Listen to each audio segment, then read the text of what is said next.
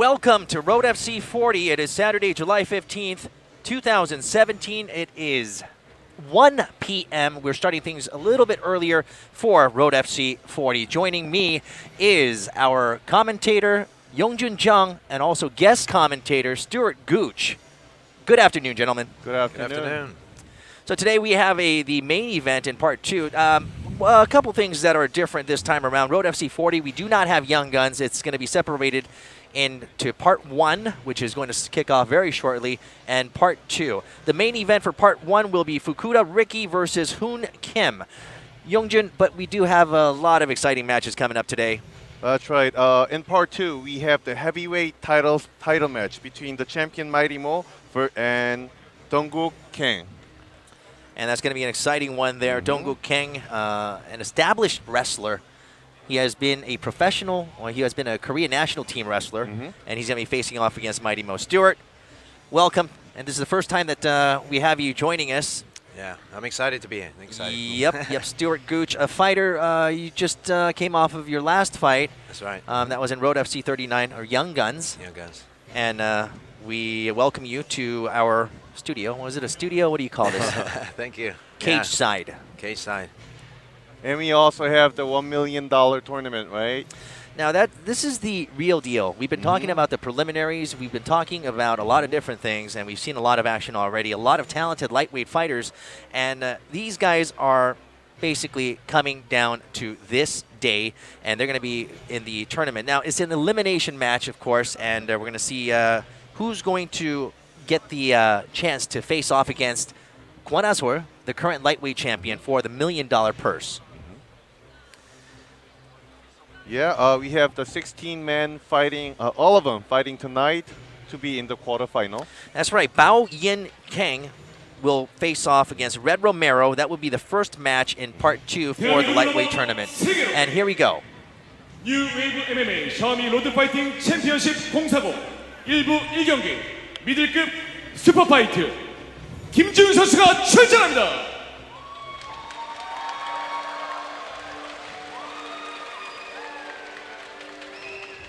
And the first to enter the arena is Ji-Hoon Kim, standing at 177 centimeters tall, 84 kilograms, fighting out of Red Hook Multi-Gym.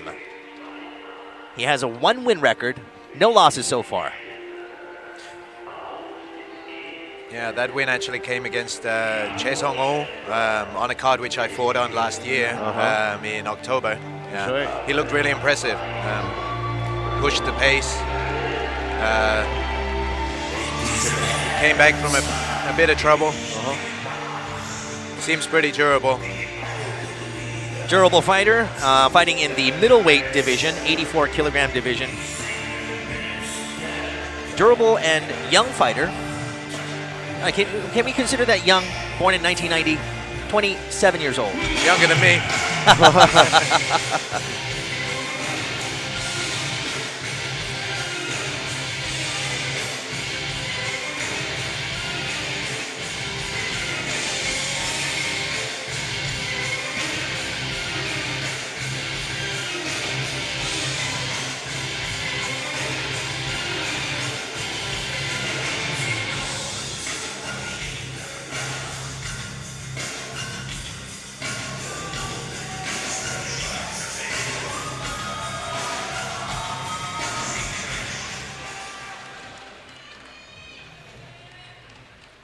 And there he is. 임동환 선수가 출전한다.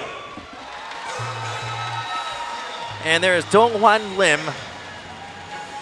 In his profile, he has brown hair. This time he has sort of a grayish blue haze. Looking good.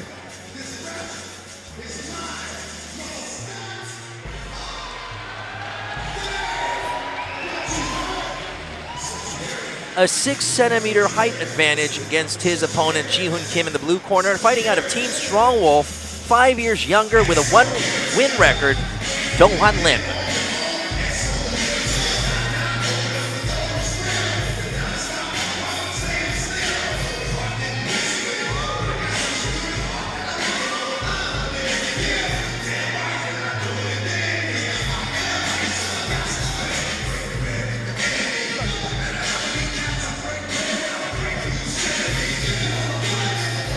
I think this is like one of the first times that I've heard a DMX entry song. Yeah. You know, there's something about DMX just makes you want to get into a fight. Dongwan Lim, the younger fighter, he also has 1-win record from Road FC 37 against In-Yong Choi. Although he only has 1 win, I saw he has a wealth of combat sambo experience and kickboxing experience.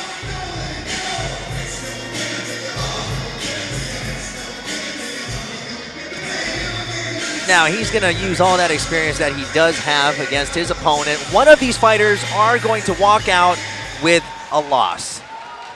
Unless it's like a unanimous decision or something. Or, I mean, not a unanimous, but unless it's like a draw. draw, which we rarely see.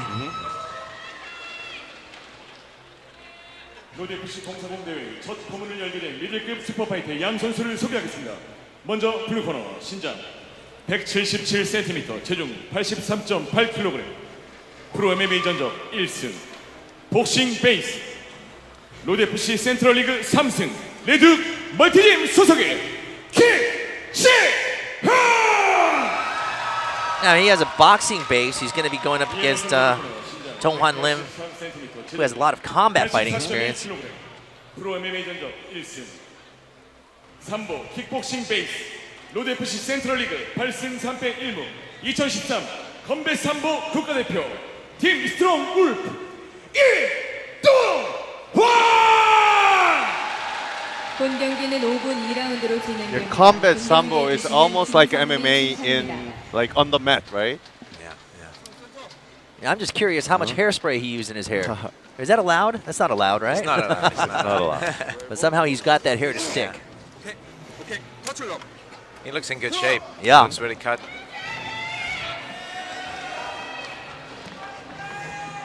Road FC adopted unlimited score system. You get 1 point for any attack with damage, and if it's Gogi, if it goes down, you get 3 points. And here we go with the first match of the afternoon. And they're going straight to it. Very nice. Exchanging power. hits there. Dongwan getting the better end. Oh! Wow. Solid Very hit. nice counter. But Jihoon returns. Dongwan's just playing with the jab, you know, sticking out the left hand, trying to get his distance to the big right hand.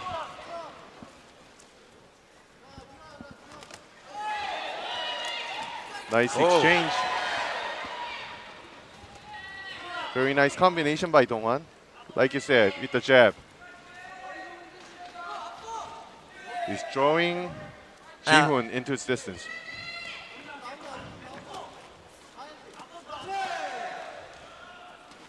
I think Jihoon can surprise you, though. He's got a really strong right hand, and it just comes out of nowhere sometimes.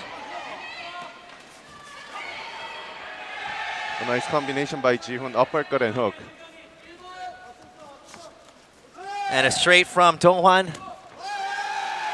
Going to the body. Oh.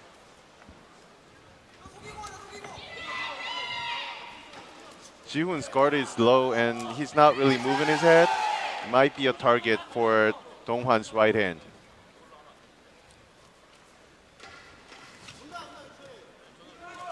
These guys are just going toe-to-toe in the center of the cage.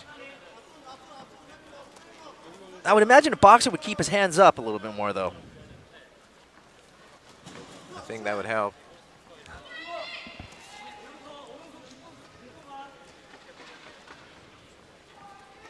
He wants to keep that chin down as well, Jihoon. And a low kick.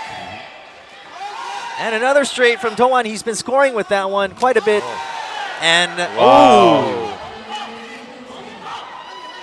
Yeah, Jihoon's left hand started connecting. Jihoon connecting with a couple of combos. Yeah, but he's got to move his head and get the chin down. Otherwise, he's gonna be a target.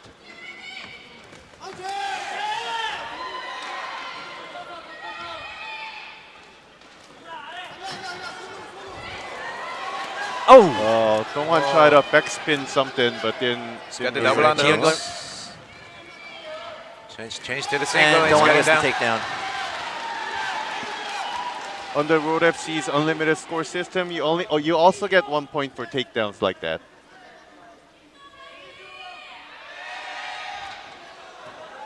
triangle choke attempt, but didn't work.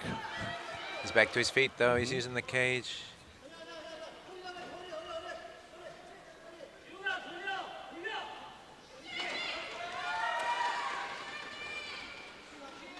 Okay.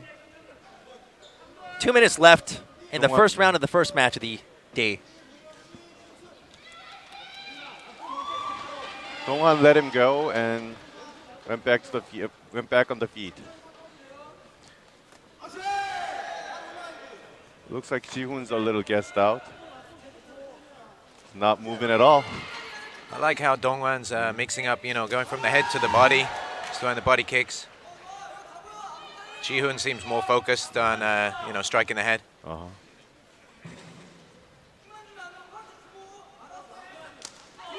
Oh, he tried to counter.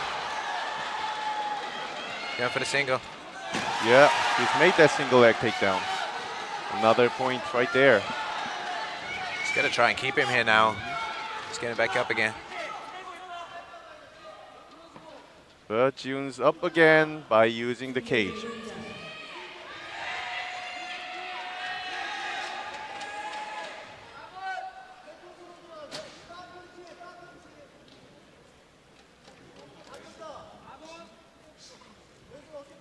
How's Dongwan's cage control? In your point of view?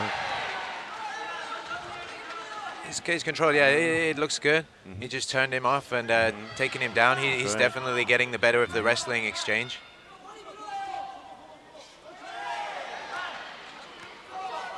Just Just a couple of I think it's out of desperation really from the bottom. frustration. He's taking a few up, now. up. Ji-hoon has not been defending himself intelligently. Wow. That must be And he accumulated damage. And he's going for Kimura. Okay, we let the Kimura go. Wow, that's the first round. Ji-hoon Kim versus Dongwan Lim. Now, Ji-hoon, this man can take a hit. He took a lot of hits. Some really solid punches from Dongwan. He's got quite a lot of swelling under the right eye. He's he needs somebody to work on that between the rounds.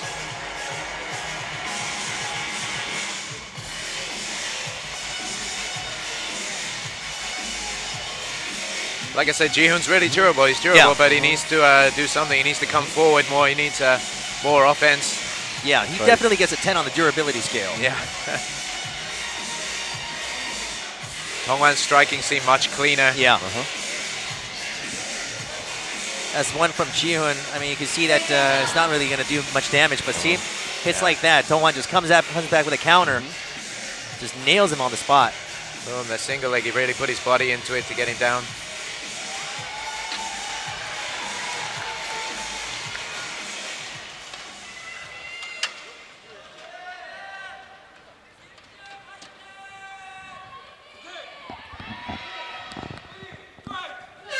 And the second round. And the final round here.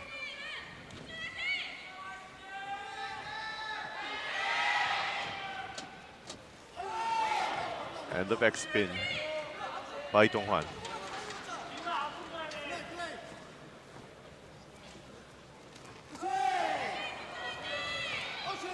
Okay, Ji-hoon looking to counter. He needs to keep those hands up. He's swinging wildly, his Yeah. chin's coming up.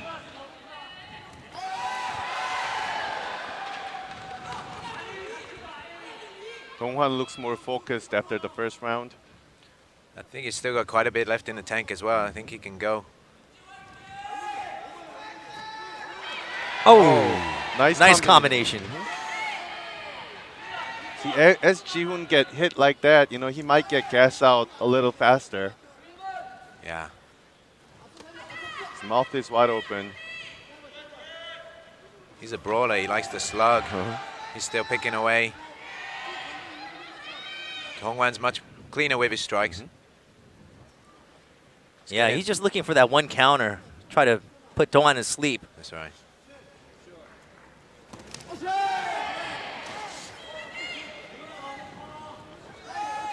See, Ji-hoon doesn't have any setups right now to get that big hit. While Dongwan's using A lot of small movements to lure Ji-hoon into his distance. That's right, his movement's very good. I noticed that from his last fight. He moved really well. He's keeping the center of the cage, too.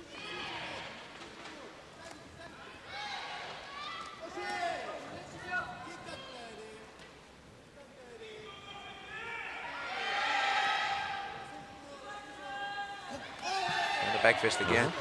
Yeah, these fighters are fighting in a very close range. Anything can happen there.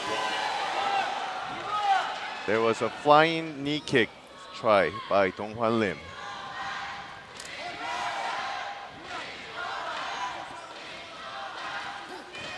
Now it's Knee to the Dong-hwan- body. It's Dong-hwan pushing forward. And solid hook, solid straight. An exchange, and Dong-hwan is the only one who scored. Oh! Oh, he caught him there. Looks a bit wobbly. Halfway through. Oh! Yeah, I can see Oh, that Ji-hoon's wobbly. He's wobbly, but I mean, this guy is, Doesn't block anything. he blocks with his face. Oh. My God. I don't know Doesn't- what's keeping him up. Oh, he doesn't dodge at all. He's getting gassed. He's getting gassed. All right, Dong-hwan's pretty gassed as Uh-huh. well. Takes a lot of energy just to keep going forward, you know, keep striking. Although I'd rather be doing that and connecting.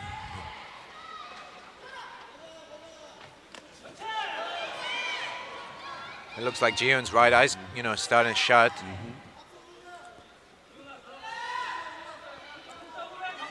They have less than 2 minutes Oh, left. he's And Dong-hwan going for for the a single. takedown, but Doesn't have enough. Doesn't have the energy. energy left, right? Oh, hey. Wow. that's a drag down. It's a nice, yeah, nice switch.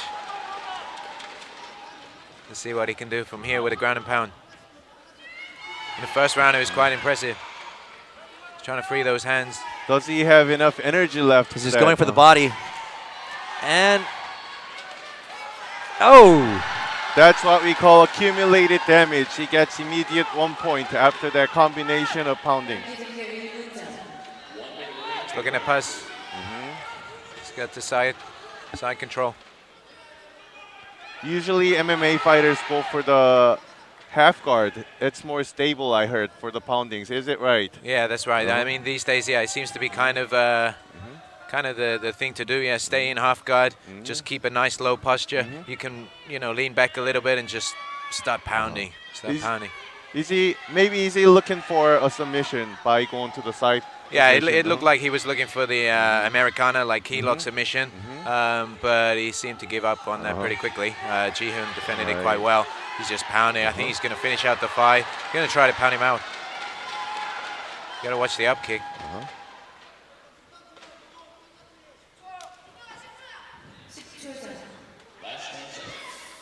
13 seconds left. Grounded Looks- opponent. Oh yeah, go on. No, it looks like it's going to end this way. Uh-huh. There's not much anyone could do from here right now. And that is the match. It's pretty decisive. It is. It is. I think we all know, you know, who is going to take the win on this one. Now, Ji-hoon Kim, it just amazes me how he's just able to stay up after the barrage of hits that he's received in the 2 rounds. As you were saying, he's not dodging anything. He wasn't trying to block anything. It was just like taking it. Maybe in his gym there's nobody who can hit him, you know, from that position. He can swing and get someone down. But, you know, in the cage anything can happen and you have to be prepared.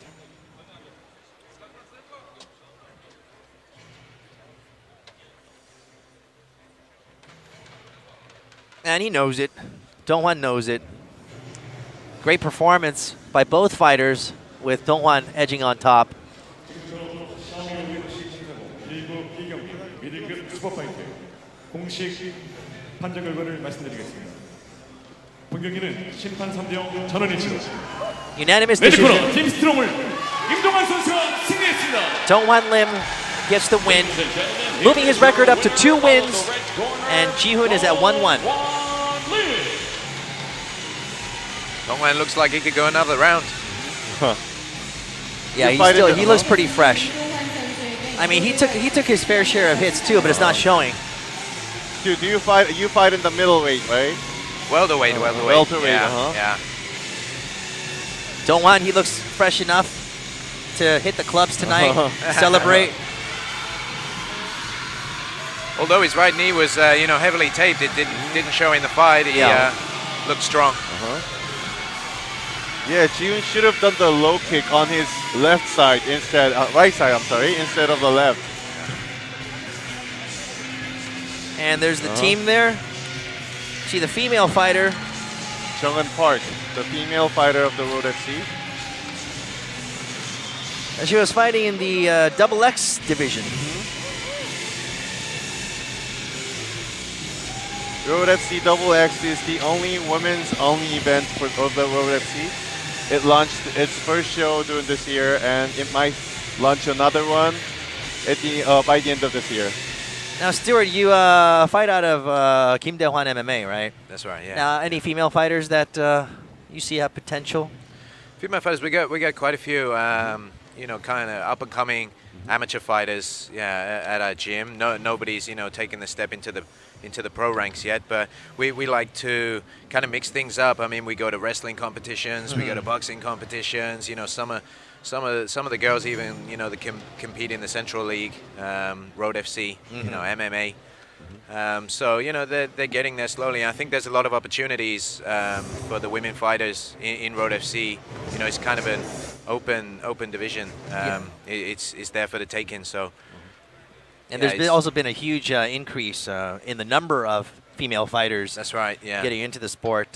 We've seen some make their debut in the UFC as well. That's right. I mean, I was at the gym just the other night, and I was surprised to see, actually there were more female members than male members, Wow. last week. What's behind that? Is it self-defense purposes or?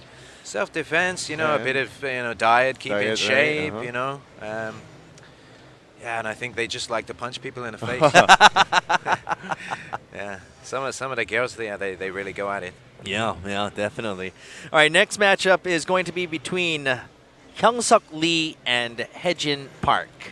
This is going to be our second match of part 1 of Road FC 40, after which we're going to get to the main matches, the part 2, although there is really no main match.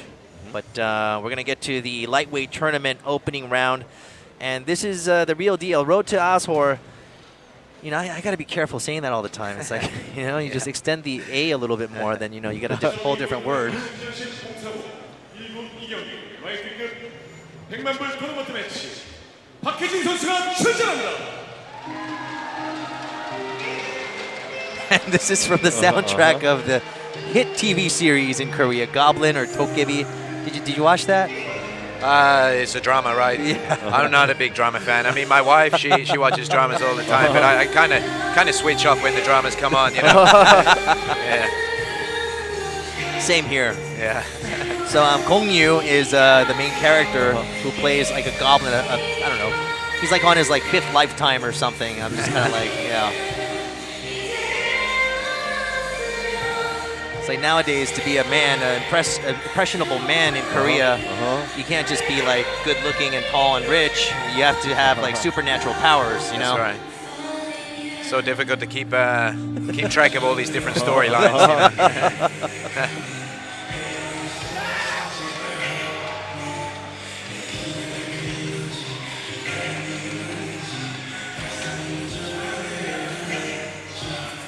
And it looks like he got a pretty drastic haircut. Oh, yeah. 24-year-old fighter, jiu-jitsu based, Haejin Park. He teaches in my gym every morning. Oh, he's your guy. Well, not my guy though, but he works out in other gym. But he teaches. So in my you're gym. his boss. Well, yeah, but I don't really train him, so. But you're still his boss. I heard that he hurt his knee. He hurt his left knee before while he was training. So I'm not sure if he's completely recovered. He doesn't seem to have taped it up, but that might be part of his plan. You know, a lot of fighters, they don't want to show the, you know, kind of weakness. Yeah. Don't want to tape it up too much. I think once you get in the cage, you know, a lot of it just goes away. The adrenaline takes over. So like when do you start feeling it actually? When you're damaged, when you're hurt? When you're damaged, when you're hurt, I think, you know, when you're just getting, you know, if you're getting constantly hit, you're getting constantly hit, you know, you start to think, you know, I got to get out of this situation, you know, I got to do something. Yeah. What But about then- between the rounds? Between the rounds, you know, you're just listening to your cornerman. You know, you're trying to get some advice, trying to get some guidance on the second round or third round, and just trying to get the breath back. Get the breath back. You know, concentrate, regroup. I mean, like, you know, you asked about the, you know, injuries and things. You know, like the damage. I think a lot of it you feel after the fight as well. I mean, after my previous fight, I got home. I look at my toes, and my toes are black. You know, like they're swollen, like something. You know, I was like, how did that happen? Yeah, you just discover all these injuries. You don't notice at the time. And there is Hyung-Suk Lee, fighting out of Team Hon, 14-9 record. He's got a wealth of experience in comparison to his opponent. 3-1. And a slight height and a reach advantage. Now both fighters, their base is jiu-jitsu. That's right. They used to train in the same organization, Sen Gym. Sen Gym. So they're kind of familiar with each other, perhaps. Yeah, they know about each other very well. Hyung-Suk Lee has fought in the Road FC 13 times, and this is his 14th.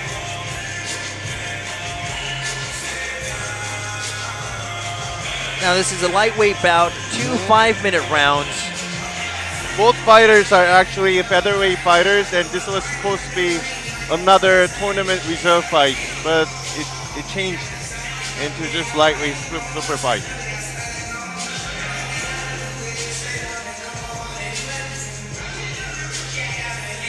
I see Hyun-Suk Lee is brown belt in Brazilian Jiu-Jitsu. As well as Hye-Jin Park, he's got his brown belt a few weeks ago. Wow, So the battle of 2 brown belts. battle of the brown belts. But Hye-Jin has accomplished so much more in Brazilian Jiu-Jitsu. UFC 공사장 일부 2경기 라이트급 등반벌 토너먼트 로드 투어솔 2점 매치 시작하겠습니다. 지금부터 양 선수를 소개하겠습니다. 먼저 시작 176cm, 체중 69.9kg, 프로 MMA 전적 3승 1패, 주짓수 베이스, 센짐 소속, 일본 ZST 글래디에이터 출전, 대한민국 주짓수 유망주 박해진! Hye-Jin Park with the death stare.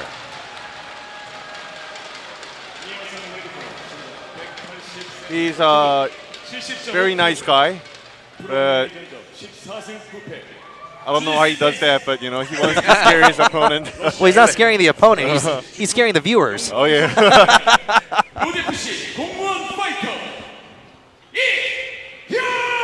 It's like a lot of the fighters, I think, you know, they kind of flip the switch when they're in the cage. Yeah. Most of them, you know, you're in the gym, they're nice, they're, you know, very, very respectful people.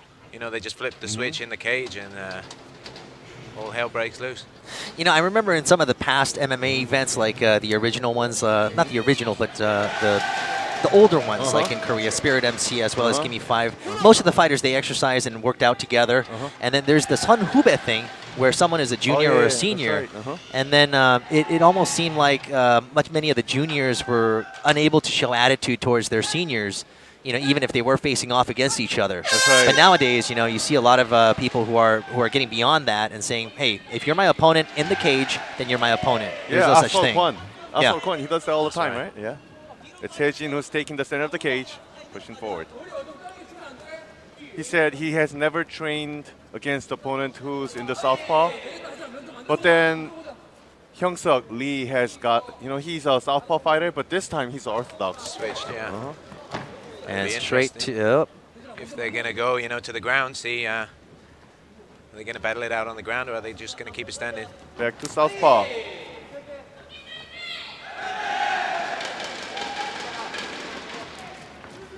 Hyejin Park in the black trunks and the yellowish dyed hair.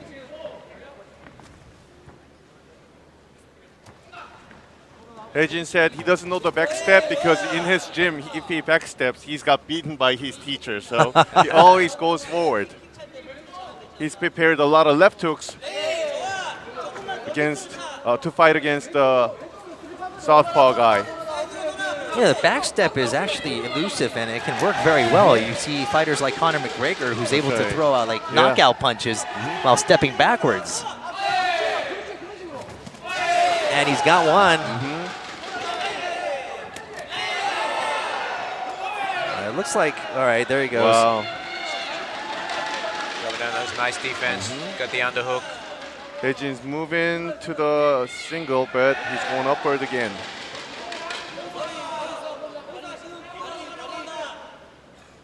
Okay, I don't know what he wants to do. I think Hyung Suk's looking to push off the cage with his left foot. Whoa, he's gone the other way. And he's got it. Very nice takedown by Hyejin Park, Brazilian Jiu-Jitsu brown belt.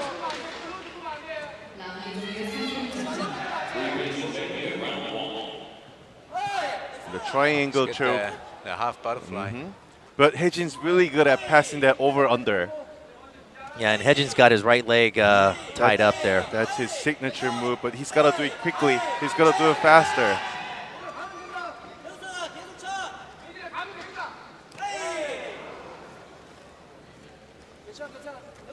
Looks like he's going to use the cage and to he's try got and stand up. See, this is not jiu-jitsu. You gotta do the pounding instead of the passing, right? That's right. It gives you a lot more openings, you know, when you're mixing up the striking. And Hyejin Park prevents Hyung Suk from getting to the cage, pulls him right out. Oh, Looking for a top mount. Just trying to slide that over that right knee. Yeah, instead of that, doing that position game, Hyejin's got to do the poundings to get that accumulated scores. I would look to pound from here, and then I'd try to keep the cage side, you know, from the top position to stop my opponent from using the cage to stand up. I'd try to turn him off the cage a little bit. 1 minute and 45 seconds left. Yeah, we're not seeing much pounding from Hyejin. He's in the position. Well, not right now. Maybe he's not used to it. He only fought 4 times. And most of the time he was practicing Brazilian Jiu-Jitsu. So maybe his position taking is pretty good, but he's not used to pounding his opponent. And he's not really a submission guy, so we gotta see what he has prepared for this fight. He was looking for a submission, he said, during the training. Yeah, he's working on that arm, trying to get his head under there. Perhaps work for an arm triangle. Probably. I think he still wants the full mount, though, to be honest. That's what is probably really familiar for him, right? And Hyung Suk's defending against that. Kimura grip right there.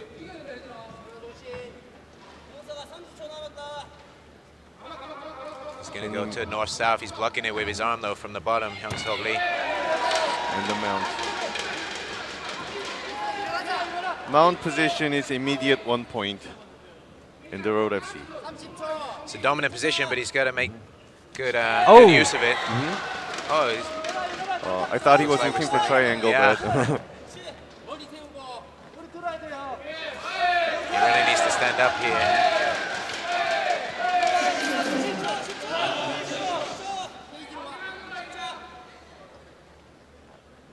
he might get another 1 point by back control, but he doesn't have. Both hooks in, yeah. And that's the first round. How did you see this round, Youngjin and Stewart? Well, I saw Hyejin, you know, being pretty dominant, you know, with his jiu-jitsu, controlling the position, throwing a few strikes, you know, from the top. I think, you know, he needs to throw a few more. He needs to be a bit more dominant. But I think it's definitely his round. So Youngjin, you mentioned that Hyejin has kind of hurt his left knee. Was it left or right? Well, I think somewhere in it's the knee. left. Left, right? Did you expect such a good performance out of Hejin against a much more experienced veteran? Well, I think what Hyung-Suk has prepared for this fight doesn't really affect, doesn't really take advantage of the hurt, of the injury that Hejin has, I guess. But Second and I heard round. and Hyung-Suk's southpaw is not really helping this time because I think Hejin has prepared a lot of different strikes that he hasn't done before. It looked like it was Hejin all the way on that one. And there's Kim Bo-sung, or Bo-sung Kim, an actor and also a fighter in Road FC, along with the VP, Sang-min Park. Park. Sang at my wedding. Oh, really? Oh, yeah. That's right. He did. Saw it. And it's Hejin who's pushing forward. So does he sing for every fighter's wedding? He doesn't sing for every fighter, no. I think I'm special, so. I was very grateful, wow. Oh, someone's cut. Looks like Hejin. Very nice Down takedown. again. Nice leg trip there by Hejin. As I mentioned, it's immediate 1 point for a takedown. Another over-under pass. That's his signature move in every single Brazilian Jiu-Jitsu fight he had. Oh, he steps over the side control. There's a lot of blood, and the ref's looking carefully, to see where Yeah, it's coming I don't from. think he's cut. Looks like a nosebleed. Yeah. From that left hook, I think, of Hyung-Suk. It looks like he took a huge shot to the nose. He's got the dominant position here, but he's got to keep working. He's got to do something. We don't want to get stood up. Doesn't want to start all over again. Trying to get the takedown.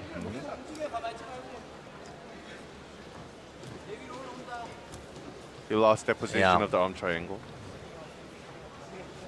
But he still has the side control. Oh, it looks like he's going for the mount. He's got to watch the back of the head there with the pounding. So if you hit above the ear, it's a decent shot, but you can't hit below the ear line. Still looking for that full mount position.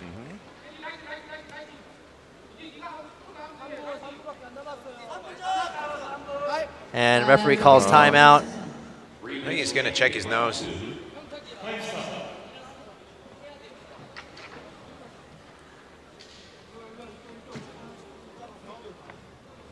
There's blood all over Hyung-Suk's back.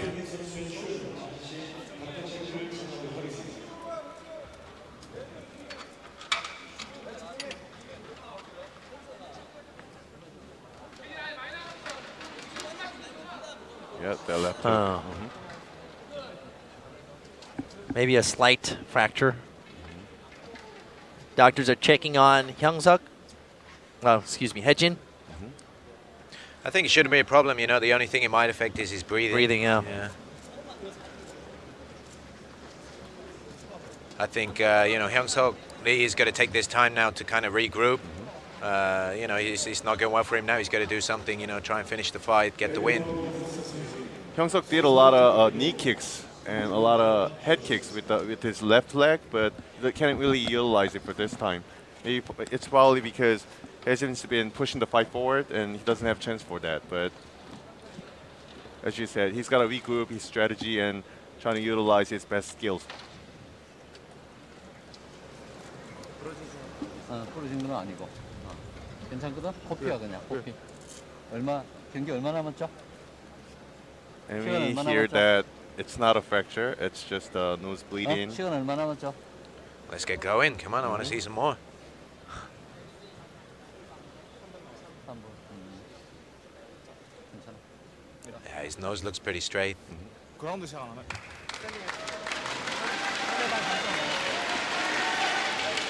Back to standing.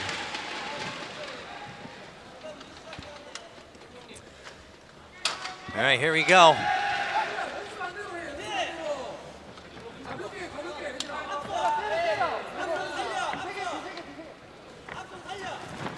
There are those knees and head kicks that you're talking about. Oh, Whoa. he's got him on the run. What was that? The karate wheel kick, was it? That Karate he was wheel trying? kick. Ejin's punch is pretty strong. A lot of fighters who sparred him said his timing and the power is a little different from other fighters, so it's really hard to escape. Whoa. Oh, very nice He left caught him hook there. there. Another Good left trying. hook there. Keep him against the fence. Keep him against the fence. He's going for the tackle again. He's got him down. Yeah, the takedown there. Another over underpass. Okay, Hyung-suk has the close guard. Can he utilize this position? There's 2 minutes left. He has 2 minutes to make something happen. Hyung-suk's resting there. He's not trying he's anything taking a there. break. I think he knows he's ahead on points, but I mean, you'd want to come out finishing. Okay, Hyung-suk's looking for a triangle choke. But didn't work. They're going to be slippery now too, so it's going to be difficult, you know, to catch a triangle from there. See, he's pushing the right arm or the right side arm.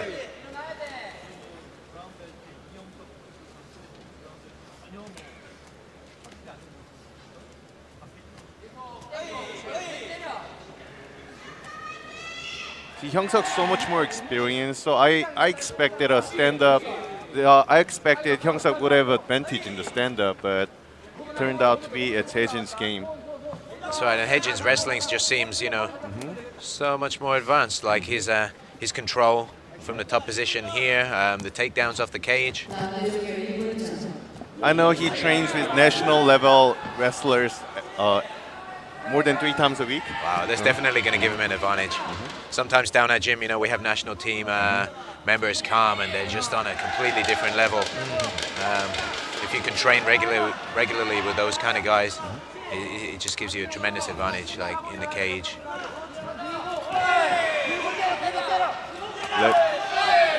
We have about 30 seconds left. And Hejin's just, he's not even gassed out. He's like fresh. Whoa, And a big nice body mid kick. kick. He's got to get off the fence, though. Go back to the center. Both fighters are a little gassed. Just slow and easy combos. Not much counter from Hyung-suk. Oh, he's just, just going all And out. he's in just the going final in seconds. there. Wow. Oh! Just Wow. before the bell. Wow. Wow. Didn't see that coming. Yeah, I thought it was just going to end like that, but right. Hejin just came out with the finisher. Wow. He wanted to submit him? No. He knocked him out. He's got to be really happy with that. It's a really good performance.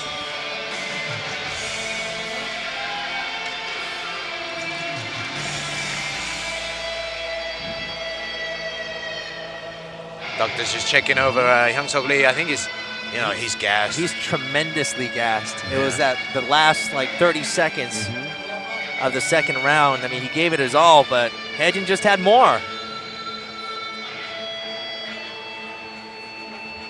Boom. Oh, right on cross. the button. Yeah. It's beautiful. His left hand was down. Yeah, he's gonna throwing the left hook, and the right cross counter just came straight in. You know, Hejin's a very scrappy fighter. Just really accurate shots. Well, Hyung-suk was so gassed, he wasn't able to do anything there. 지금부터 샤오미 로드파이팅 챔피언십 홍사고 1부 2경기 라이트급 100만불 토너먼트 리저브 매치 공식 결과를 말씀드리겠습니다. Oh, this is a reserve This is the match. reserve match for the $1 million tournament, Road to Ashore. 타격에 의한 TKO. You can see he really wants it, that opportunity to get into the tournament. Ladies and gentlemen, your winner by technical knockout in round It's a TKO, the blue corner, Hejin Park. Jin Park. 이번 경기에서 승리한 박혜진 선수에겐 로드걸 임지우 양께서 시상하시겠습니다.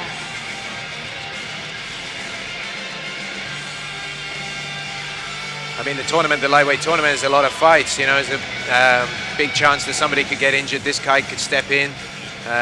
You know, he's got a shot. See, he was supposed to be in this tournament, but you know, he gave the place was taken by Yu Cheong Nam. next time, if someone gets injured, he should get a chance. There was an injury.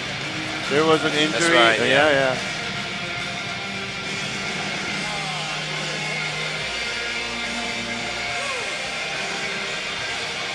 Congratulations. He's going to be having a good night. As long as they stop that. Well, that nosebleed has stopped. You're having a good night. It's only just coming up to 2 o'clock. Oh, that's You true. have a long day. Maybe start drinking. 2 o'clock. Now Hae-jin has 4 wins winning streak. Wow. He looks strong in all aspects of the game. And that was our second matchup of the evening. Hyung-Suk Lee versus Hae-jin Park. Hae-jin Park wins with a TKO right before the end of the second round.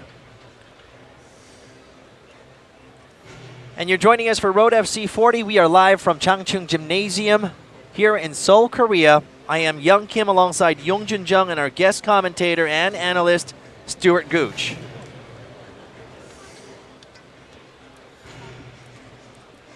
At 1:46 p.m. We started a lot earlier. The time, the schedule changed last minute. I was in the U.S. Got a text. They said it's at 1 o'clock, and I was like, "Who's gonna go watch a fight at 1 o'clock?" because we have K-League kicking off at night. But no worries there. The arena is starting to fill, and we're at part 1. And this next matchup is Doo-jae Jung versus Alexander Merezko. It's a lightweight bout, 2 5-minute rounds. What are we expecting here? We don't have much information about Merezko, but we know he's a very strong fighter. He's versatile and he has very good defense skills. He's Russian, right? He's a Russian. Every Russian's a very strong guy, very There's strong no fighter. weak Russians. Yeah. It's like a Samoan thing, right? I mean, it's like there's no weak Samoans. Yeah. It's like Whoa, what's this whole mask thing seems to be pretty popular these days. what character is that? I'm just kind of curious. It looks pretty wicked, though. Yeah. It's kind of like Iron Man-ish, but like medieval. Iron Man, Deadpool, kind of. Yeah, there it is. Sure what I think he's going to do some welding. He's.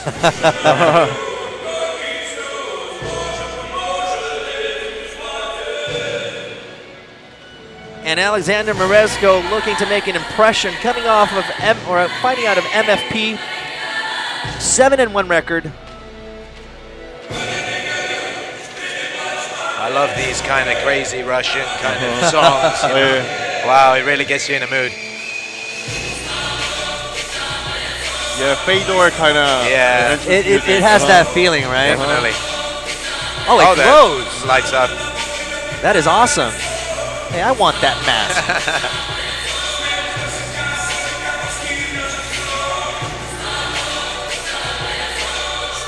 He seems pretty jolly though. He's kind of dancing around, Huh.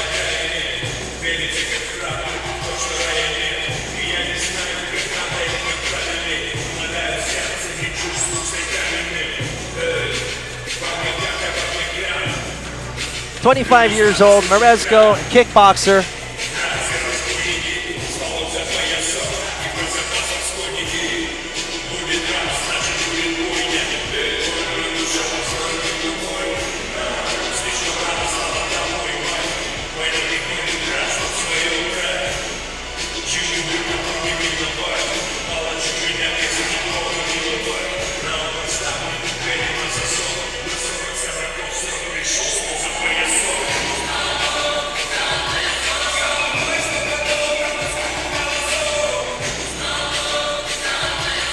He doesn't look huge.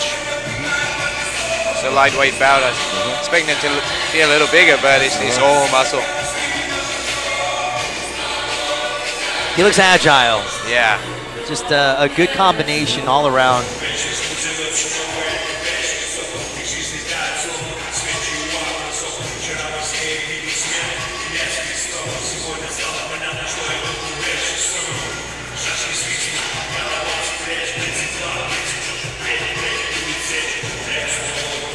Oh, the door was open, but See, he's agile. yeah, very Telling agile. Maybe we're going to see him flying around the cage.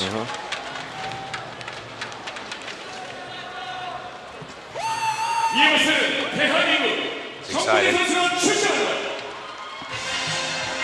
Oh, This is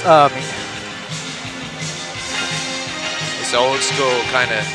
I don't know what it is. It's kind of 80s, but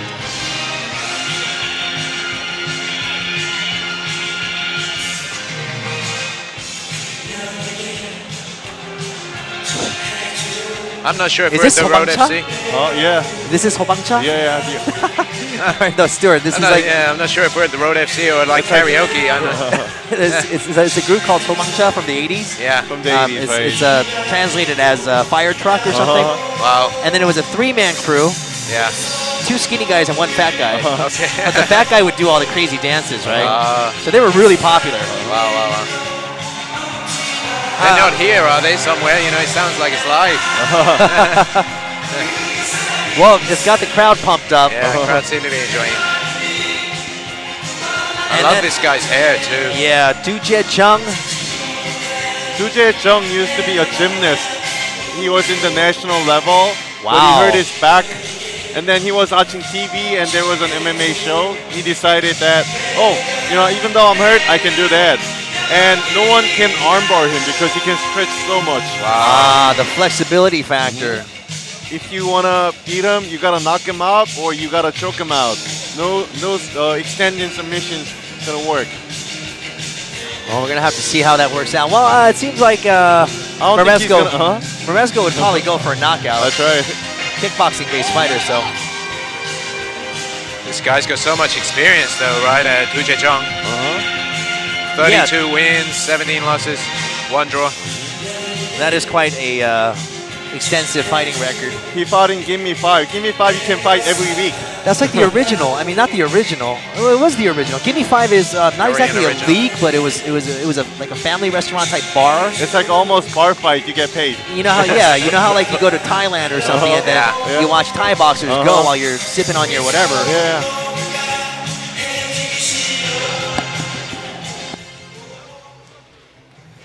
And the fighters are in. UFC 0401부 3경기 라이트급 100만 불 토너먼트 로드 투안솔 리저브 매치를 시작하겠습니다. Okay, this is another reserve. 지금부터 양 선수를 소개하겠습니다. 먼저 블루 코너 신장 175cm, 체중 70.4kg, 프로 MMA 전적 7승 1패, 킥복싱 베이스, MFP 소속, 러시아 MFP 라이트급 현 챔피언, 투혼의 천사, 러시아 알렉산더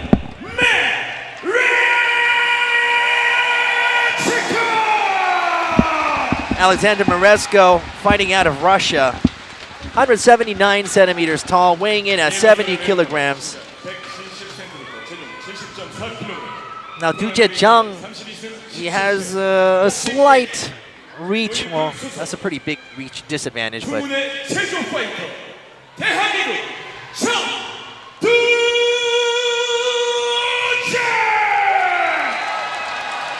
본 경기는 5분 2라운드로 진행됩니다. 본 경기에 주심은 김철 심판입니다. Chul Kim will be officiating.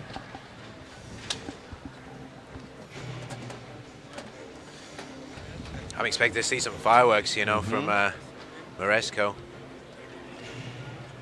Both fighters has great athleticism, so this is going to be a very explosive fight. Yeah, you know, a former gymnast, you know, those guys are really fit. I mean, just And strong. their fitness level.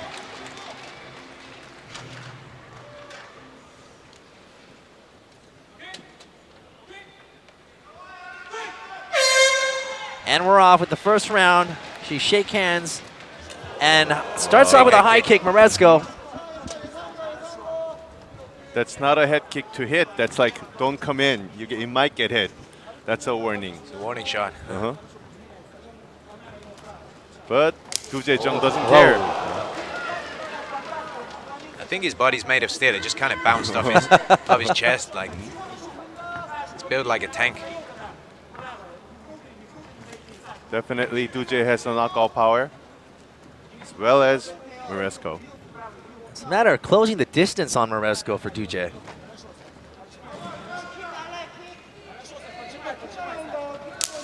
And a low kick.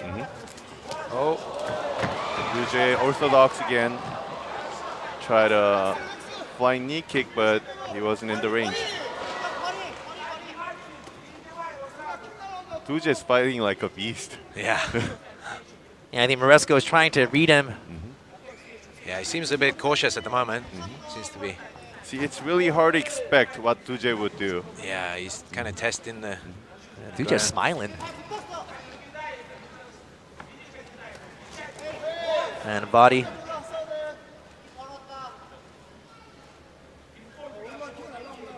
He doesn't look nervous at all, Duje. I mean, 50 fights. He seems, yeah, he's smiling. He's just enjoying himself. Oh! Go slip. Duje says, okay, okay. All right, you got it. You got that. Straight back up. Oh. It looks like Maresco kind of read the timing. Duje's getting a little bit more serious now. 1라운드 종료 3분전. It's Duje who's pushing forward. Taking the center of the cage, but it's Maresco again. Trying to get the center.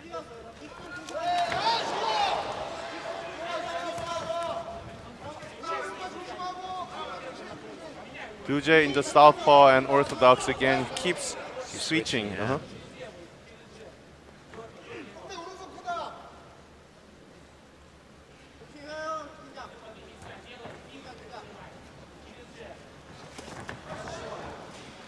Nice counter by Maresco. I think both guys just trying to get the timing. As soon as one of them gets the timing, like it's going to be lights out. Yeah.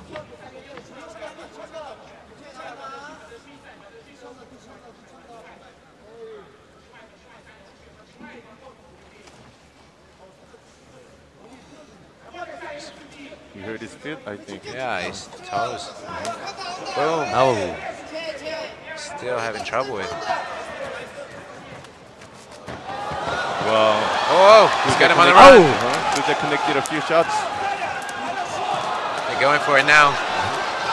And now it's Maresco. Oh. Oh. Oh, And- nice counter, yeah. Turn Nice him over. one, huh? Maresco ended Got up on full top. mount, And yeah. Maresco And gotta throwing put- pounding away. He's got the hooks in. He's got a good position on the back. He's not too far forward. might look for a Oh. renaked And choke. he's got the position. Does he? Okay. Doesn't have it anymore, but he can still pound Duje out. Youngjin, maybe Maresco heard you. He's not going for an armbar. And he's going for a lot of pounds. Another rear naked choke try. Is he gonna make? He's gonna make it this Trap time. the arm. He almost has it, but it's not perfect. He has Oh. it. Oh, not perfect though. Oh, he has it. He has it. Whoa. It's in, it's in. And a Maresco, Alexander. Alexander Maresco gets the choke. Quite a difficult position, kind of up the side. Uh-huh. Just so strong. Got it right under the chin. That's right. And then when you look at Duje, his anatomy, his neck is very thick and Yeah. short. It's got to be harder to get a choke on that, but somehow Maresco slipped his arm in there and got the choke. Would it have been different if Duje's foot was all right? I Hey, think yeah, it, what was that? What was that foot thing? We gotta see the replay. He it was definitely slightly- bothering him. It was bothering Yeah, him. It at was- one point he was like, yeah, he lost concentration. But then they just went all out crazy, you know, just running around the cage. Maresco throwing kicks. Duje trying to catch him. He's looking at He's the, looking at his foot the again. skin, I think, he's come off the bottom of his foot. this is the second time this has happened. It happened on last time in Road FC 39. Now, it's something to do with the surface of this map at this point where I'm not sure exactly what it is. I mean, when I fought, you know, back Yeah, in how- England, we had the same kind of floor, you know, the same mat, same material on the floor, you know, that didn't cause any problems. But for some reason here it's causing a lot of issues. I know it used to be a lot more slippery. Yeah. It's gotten so much better, but it still happens. Yeah, it used to be kind of the dry mat, right? Yeah, the dry is more like felt. What was it? 1라운드 4분 6초 It's like clothy. Yeah, Like cloth. the type of mat that you would see at. 알렉산더 And now it's like more like the dojos in Korea Taekwondo classes.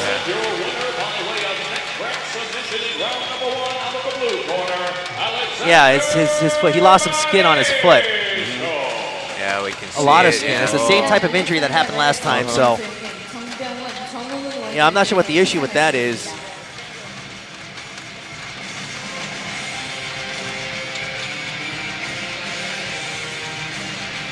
Alexander Moresco, his record jumps to 7 or 8-1. He gets the win. A rear naked choke.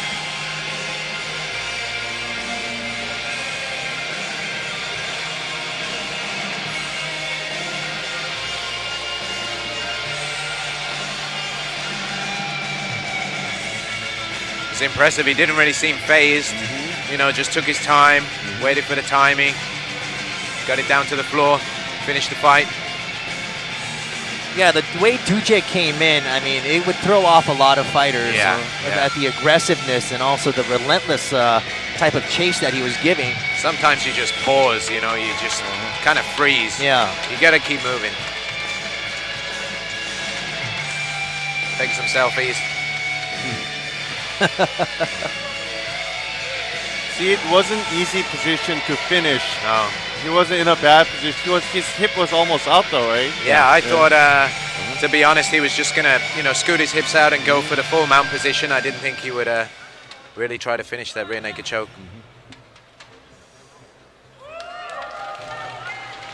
It looked like he was trying to go for a high kick and try to knock him out with a head kick. But really good kicks on Moresco's part. Really solid low kicks, just did a lot of damage, I think, in the Kicks beginning. really worked, huh? Yeah. Especially that low kick early on. I mean, you could hear that from downtown Seoul. It's like, pah! Okay, we are done with 3 matches for this evening for Part 1 of Road FC 40. The Road Fighting Championship, Part 1. I am Young Kim alongside Yongjun Jung and Stuart Gooch.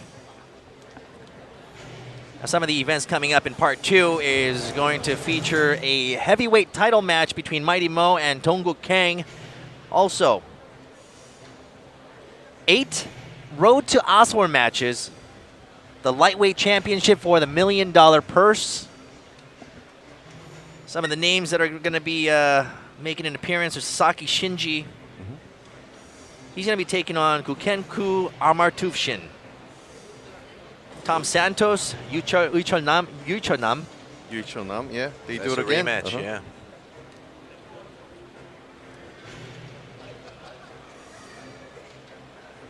Leo Kuntz. He also had a pretty comeback from behind win. Yeah, crazy last win, one. yeah. That was kind of I didn't know that was going to happen. 뉴 웨이브 MMA 샤오밍 로드 파이팅 챔피언십 049 1부 4번째 경기 여성부 프라이급 슈퍼파이트 대한민국 김인 선수가 출전한다. Head in Kim. This is a women's matchup. She'll be facing Reika Emiko. You know, just a question. I mean, there's got to be certain times when you've been training and you've been doing the best that you possibly can. You feel good, and some days you just kind of, when you're right about when it's time to get in the cage, you just kind of you're not feeling it. You don't feel 100%. I mean, what do you do in a situation like that? I think you really gotta just take a bit of time, to think about what you're doing. I think sometimes it's kind of like a dream. You get in the cage. I remember standing in the cage, with the referee Herb Dean. Herb Dean's on my left. My opponent's in front of me. I'm like, what am I doing here? but then you just kind of wake up to the realization like I'm gonna fight. You know, you got to fight. You got to switch on. You got to get ready. You know, I think yeah, sometimes you have the off days. You know, you should be kind of working towards a peak. You know, where when you start the fight, you should be at that peak. You know, ready to compete. Yeah, it's kind of a crazy roller coaster. I think you just got to ignore those kind of little niggles, you know, those kind of doubts in your mind, the little injuries, and you just got to think positive, you know, positive thoughts. You can kind of lose a fight before you even get in the cage, you know, thinking negatively. I mean, do you ever have? Are you a constant weight fighter? You keep a constant weight pretty much throughout your off days too? Yeah. I mean, I fight at welterweight, 77 kilos, so I like to stay, you know, about 10 kilos heavier, about 87, about 87. Then work down slowly towards the fight, you know, start cutting, you know, seriously, sort of 4 or 5 days before the fight. Yeah. I mean, I know a lot of fighters. They just start eating and the weight just, you know, piles on. But I'm one of those guys, you know, I have to keep eating to keep my weight on. I've got to really, you know, kind of what's that, fast metabolism, or, you know, one of those kind of bodies, you know, if I don't eat, then the weight just drops off me. So I like to keep, you know, good big meals, you know. Lucky you, man. Lucky you. That's what everybody says, yeah. You're like the man to hate for every woman. Yeah. You know? Every man even. It's not cheap though, you know. I spend a lot of money on food. Just yeah. Well, you better get in the cage a little more often. Get in the cage, yeah.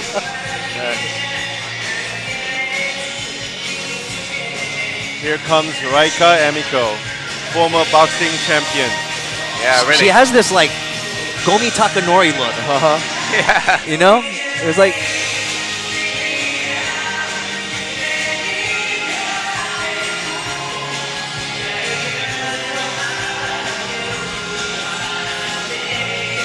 He has 5 wins and 4 losses and 3 consecutive winnings. She's fighting out of Right Thing Academy. It's a pretty cool name. Yeah. Actually, it's Do the Right Thing Academy. Oh, it's Do the. Did they cut out Do Right the? Because, you know, that just made me look really dumb. I'm like, Right Thing Academy. It'll be interesting to see how Hein can, you know, kind of counter Emiko's boxing. I heard Hein has prepared a lot of kicks and combinations. I think that's going to be the key, yeah. And her coach told me that they asked her to do a lot of movements, not just standing in front of Raika Emiko. Well, she's Hein Kim is 18 years younger. That's quite an age gap. But Raika, she has the punching power, you know. She's been knocking out all these American girls, you know. Yeah. Like, I don't know. Hein Kim is walking in with a 1-draw record.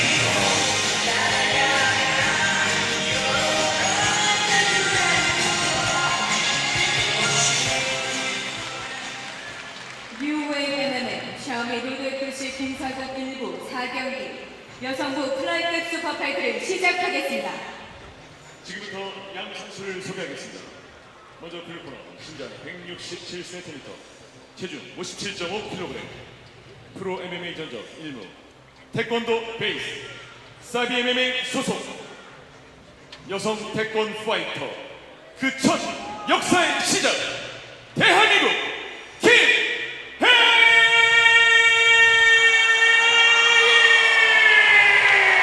Kim Hae-in fighting out of Korea, Taekwondo-based fighter. she trained Taekwondo until she was in middle school. So she's been training for about 10 years, 9-10 years. 10 years of Taekwondo. 라이생 아카데미 소속, Reika Emiko, she looks 23, but she's 43. 복사에서 MMA 파이터로 다시 장축으로 돌아온 챔피언. But whatever you have done before, you have to adapt it well. You cannot use it like just like that. You know, you cannot use Taekwondo, you cannot use boxing. You have to make a change to use it in cage. That's what I love about Korea. You know, you see the fighters adapt Taekwondo, you know, really well to suit MMA. It's not often you see that in other places around the world.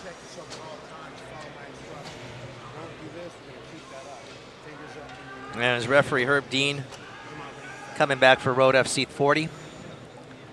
They touch gloves.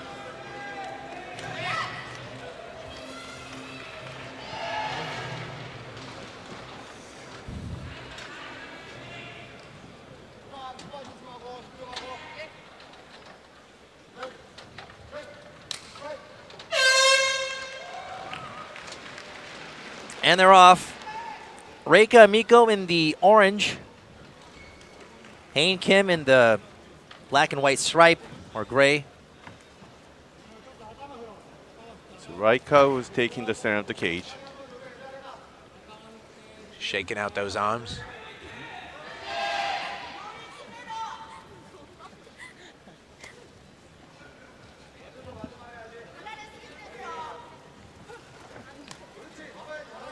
Okay, Raika has the clinch. Let's get the double underhooks. Oh, And a knee from Hain. Okay, I expected Raika would use her boxing, but it's kind of surprising that she started out with the clinch. she's got the strength though, you know. She can kind of manhandle people. There was a counter attack by Hain that's connected. I think you could definitely see the urgency, you know. She didn't want to be stuck in that clinch position. She wanted to get off the cage, you know, start striking again. Hain's got to utilize that kick. She's keeping the right distance, you know. She's not getting too close. There you go.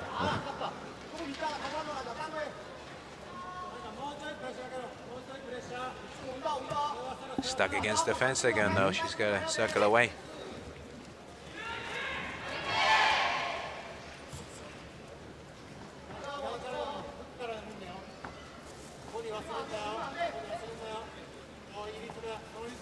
Raika pushing Hain to the cage side. And a hook. Now Reika, yeah, I mean, she's starting off a lot slower than I expected. 3 minutes.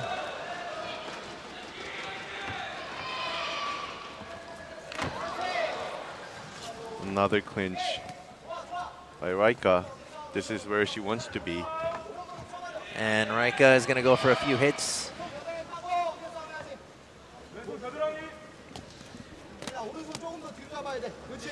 She could really use that head control, you know, Raika. She could put the head under the chin, start putting pressure. Looks like she's listening to you. This is what your gym for the does single. best, right? Yeah.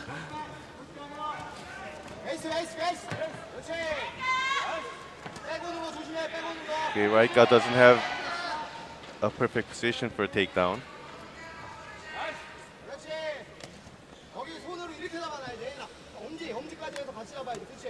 And Hain returning a couple of... You know, I realized that Raika finally looks like an MMA fighter. She used to be a boxer, but she's doing a clinch and she's doing a really good control there. Yeah, she seems pretty comfortable, more well-rounded this time. Don't know if Herb's gonna, you know, take him off the fence soon. It's pretty even.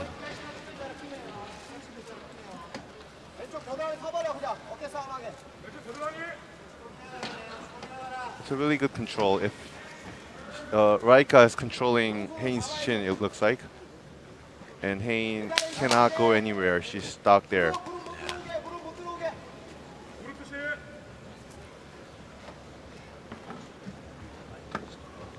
She's getting the underhook back on the left-hand side. She's going to try to turn off the cage, but Raika's just too strong. And she almost muscled her way into a takedown. Less than a minute left in the first round. Hain defended well though this time. She didn't give her back to Raika. But she's got to get out of here. Otherwise, there's nothing she can do here. She's got to bring some offense. It's just Raika just keeps pressuring her, pushing her up against the fence.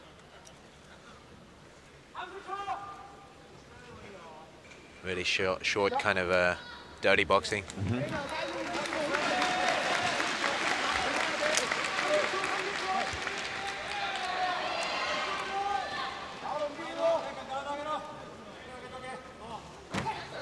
Ah, nice. 10초 전. Last 10 seconds.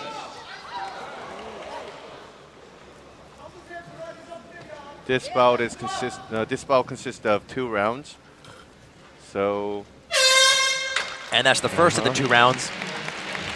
You know, we could expect a little more action from Hayne. I mean, right towards the end of it all, you know, she was doing the flashy stuff, and I think she could afford to do a bit more of that.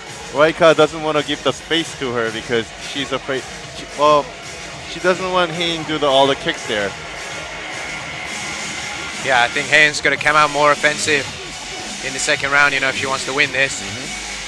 I think Raika's just quite happy to, you know, pressure her against the fence, just keep the kind of grinding game. Just grind out the win. I'd like to see Raika, you know, kind of let loose a little more. Just Yeah. start throwing those hands. You know, she Yeah. did it slightly, you know, just a little bit towards the end of round 1. Started throwing these big hooks, uppercuts.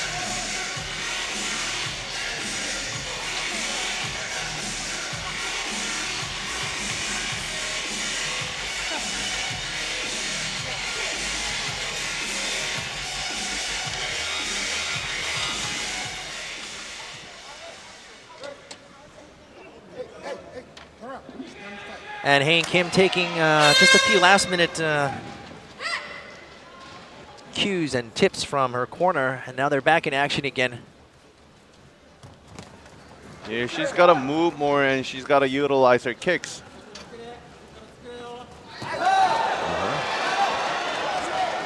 Nice spin back kick there.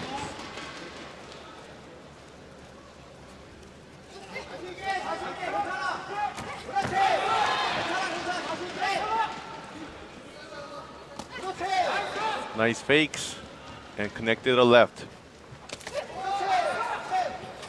And Raika again. Again in that clinch game. Trying that dirty boxing there. As Stu mentioned, very good uppercut there in the cage. Hayne tried to To the turn it body. around, but Raika is strong. And she has perfect position for that. And that low center of gravity, that's got to play to her advantage. Yeah, and the chin is controlled there, right? With the A couple of knees to the inside Pushing of. up with the head, yeah.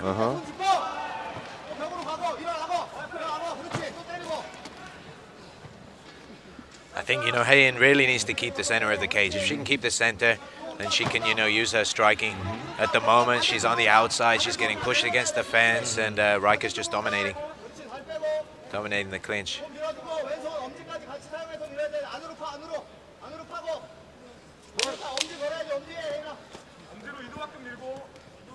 What is that look that Raika's got? Is that Dragon Ball Z kind of look? Yeah. that's The logo there, The logo, right? Yeah. She always does Kamehameha, you know, every time she wins. So are we going to see a Kamehameha? Well, what is a Kamehameha? That's the Is it energy Powerball. Yeah. Oh, that's yeah. Old school fighter Carlos Newton used to do that. Yeah, right. See, this is where she should be taking the center. Yeah. She keeps getting, see, she's stepping back. Yeah, already. Just right off the bat. Yeah. And then Raika. Yeah, Raika's happy Yeah, to she's take back. the center, yeah.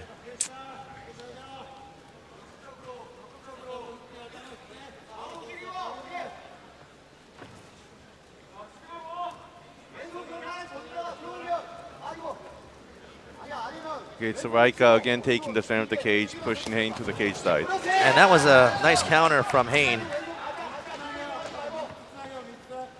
Raika's unfazed. Again pushing forward. So Raika came out with this plan. This game plan is, she's just taking it the way she planned it. Just caught it. Oh. Up. Nice kick catch. Wow. Very nice. Hain is up right away, but she again ended up at the cage side. He's changing blows. Hain gets pushed back Pushed against the fence again. fence, yeah.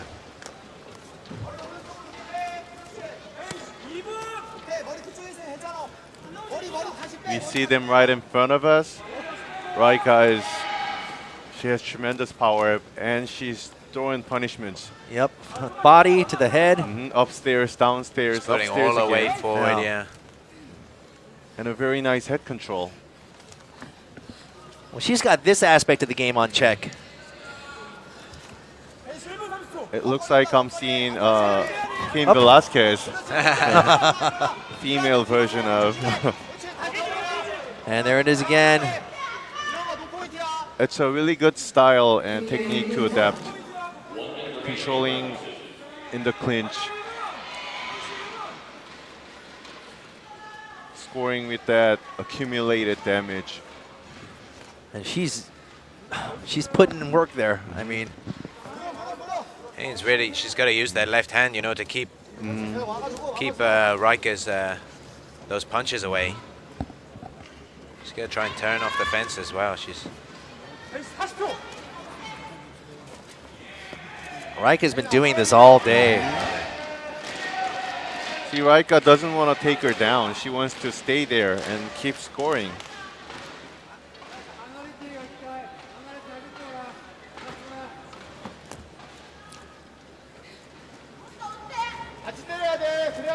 Her corner calling Hain to strike back.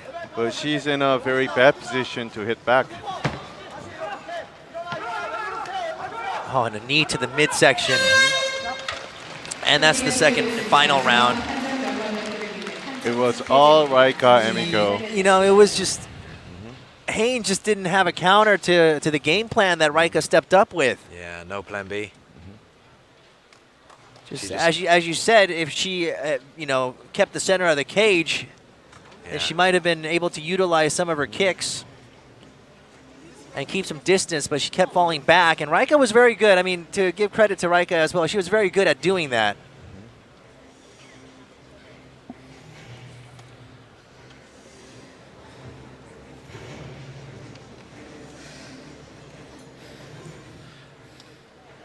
I think, you know, when you're fighting and your game plan is not working, you sometimes get caught in that trap of just defending, you know, what your opponent's doing.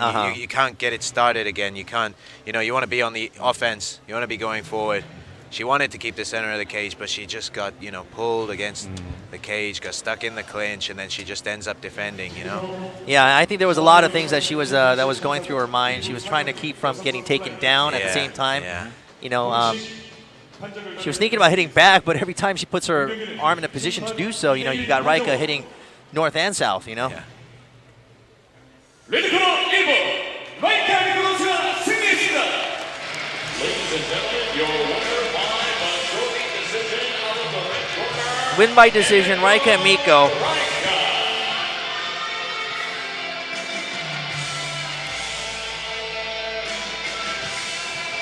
You know, but Oh yeah, right here. There it is.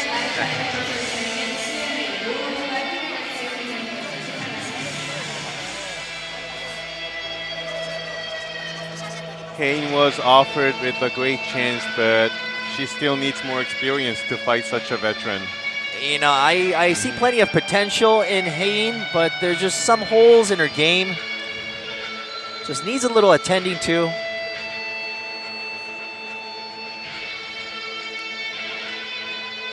Yeah, there's definitely some things to work on when she gets back to the gym. Rika has done her homework. I mean, she pushed it forward, you know, taking the center of the cage. She was trying to stop Hain from throwing all those kicks. Yeah, yeah. And next we have Riki Fukuda versus Hoon Kim, Part 1's main event. Yep, this is a middleweight bout. 3 5-minute rounds. You've been, Riki Fukuda, huh? you've been training with Hoon Kim quite a bit, right? Yeah. I've trained with Hoon Kim quite a lot, you know, like in preparation for my fights. he's just an animal, you know, just a beast really, you know. His jiu-jitsu is yeah, just crazy. I heard that sometimes he's beast and sometimes he's animal, and Wait, which is worse? The I don't animal know or the which is worse, beast? but we want to see the stronger one tonight, because I Yeah, heard that yeah. he's sometimes very strong and sometimes he's just strong. So, That's right. Oh, so either way you're strong, but you're very strong or just strong. So there's like a difference between Thor and Hulk. It's kind of like that, something or like that, yeah. Yeah, we just hope to see that kind of switched on, that version. yeah. Tonight. Fukuda Riki, he's a veteran in his Yeah. own game. Also, I can't really compare him to any other fighter. The previous middleweight champ, right? And it is July 15th. It's Saturday, and we are broadcasting live from Changchun Gymnasium. And here is our main event for part 1 of Road FC 40. This is a super fight. And there's a man, Riki Fukuda and Hoon Kim.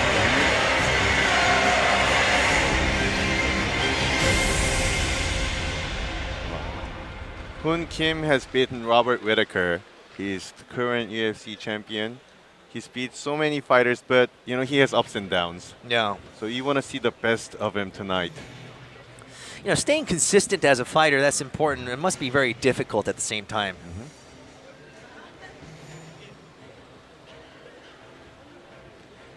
I think, you know, Hoon Kim, his jiu-jitsu game is relentless, you know. When I train with him in the gym, you know, he just doesn't give you any opportunity to get up, you know, to get out. He's always just offense, you know, attack, attack, attack. But, you know, I don't think he can kind of play that game with Fukuda Riki. You know, he's got to be careful on the ground. You know, his wrestling is just another level, right? 김훈 선수가 출전한다. And Fukuda Riki is just strong. Yeah. I mean, he's just muscle. I don't know how to describe it. He's just strong. Yeah, people describe him like a gorilla.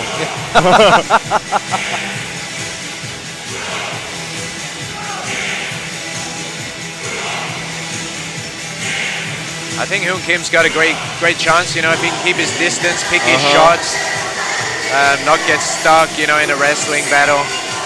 That's what I heard. That's the strategy here, right? Yeah. And Stuart, you fight out of Kim Dae-hwan MMA, and that's how you have sparred with Hoon Kim quite a bit. You That's see right. Kim Dae-hwan walking out. Yeah, they train all the time, They don't train, they just beat each other, Yeah, right? That's it's what I not heard. training, it's just all-out war. Sometimes, you know, they go, you know, 15 rounds, 15 5-minute rounds in the gym. Wow. Just over and over and over, and it's not soft, you know, it's like hard sparring. Hoon Kim hasn't fought almost for 2 years, but right. does he have a ring rust? I don't know, because he's been fighting in the gym. He doesn't train, he fights in the gym. Yeah, he's fighting all the time, I guess, but getting in the cage and training in the gym is a different thing. But is it smart to just really keep up that momentum in the gym? I mean, there has to be a fear of injury. Most injuries happen in the gym Yeah. than in a fight. Yeah, I mean, you cannot be hitting full power. You cannot be sparring full power in the gym. You know, you're going to get injured. You got to find that balance. You know, it's got to be realistic, but at the same time, safe as well. Well, Hoon Kim looks like he's in phenomenal shape. Yeah. He's got so much bigger than big, last he's time he big. fought. Man, He's I roll big. with him. He just like lays on my head. He just puts all his weight on my jaw, and he's just heavy. Both fighters has been waiting for this moment for more than a year. Yeah. It's been cancelled because Riki Fukuda has been injured, because it's been cancelled again when Hoon Kim was injured, and finally this happens. Here tonight, yeah.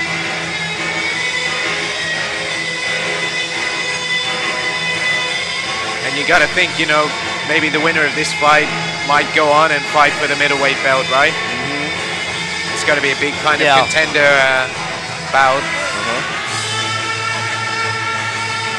That's awesome. That's pretty much what Riki Fukuda wants, and then Hoon Yeah. Kim as well. Shot at the title. Hoon Kim tonight, he's almost 100 kilos. He lost 10 kilos in 2 nights, and he gained it right back. How much of an effect does that play when you're getting in there when you drop that much weight? Well, when you're dropping like 10 kilos, that's a huge amount of weight. your condition may go down a little or nothing, and you got so much bigger. Your power is so much better than your opponent. I think it depends mainly, on how good you are at regaining the weight. There's the right way to do it. There's the wrong way to do it. If you do it wrong, then you're gonna feel bad. Your muscles are gonna ache. But if you can put that weight back on, it's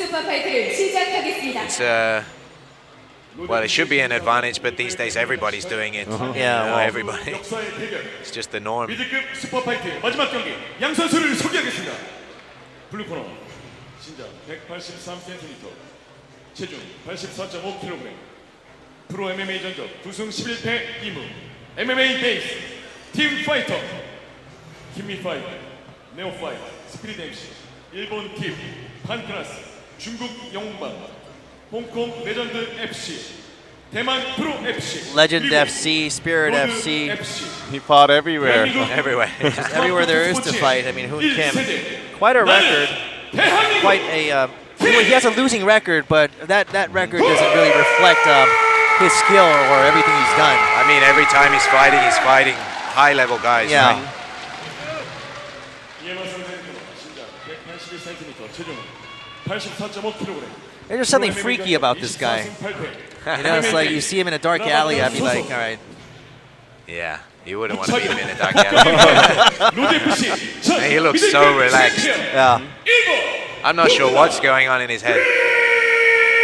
Kuda Riki gets anxious whenever his game plan doesn't work, though. Right. From the southpaw, he's gonna throw punches and kicks and going for the clinch, but if it doesn't work well, he's been shaken and he's getting anxious. Okay, let's see if Hoon Kim is able to put him in that position of anxiety. I'm anxious just watching. Same here. I've been friends with him for a long time. Yeah. Every time I watch his fight, I get anxious. Yeah. And we're off. Riki Fukuda in the red shorts and Hoon Kim in the white. Here we go. Round 1 of 3.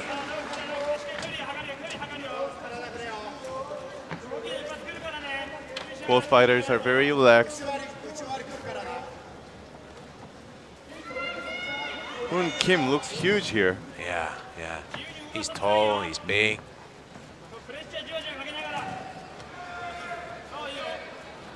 Okay, it's Riki Fukuda who's taking the center of the cage.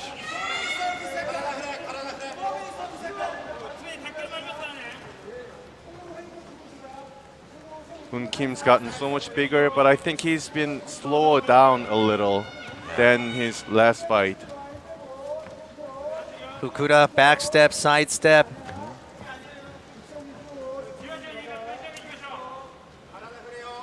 I think when he's going backwards, though, I think he needs to keep his hands up. That's right. He's moving backwards, bringing the hands down. I'm not sure if he's trying to draw him in. And his chin is up. Yeah. And a left straight, Fukuda strikes. Whoa. Nice. Oh, some heavy hits. The heavy hits by Hoon Kim. He's seen that opportunity.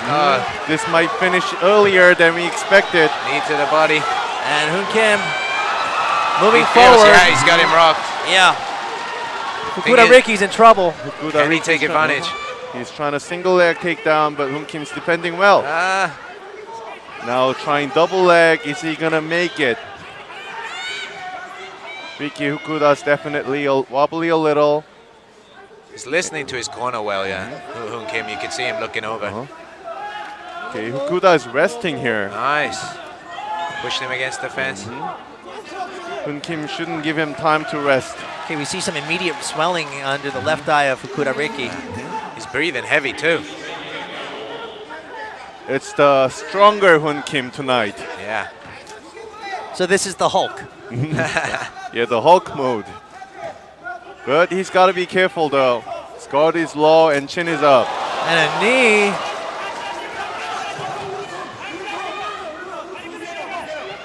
Fukuda Riki It's Hoon Kim who's taking the center of the cage. not looking so hot. Slowed down quite a bit with 2 minutes and 30 minutes, or 2 minutes and 30 seconds left.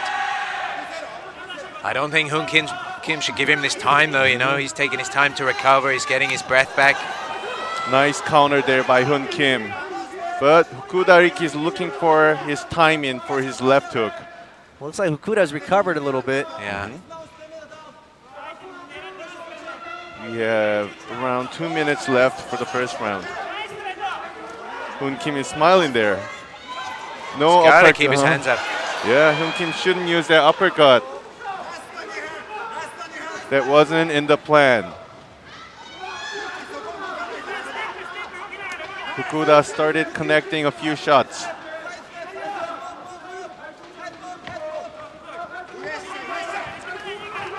Fukuda's moving his head, coming in to the Hoon Kim's distance, Hoon Kim's range. Yeah, he's trying to keep that range now. He's putting his arm out, trying to keep a bit of distance. He's got the longer reach, Hoon Kim. Fukuda connected It's a few big good shots. Yeah.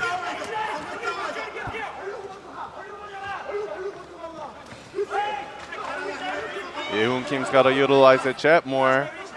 Fukuda's trying to close distance with that head movement. Looking for a left hook.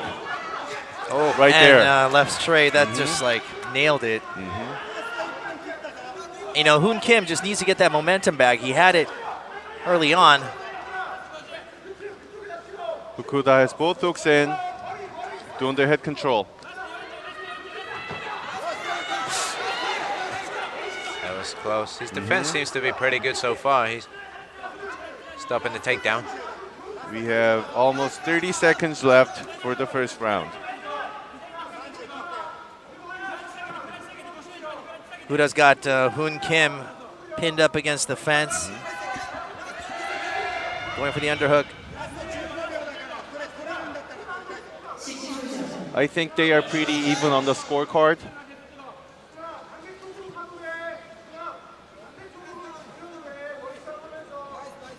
I think, yeah, Fukuda's definitely recovered now from that early kind of scare.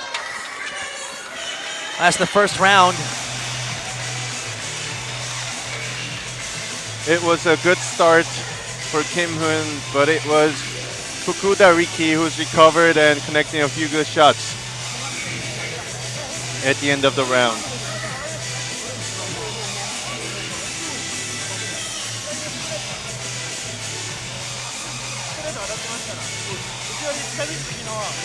You can see Fukuda's taking on a lot of advice from his corner.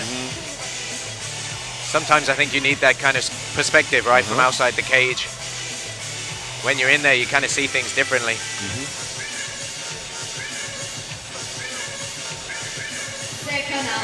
It was around this time where it was just all Hoon. That uppercut was not in the plan, as I mentioned. But that's what he does good. But for a southpaw fighter, you know, he shouldn't do that, especially for someone against someone like Riki Fukuda. Yeah. He's got to watch the counter. Here we go, round two.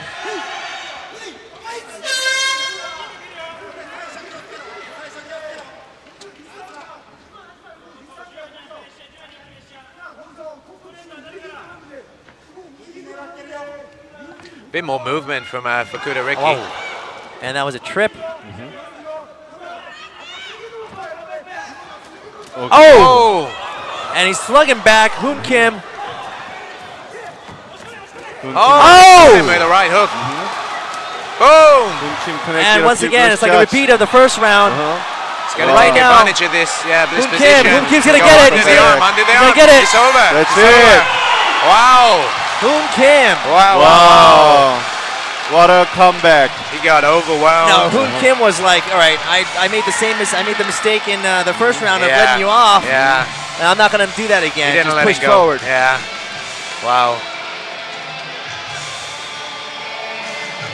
Wow.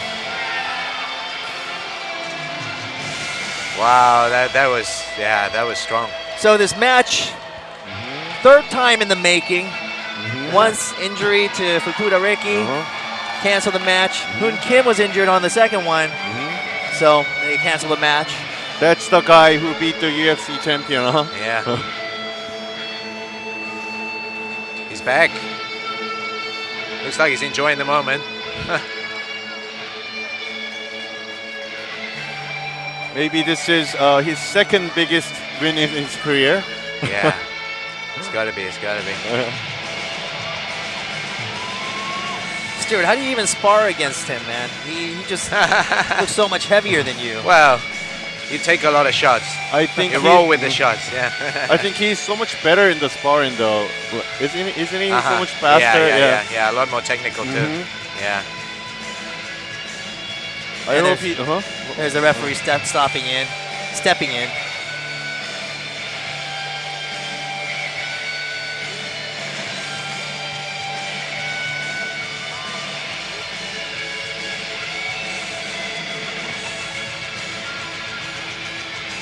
And fans of Kim Hoon or friends of Hoon Kim, regardless, they're happy. He Hoon looks Kim's happy. happy. Taehwan Kim's happy. 슈퍼파이트 공식 결과를 말씀드리겠습니다. The official results. 2라운드 38초 만 파운딩 TKO TKO at 2 minutes and 38 seconds in the second round. 승리했습니다. Wow. A lot of success coming out of Team Fighter these days. Riki Okuda has prepared a really good strategy and executed it well, but it was Kim Hoon's night. Yeah. Hoon Kim was able to get those key strikes in just to shake up Riki. Yeah. Yeah, I think that was the key. He just got overwhelmed, right? He just got shocked. Didn't know what to do. Couldn't recover position. And you know, when Fukuda Riki, he gets shocked and you can tell he just goes for the takedown, you know, Yeah, to it's get just relief. instinctive, right? Yeah. Just that kind of wrestling background, it just comes out, you know.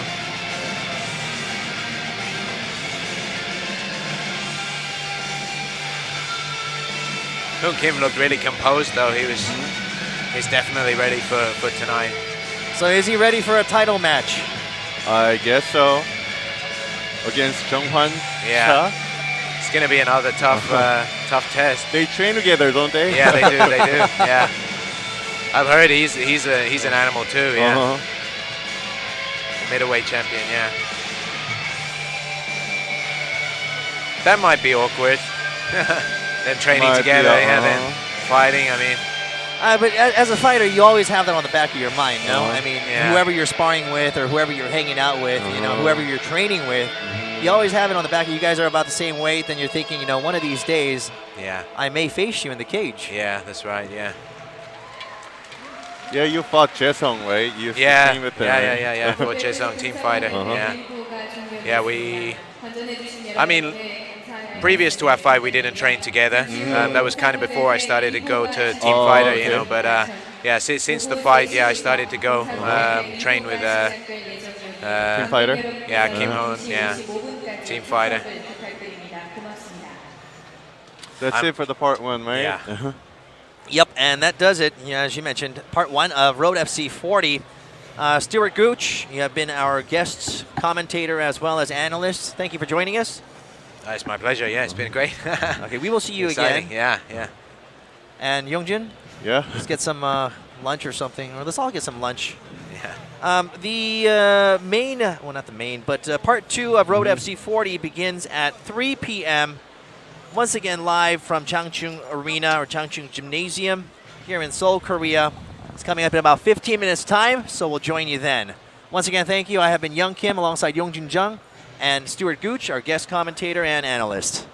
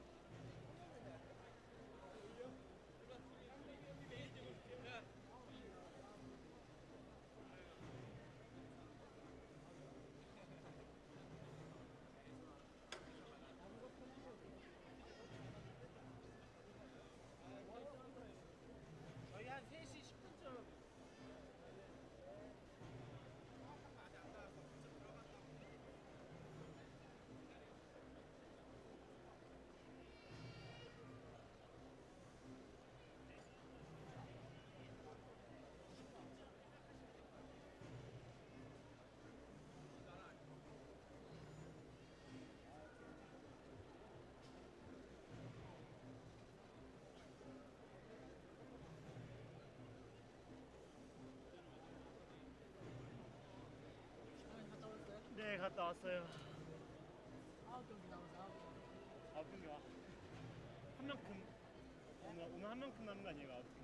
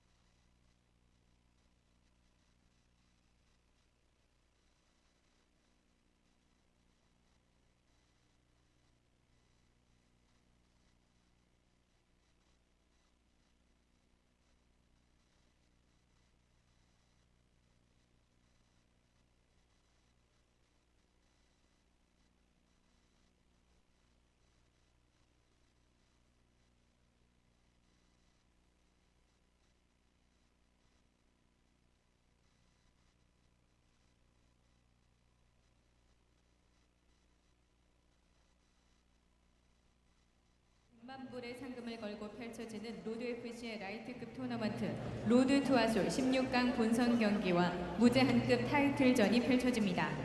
14억 중국인의 희망 바오인창 선수와 필리핀 URCC 전 챔피언 레드 로메로 선수의 16강 매치, 하빕 사촌형 샤밀 자브로브 선수와 한국계 혼혈 파이터 레오 쿤주 선수의 대결, 미스터 안바 김창현 선수와 러시아 M1 영국 바마 챔피언 출신 만수르 바르나위 선수의 16강 매치, 브라질 타격 머신 토니뉴 프리아 선수와 몽골 복싱 국가대표 난디네르덴 선수의 16강 매치, 일본 지역 예선을 통과한 시모이시 코타 선수와 크레이지독 박대성 선수의 16강 매치, 두개 단체 챔피언 호니스 토레스 선수와 러시아 지역 예선 우승자 엘노르 아가에프 선수의 매치, 브라질 드래곤 파이트 챔피언 톰 산토스 선수와 로드FC 라이트급 전 챔피언 코리안 불도저 남이철 선수의 리벤지 16강 매치, 딸바보 사사키 신지 선수와 몽골의 MGL1 챔피언 출신 쿠겐쿠 아마르투부신 선수의 16강 대결, 마지막으로 로드FC의 무패 행진을 달리며 무제한급 챔피언에 오른 마이티모 선수와 레슬링 국가대표 선수 다크호스 강동국 선수의 무제한급 챔피언 타이틀 매치 등 눈을 뗄 수 없는 역대급 경기들로 대진을 구성했습니다. 외부에서 휴식을 취하고 계신 관객 여러분께서는 대회 시작 전 착석을 부탁드리며 성숙한 관전 문화로 선수들이 최선을 다해 경기에 임할 수 있도록 아낌없는 응원을 부탁드리겠습니다. 아울러 마지막 9경기가 종료된 뒤에는 로드FC 100만 불 토너먼트 로드 투아솔의 8강 대진 추첨식과 기자회견이 진행될 예정입니다. 관객 여러분께서는 자리를 뜨지 마시고 추첨식과 기자회견에도 많은 관심 부탁드리겠습니다. 고맙습니다.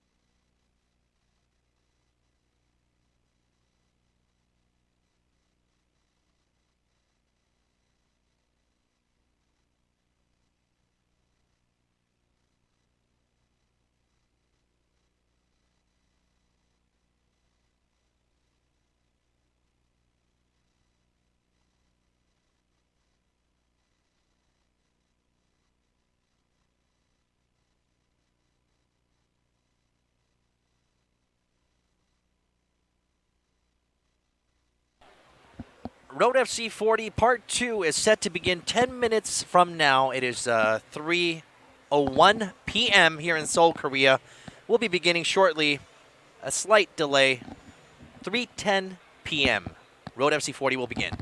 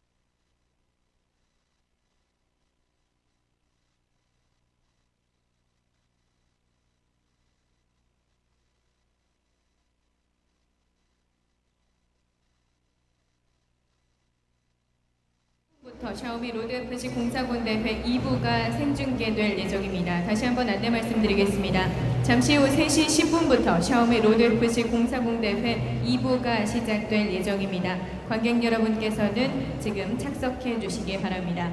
아울러 마지막 9경기가 종료된 뒤에는 로드 FC 100만 불 토너먼트 로드 투아솔의 8강 대진 추첨식과 기자회견이 진행될 예정입니다. 관객 여러분께서는 자리를 뜨지 마시고 추첨식과 기자회견에도 많은 관심을 부탁드리겠습니다. 고맙습니다.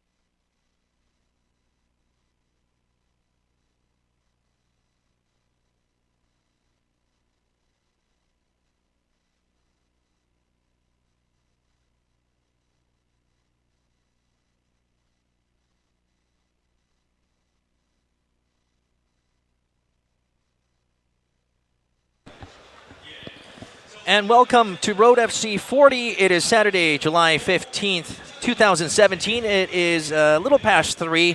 We got delayed a little bit, 3:12 p.m., and we are broadcasting to you live from Changchun Gymnasium here in Seoul, Korea. I am Young Kim, alongside Yongjun Jung, and our special guest commentator and analyst, Stuart Gooch. Good afternoon. We are back at part 2. Gentlemen, hi. Hello. Yeah. Okay, we do have quite a matchup coming up, or quite a set of matchups coming up. This is going to start officially begin the road to the $1 million lightweight tournament, Road to Ashore, and the athletes today will be competing for that, along with a main event matchup between Mighty Mo and Dongguk Kang for the heavyweight title. We have a few fighters. We've seen a lot in Road FC, and we have a few we haven't seen before. All these qualified fighters, they've been gathered from, they've been coming from all around the world to participate in this tournament. And I know, and I heard that a lot of media everywhere internationally, they noticed this tournament and they really interested who's gonna be the winner of this fight. So no thoughts on Stuart? No thoughts on you jumping weights? Down to lightweight. Or you'd have to be No, really. no. I would be just drained. But I you couldn't know, get down to you mentioned in the first lightweight, part that yeah. all you have to do is not eat. Yeah, it's possible. I'd be like just skin and bones, but I don't know what would be left of me, you know, if I went down to lightweight. I mean, it's tempting, $1 million. What would you do with $1 million? $1 million, Yeah. you can Minus taxes, that's about 750,000. Yeah.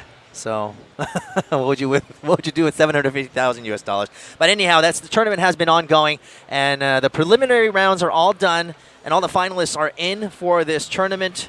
Bao-Yin Cheng will be facing Red Romero. Shamil Zavarov will be facing Leo Kuntz, fighting out of American top team. Chang Hyun Kim will be facing Mansoor Barnoui.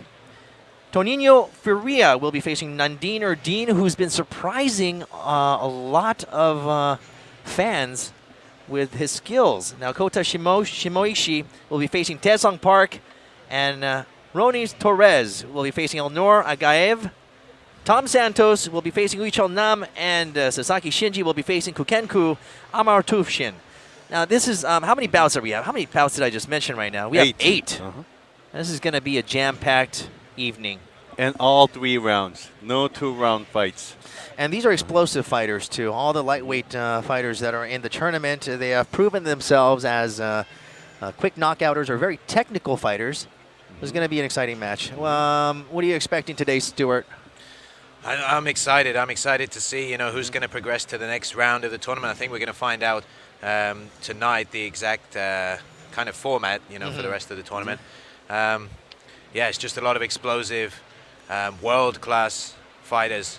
I'm looking forward to seeing just a lot of action, really high-level kind of techniques. And sitting at the top of the pyramid is Ashore Kwon, who will be, I don't see him right now, but he will be joining us, well, not us, like on air, but he'll be entering the arena. Now, he has kind of an advantage where he gets to see and get a sense of what each fighter has and what their style is. And the fighters are going to wear out a little bit when they reach the top because they should fight this rally. Like, this rally is going to finish in May next year, so there's no rest. They should be training every day. So, yeah, Ashore Kwon, as a champion, he definitely has an advantage. Now, Stuart, you're a fighter. You fight in Road FC as well. But what kind of a toll does that take on your body when you're training like that and you're constantly going through tournament after tournament after tournament rounds? Well, I think, injuries are going to get worse. It's going to be difficult to keep up the pace, What if they got in between fights? Maybe 3 months? Maybe 3 months in between the fights. It's not really enough, if you've got a serious injury to come back. But you got to keep training. You got to keep pushing yourself. You got a new opponent every time. You got to adjust your game plan each time, for a new person. It's going to be hard, and especially, Ashore Kwon is sitting, at the top of the pile. Like you said, he can just watch everybody. He's in the best position really. Yeah. Now, Youngjin, if you're in the corner of an athlete who is going through these tournament rounds, how do you help them maintain their conditioning as well as their stamina and just energy and just their head in the game overall? Well, frankly speaking, you gotta give everything you have to beat anybody. There's no easy person here. So, like, yeah, I cannot tell. You know, there's no easy person. So everybody qualified. Everybody beat someone to be here, right? So it's really hard. It's really hard, but they gotta be smart to manage and take care of their fighters. And Road FC has done this. It's unprecedented, basically, $1 million lightweight tournament.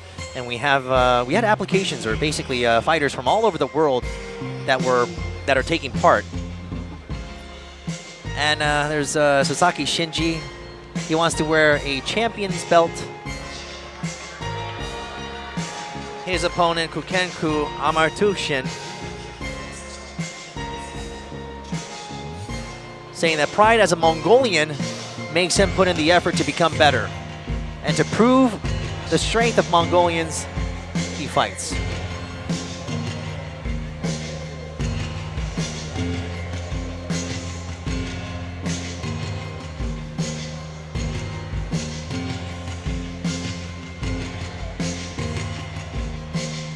Of course, he's not the only Mongolian in the tournament. We've got Nandin Erdin. Both very Yes. tough guys. Very tough guys. Nandin Erdin has been on a winning streak. Like I said, he's just been surprising people. The thing is that he just looks like a nice guy. you know? Yeah. It's really easy to underestimate him, right? Yeah. I've trained with him before, you know, a team fighter, Hoon Kim's gym, and he just throws punches, you know, from all angles. I think it's those angles, you know, that really catches people off guard. I mean, he was national level boxer in Mongolia. Yeah, national level. Yeah, really high level boxing. And I see that he's transforming from a boxer into an MMA fighter. His angles are getting different because he wears different gloves. The thinner one, right? And It's sometimes difficult to adapt because the range changes. You know, wearing the boxing gloves and the Ah, MMA yeah. gloves, you got to get closer. The range is different. That's why a lot of guys now train with the MMA gloves on. You know, slightly bigger, maybe 6 ounce MMA gloves. You know, you can't be training with 4 ounces the whole time. And training with the thinner MMA gloves, I would imagine that it encourages you to just do a full follow through on your punches, as opposed to a boxing gloves, which actually has, as you mentioned, it gives you a little closer distance. That's right. Yeah. You definitely adapt better, you know, to like the real kind of fight situation. And here we go with Road FC 40. We are getting the introductions of the athletes and the fighters who will be taking it to the cage today.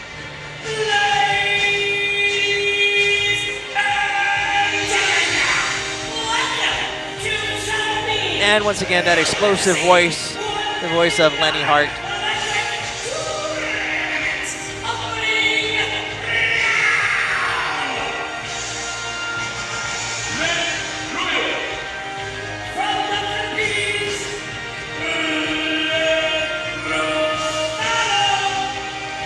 Red Romero is the first to be introduced.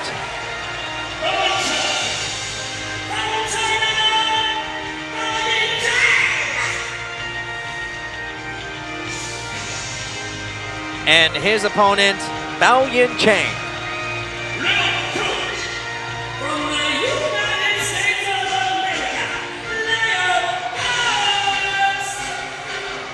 And from the US of A, former UFC fighter Leo Kuntz.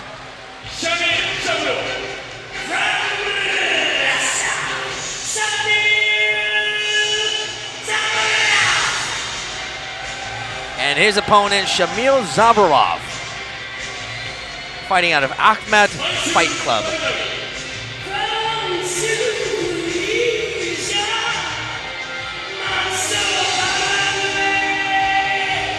And that's the third match of the evening. Mansoor Bernawi, he'll be facing Chung Hyun Kim.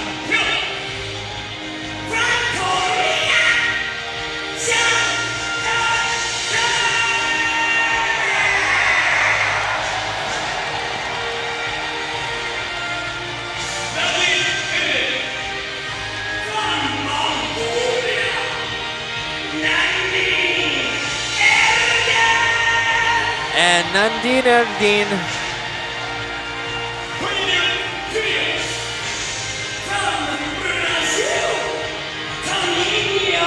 and his opponent, Toninho Faria.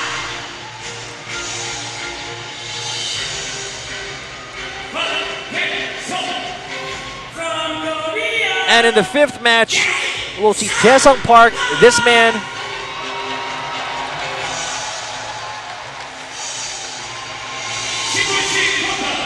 He'll be facing Kota Shimoshi.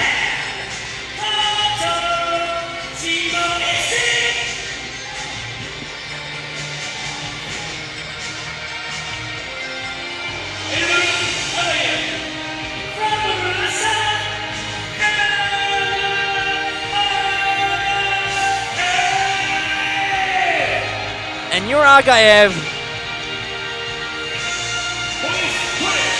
he'll be facing Ronis Torres.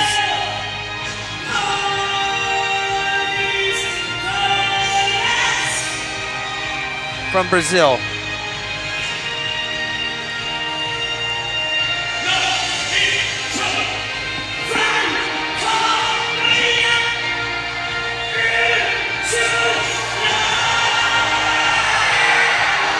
Uchel Nam. He's got a lot of support. A crowd favorite. Very well known here in South Korea. Faces Tom Santos, who I believe he was a surprise step-in. That is right. He only had 3-day notice or something. Yeah, and he just outperformed his opponent. That is right. And just secured his spot in the $1 million tournament. That would probably the biggest chance, biggest opportunity to be participating in this big tournament. And that man is Kukenku Amartushin, who will be facing Japanese veteran Shinji Sasaki. Sasaki's also got a big following in Korea, right? Very big. Very popular. Very popular because he always gives a good message every time he finishes fight. He's a very crafty fighter. I mean, he has a lot in his arsenal and knows how to really just mix it in. Right. And the main event of the evening, that's Dongguk Kang. He'll be facing Mighty Mo. And what's Mighty Mo's tagline? He's all, "Hey, I have to keep fighting because I got like 7 mouths to feed or something." How many kids does he have? 10 kids. 10 kids. Wow. I remember when I used to work for K1, I was at the desk. He comes in, "Hey, can I get my fight money in advance because I brought all my kids in Korea." So were you able to give it to him in advance? We gave like half of them earlier because, you know, he wants to feed the kids, right? He's gonna reject. They go to Lotte World. Oh yeah.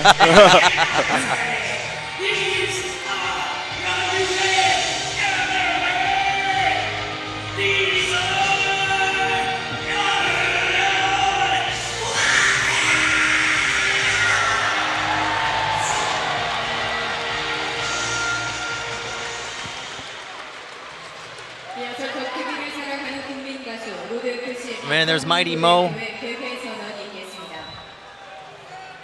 And his opponent, Dongguk Kang. And that is the VP of Road FC, singer, and also Vice President of Road FC, Sangmin Park.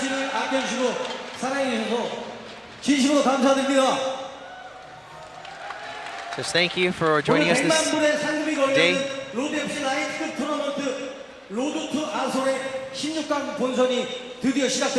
Today, the tournament, the $1 million tournament begins. Road to Aswa, the lightweight tournament.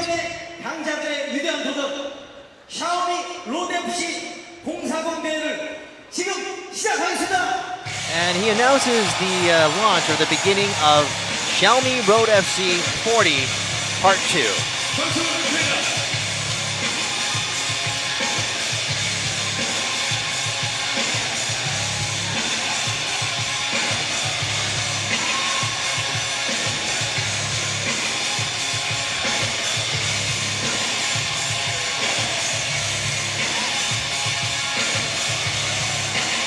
I always wonder, you know, like the guys who are fighting first on the card, Red Romero and Bao Yinkang, you know, they come out and they stand around the cage too. You know, surely I'd rather be in the back, you know, hitting Prepping. the mids, getting ready, getting warm, you know. But you got to come out, you got to stand up here.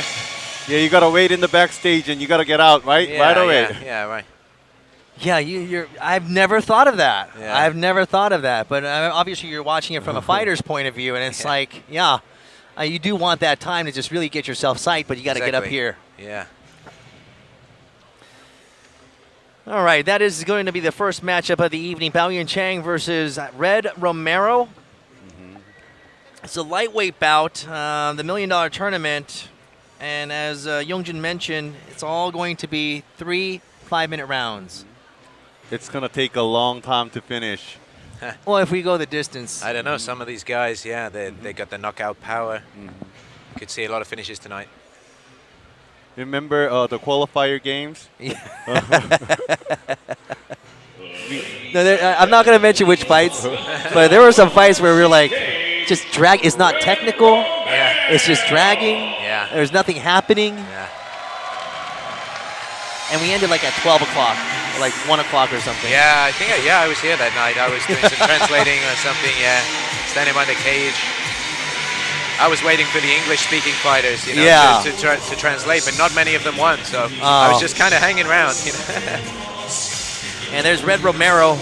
What a name! Yeah, Red that is a Romero. really cool name. Yeah. Red Romero, former URCC featherweight champion, and qualification tournament winner of the Road FC. 30-year-old fighter with a Muay Thai base. Red Romero, of course, wearing red and blue underneath. He's also versed in jiu-jitsu. He has a few wins ended in submissions. He's coming in this match with a 12-6 record. Definitely, he wants to be the next Manny Pacquiao in the Road FC by winning this tournament. And then maybe he'll challenge Mayweather.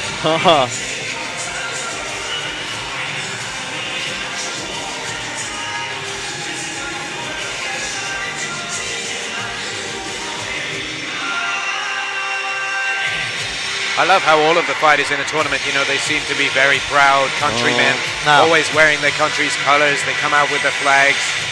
They're really proud to represent their countries in this tournament. Definitely. You see a lot of country pride or national pride in a lot of these fighters.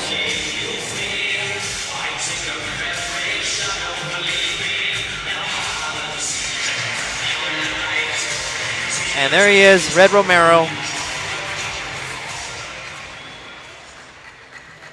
And we go to Jeff Houston for the official introductions. Oh, excuse me, his opponent.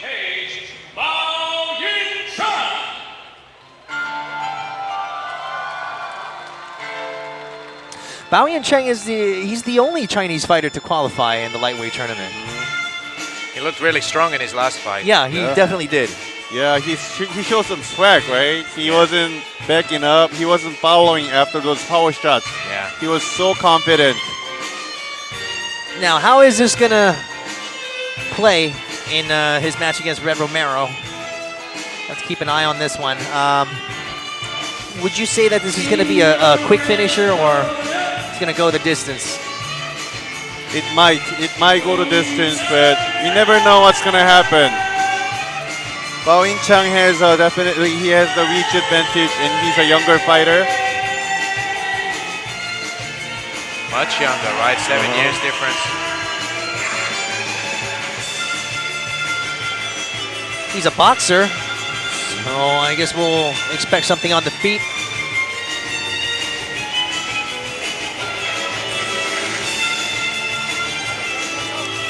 Bao Chang representing China's Shindu Martial Arts Club, which is Xi'an Sports University's team, right? So he's been getting all the supports from the university members. Wow. I heard that they have this big building.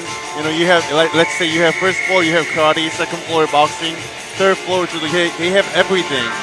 if you're fighting, everybody supports you everywhere, every area of your fights.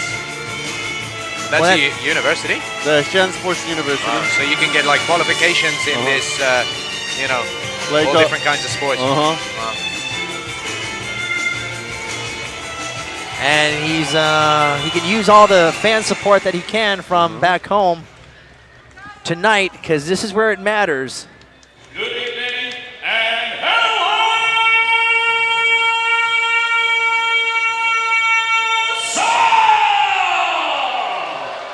And a hearty hello from Jeff Houston. Welcome to the John Shore Arena, ladies and gentlemen, and welcome to Road FC 40, presented to you by Shelby. We are live on YouTube and NBC Sports Plus around the world. But tonight, ladies and gentlemen, you are part of history in the making.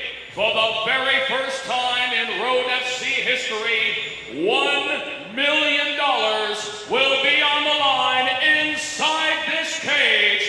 The opening of the Road FC $1 million lightweight tournament has arrived!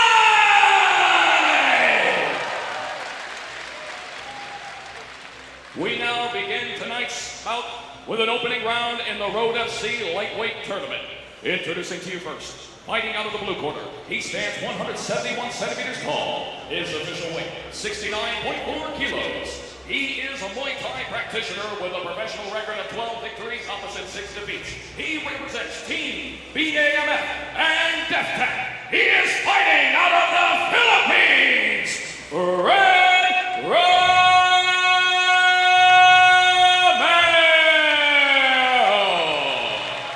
Red Romero. And across the Road FC cage, his opponent fighting out of the red corner. He stands 180 centimeters tall. His official weight, 70.4. Now, Bao Yin Cheng has a slight height and a reach advantage that Red Romero is going to figure out how, or has to figure out how to overcome. Bao Yin Cheng is a younger fighter. China, Bao Yin Cheng!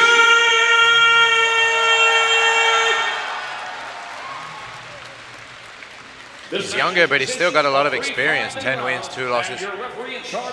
Right, how is this going to play out? I'm just really curious at how the clash of these two styles is going to result. Kickboxing, Muay Thai versus boxing. Say fingers up.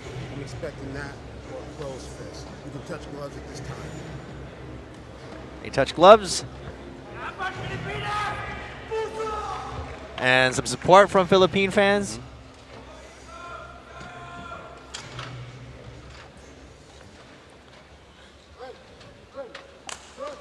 3 5-minute rounds. Round 1 begins. Bao Yin Cheng in the white shorts and Red Romero in the black.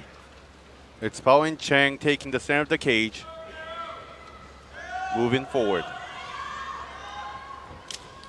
And a side kick.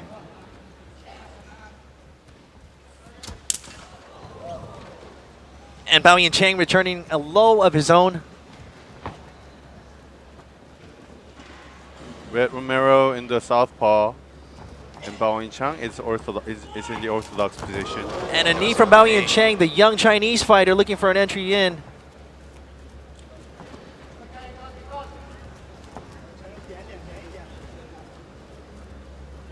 Red Romero definitely is waiting for a moment for his counter shot with the left hand.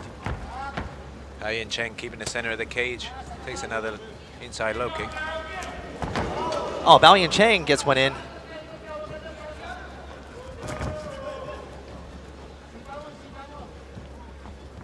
Doesn't seem to have an issue with Red Romero's southpaw stance.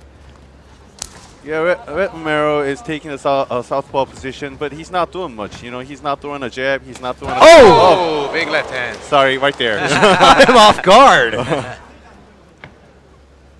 Okay, Red Romero taking the clinch, but Bao Yin Cheng got out right away. It's not very good for Red Throwing Romero. heavy. Going backward. You can definitely see the size advantage. Don't grab the cage.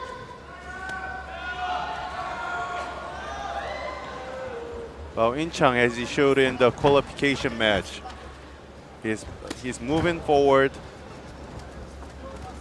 He's very calm. He's very confident. You know, Bao Yancheng just looks so much bigger than Red Romero. Yeah. It's It's allowing him to be more aggressive, I think, you know, to bully him a little, push him against the fence, which is a big thing in Road FC, right? They really look at the aggression of fighters going forward. just bobbing and weaving. Another side kick. He likes those side kicks.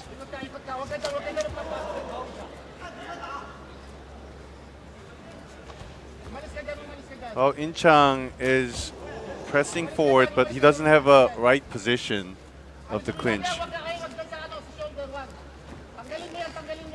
It's not a complete form of clinch. Romero's out right away. Just good dodging tactics by Red Romero. He keeps showing his back. It's not really good habit though, but Oh! that kick.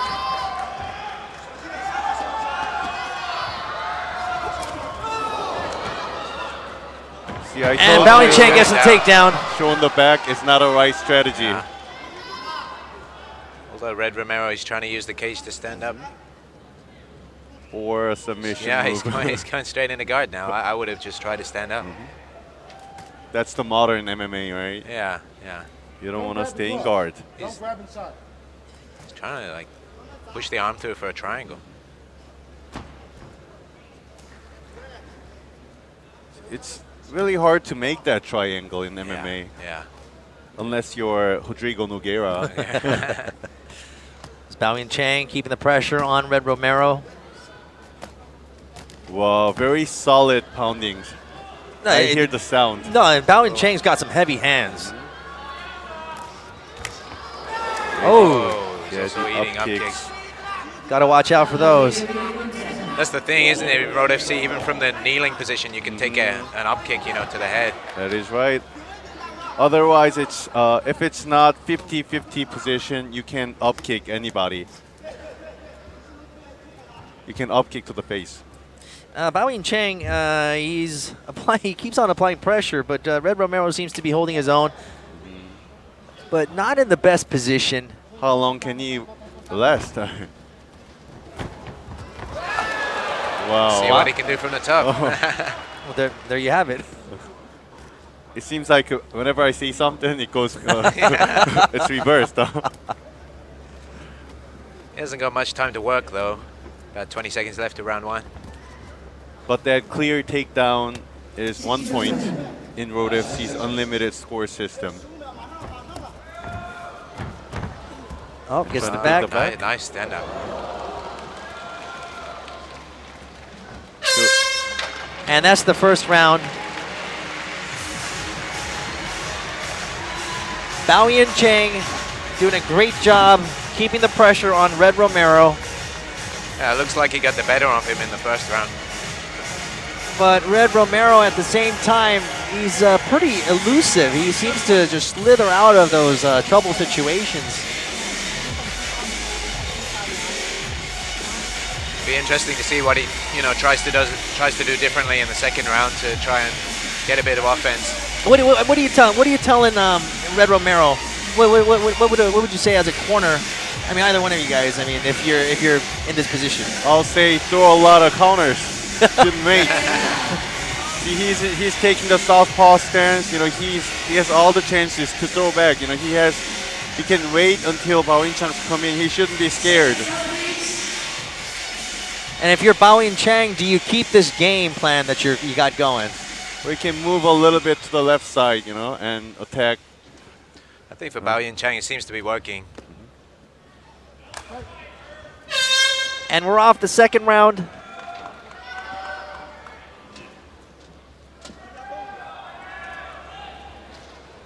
And Red Romero went to the southpaw stance once again. Starts off with a low kick. And Bao Yancheng returns one. Oh. And a nice one there from... Boom! Oh, It's like a kicking. Oh! That was a pretty big hit. I'm not sure if it really hurt Romero or just threw him off balance. is Romero scared? He's not as active I mean, he wasn't very active from the first place, but I think he feels overpowered. Yeah, definitely. I mean, anyone could see that Bao Yin Cheng, he yeah, looks heavier, he looks more powerful. yeah, well, In Cheng's overwhelming. Yeah, Romero definitely looks out of his comfort zone. Bao Yin Cheng's put him in a lot of difficult positions. He's letting him up now. Reminds me Curl Cup or Sakuraba versus Gracie. Bao Yin Cheng, he looks like he's got a lot of energy left. Oh, he's just chilling, man. Yeah, that expression on his face Yeah. is just, you know, so comfortable. And he hits hard. Whoa! Oh. Well, That was- oh, he's in trouble, Red Romero. He's not damaged though. He's trying to Yeah. dodge. I mean, it was pretty slick, but That was it's not ending well. I think maybe he was surprised that he landed it, you know. He kind of paused and then got hit in the face and kind of went to the ground.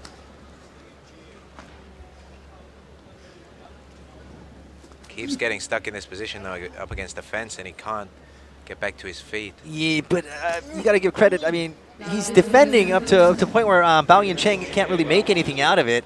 So Yeah. I think his strategy at this point is Romero's just trying to, you know, hang on until Herb Dean gets him up on their feet again. Yeah, you're right. He's just holding on.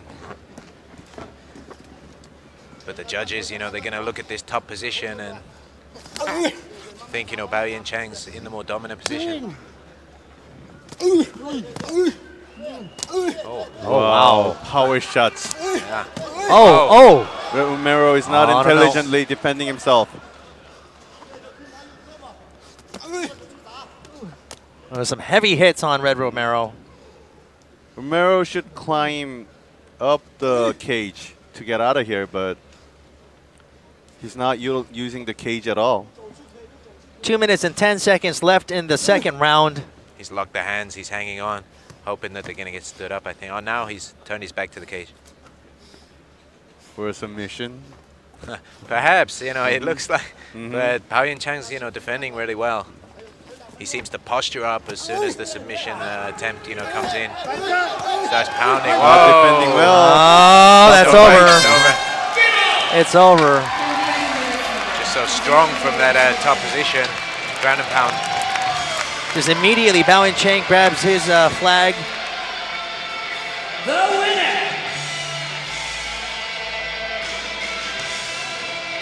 I think anybody, you know, he faces in the future is going to have a hard time. Seems really strong. Yeah.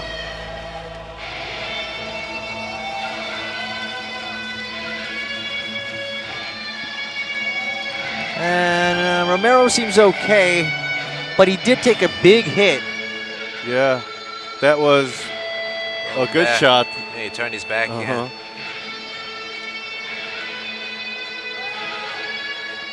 He got countered right away from this angle. I Yeah, can it all see started that. here, right? It all started.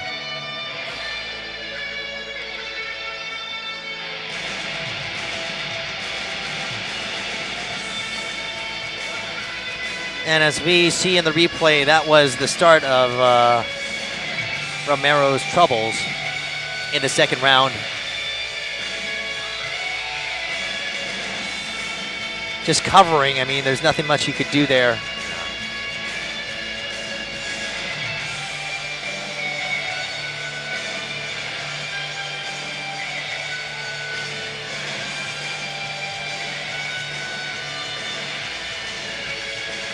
And Bao Yin Cheng, he becomes the first to advance in the $1 million tournament. He's one step closer to Azhor. 로드FC 봉사고 2부 1경기 라이트급 100만불 토너먼트 공식 결과를 말씀드리겠습니다. I don't know, Bao Yin Cheng just looks so much bigger for some reason. Yeah, he's definitely much taller. Yeah, his upper body looks stronger.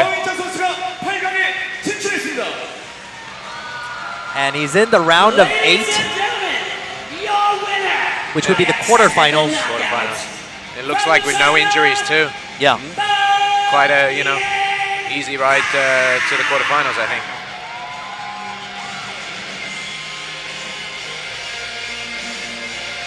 이번 경기에서 승리한 바오이찬 선수에겐 주식회사 외가천리 사업단 김기수 대표께 Remember they used to have these like tournament, these one-day tournament fights For where their 3-1 fighters are 3-1 World Grand Prix. yeah, it's like, and they're just going. They have like what 20 minutes or 30 minutes to rest or something.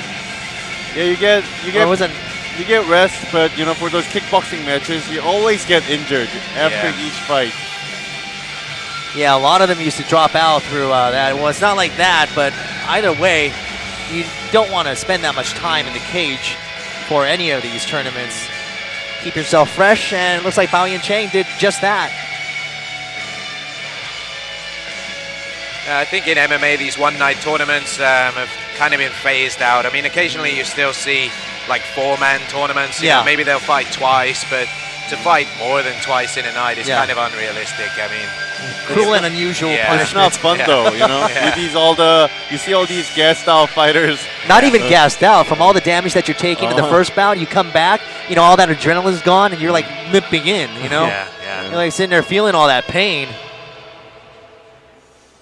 I think this is a much better format, you know, spacing the fights out. A bigger tournament, but with longer rest periods in between. And that was Bao Yin Chang. Congratulations to him, the young Chinese fighter. He advances to the quarters. Now the question is, who is he going to be matched up against? We don't know yet.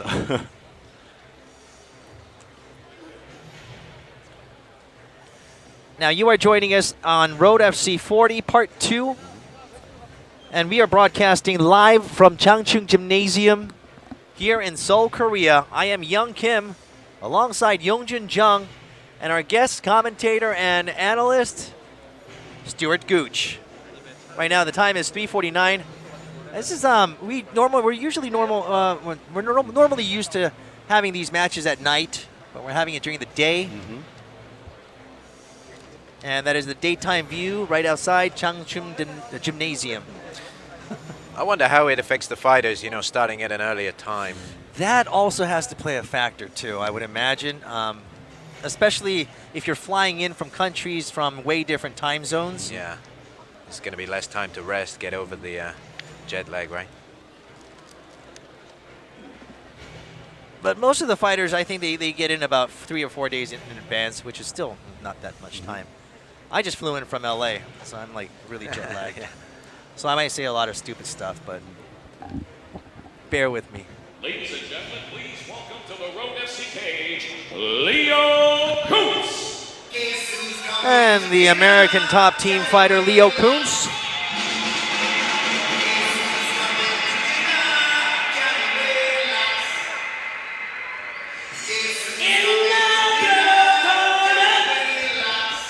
Last time he fought here in Seoul, he had gotten in contact with his real grandmother, long-lost grandmother, and she was here in the gymnasium to watch him get his win and his place in the $1 million Road FC tournament.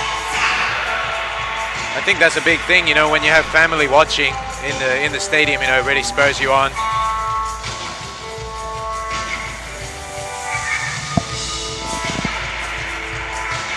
Training at American Top Team, where all these elite fighters train together.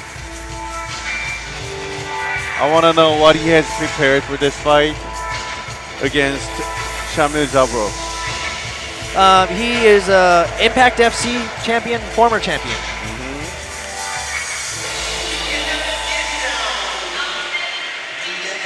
I'm not sure how you would describe the style of Kuntz. Kuntz has reach advantage usually, but yeah, he kicks and punches. He's versatile. He does a little bit of everything. But I believe that he has potential to be a better fighter. I mean, his last win was really impressive, wasn't it? Yeah, it was like Submission totally win. come back from behind. Yeah. I thought he was going to lose, but somehow he turned it around. I remember him, running around the cage, climbing up the cage. He was ecstatic, right? Shamil Zaburov. And his opponent from Ahmed Fight Club, Shamil Zavarov. This is one strong dude. Entering with his cousin, Khabib Nurmagomedov, current he is. UFC lightweight, #1 lightweight fighter. And you see the fans.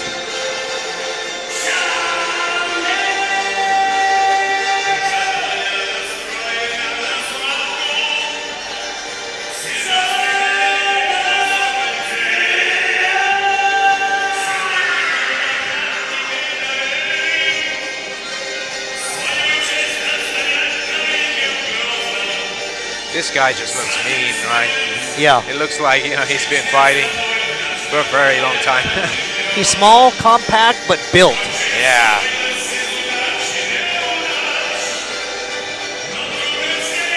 During the conference, he said he's a Muslim fighter. During the Ramadan, he hasn't eaten anything during the day for months.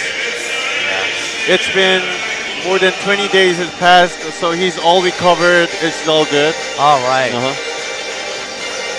That must be hard, That's gotta be fasting, really tough. during the day. If you had to go through that, I think you'd probably end up like Yeah, in hospital. Lightweight. Lightweight, yeah, in hospital. Yeah. Fight fans, also, we are set for the next bout of the evening, which is an opening round in the Road FC Lightweight Tournament presented to you by Xiaomi. Introducing to you first, fighting out of the blue corner. He stands 178 centimeters tall. His official weight, 71.1 kilos. Raised in the fighting disciplines of MMA and Taekwondo, he holds a veteran's record of 18 victories opposite 3 defeats with 1 draw. He represents American Top Team, fighting out of the United States of America, Leo Kuhn. Leo Kuhn's walking in with quite a record, 18-3 and 1 And across the Road FC draw. But check out this guy's record, 32-5 and 1. Wow. His official weight, 70.5 kilos. He is raised in the fighting disciplines. I love these fights, with such big records, two Yeah. guys with such big records. What's going to happen? It's always exciting. Fight Club, fighting out of Russia. Sambo and Sanda practitioner. And he's Russian. As Stuart mentioned, there's no weak Russian fighter. Yeah. They're all beasts, like my coach, Kim Dae-wan, he was talking to me. He was talking, should I go to Russia? I want to fight in Russia. I said, Russia? Are you sure? And it must be the kettlebells or something. I don't know. They're doing something right. Yeah. With 1/2 points per round due to weigh-in failure. 류군 선수는 개최량 상태로 각 라운드별 5점씩의 감점이 부여되겠습니다. Okay, someone didn't make weight. Leo Kunch didn't make the Kuntz. weight. I think he missed weight before too. He loses 5 points for each round. So he's got to knock out his opponent, otherwise he's going to lose. And they're off. Should be an It's exciting going to fight be a then. tough one for Leo Kuntz. He's being aggressive, just going straight in there. And a couple misses, but Leo Kunch in the white trunks and Zavarov in the blue trunks. and Zavarov just waiting for something to come in and trying to counter.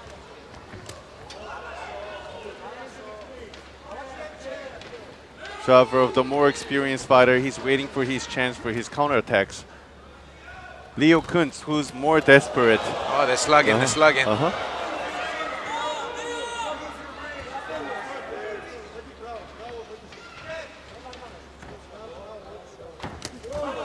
Oh.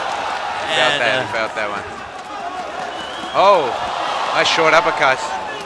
And the knee kick I right think it's there. Zavarov how he just steps back when he's in trouble and then comes right back in with a right.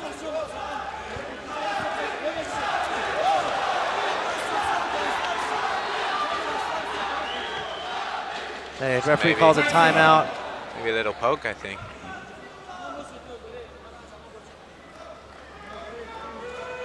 Yeah, as you expected, Zavarov is a beast. He's rushing in.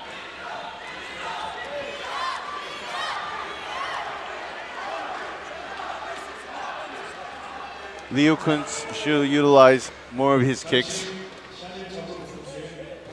Yeah, he's got the long legs. He can keep his distance, throw the kicks. Doctors are checking on his eye, Zavarov, to see the extent of the damage, if there is any. I don't think it's a good strategy for Leo Kuntz to trade. Well, as you said, he needs a knockout or he needs a submission victory. Exactly. He's got to pick his shots, though, I Yeah. think, yeah. Which Zavarov is really good at doing. You know, he's not just like throwing anything out there.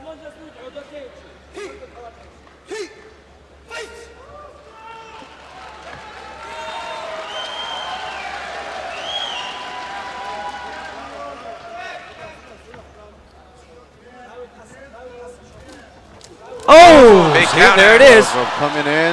Okay, and he's trying to get an arm, gets a a takedown. triangle. Oh,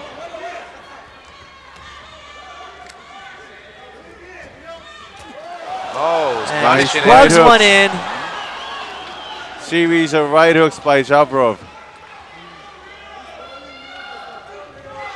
Leo's okay. He seems unfazed. So durable. There's a lot of support here, you know, from the fans. From the fans, came from Russia all the way. Wow.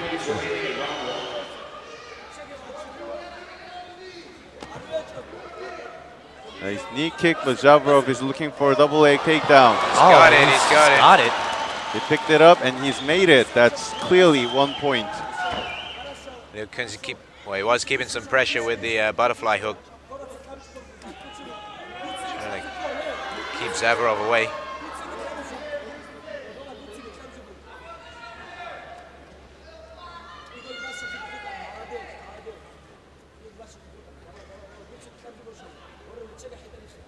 Okay, this is going nowhere. They gotta do something.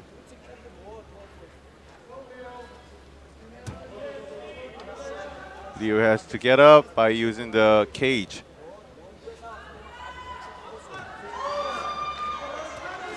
Otherwise, there's nothing he can do here.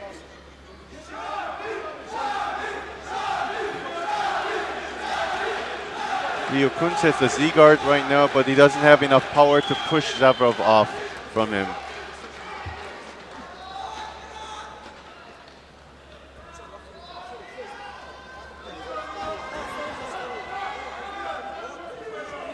Minute 45 left in the first round. This is the Zavarov's second match of the evening, or just, the day. just sticking to him. He's, Yeah. Zavarov doesn't even pass. yeah, he's just quite happy to, you know, throw some ground and pound from this position. Zavarov is doing the head control here Yeah. in the guard. See, he doesn't have any intention to pass. He's comfortable here. I think he's waiting, you know, for Kuntz to make that mistake, and then he can counter on it.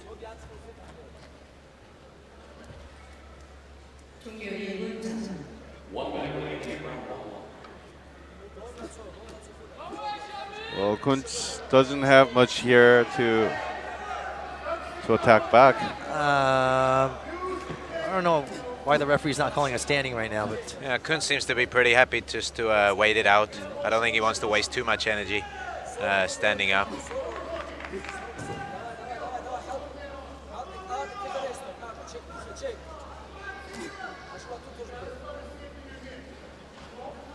I can see that Kuntz is looking for some kind of submission, but Zavarov already knows everything.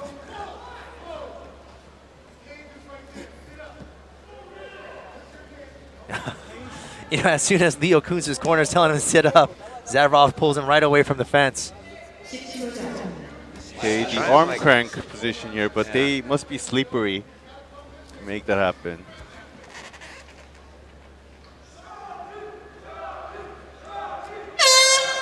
And that is the first round. Yeah, Kuntz tried a few things, and I can see that. I can see that from his little movements, but Zavarov knows it. You know, Leo Kuntz, he'll surprise you though. I've seen him in right. fights like this where he's just like totally getting owned in like the first 10-second round or something. And then somehow he pulls something out of his pocket. Kuntz has a lot of stamina. I mean, he can really go to the distance. But so can Zavarov, so.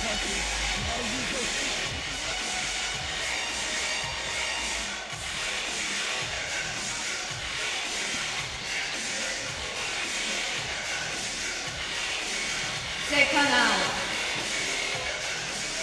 Seconds out, please. Seconds out. Seconds out, please. Seconds out. I'd like to see some more kicks from Kuntz, you know, try to keep his range a little bit more. I think sometimes, you know, he's getting a little too close. It's giving Zavarov the opportunity to throw those hands. But then again, you know, he caught the kick in the first round and countered. He's got to be careful. A second round. Kuntz starts each round with a 5-point deduction. Kuntz going forward and countered. I believe it was just the first round. He got a deduction Yeah, he got deduction in each round. in each round. But then it's unlimited score system. So he's starting as a loser of the round. Zavarov gets a left hook in and a low kick. See a little redness on the left leg of Kuntz. Zavarov is totally controlling the fight. I think the only person I've ever seen come back, you know, from one of those penalties from missing weight is the lightweight champion. Like Conor Saul, didn't he do that before? Yeah. It's like one of those points where you just gotta like totally overwhelmingly control the fight. Yeah, you gotta look to finish. Yeah, in this level of competition, if you're not too good, you know, it's really hard to knock someone down. See, it's these counters that just come out of nowhere, like Zavarov. I mean, that is really dangerous.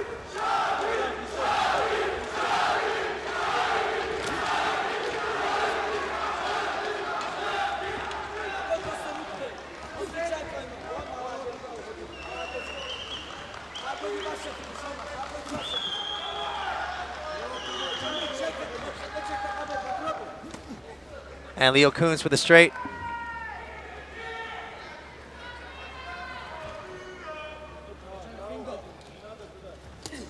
Zavarov cannot come in with multiple shots because he might be countered with Kuntz. A long knee shot. and an uppercut. Okay, he did the multiple shots there. Now you're jinxed tonight. Everything you say is going the opposite way. He seems to got some confidence now, yeah. He's going in. Now Kuntz has chance for counter when Zavarov comes in with multiple shots. Can he utilize the chance?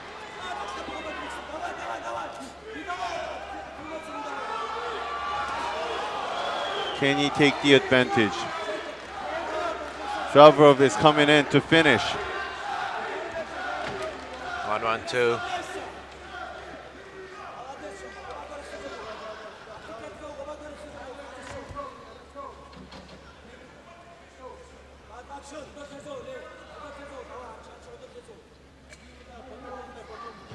And then it's Kuntz again, pressing forward. Taking the center.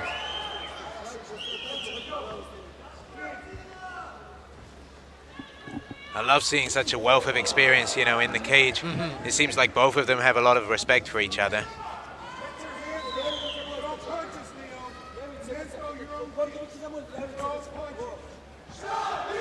I think that's what excited me so much about this tournament, just the amount of experience everybody has. Oh, that was a nice. Oh, so that just those little snappy shots that Zavarov has. That's kind of like don't come in kind of shots, but Kuntz was hit.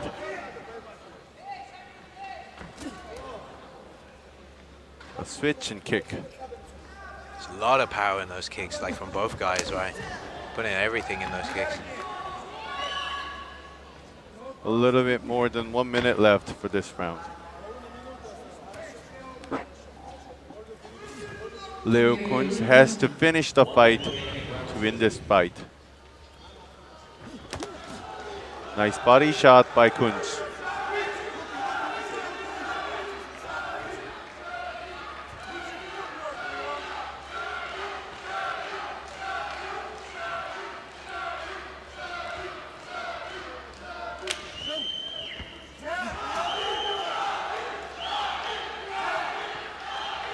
Zavrov tried to get in, but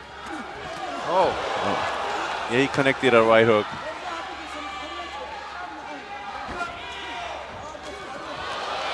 Leo Kunz Zavrov has- gets the takedown.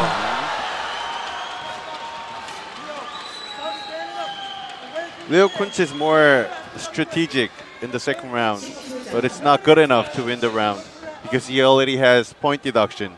Push his head. Here you go. Keep pushing his head. Now escape your hips. Escape your hips. Push his head. Kunz doesn't gas out easy. He kind of depends on that cardio.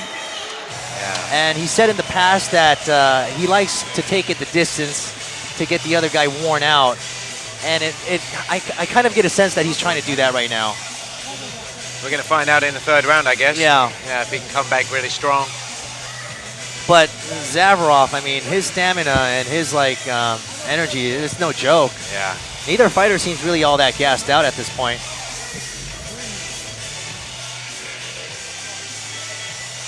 Oh. Nice combination. Right after I said he doesn't have multiple shots.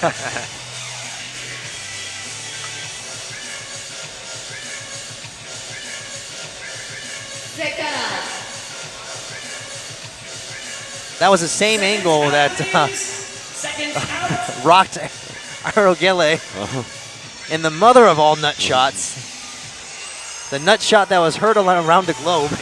It went viral. Poor guy. Yeah.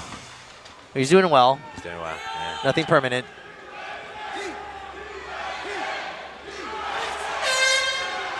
And the third and final round.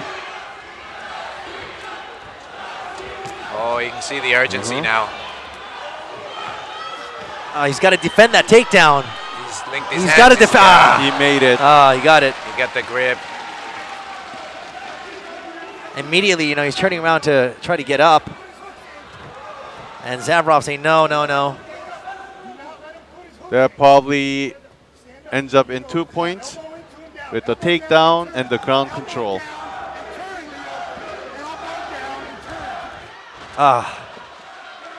It's not going that well for Leo Kunz in this third round.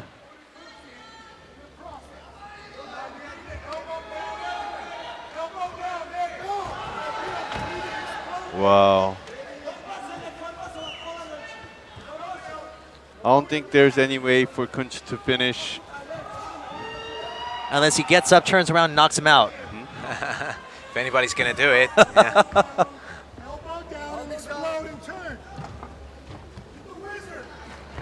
God, Zavrov's got him in his death grip, just will not let him go. Wow. Really good control. But Zavrov has to finish, otherwise he's gonna guess out. Someone cannot do this all day long. I think it must be all the wrestling with bears they do in Russia, right? Like this death grip.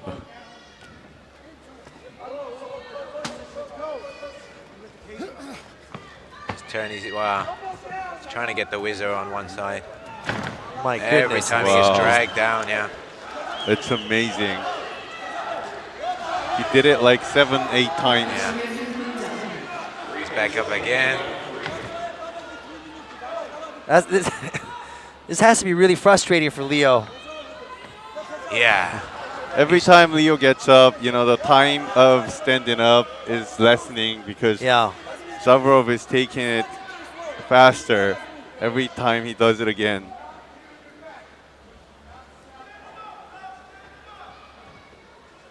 Okay, Kunz cannot get up anymore. Okay, he did. I think it's Zavrov. He's just kicking his leg down. Trying to knock him off balance. control. He's not even interested in putting the hooks in, you know, going for the back choke or anything. He just likes to sit off the side.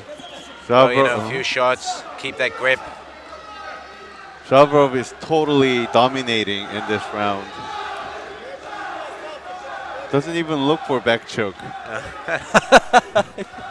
I think, to be honest, yeah, it's probably a good idea. I think, you know, Leo Kuntz maybe has the advantage, you know, in the jiu-jitsu department. But this wrestling he's really having trouble with.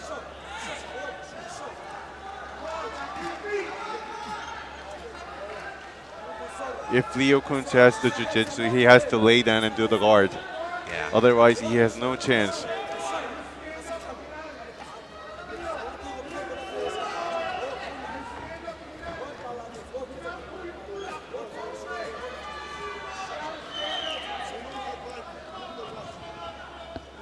Okay, we have a little bit more than 1 minute left. Kuntz tries to get up again.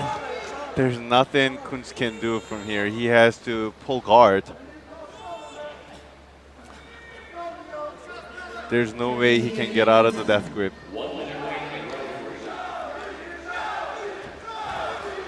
Okay. He tried to pull the guard, but couldn't get out of that grip.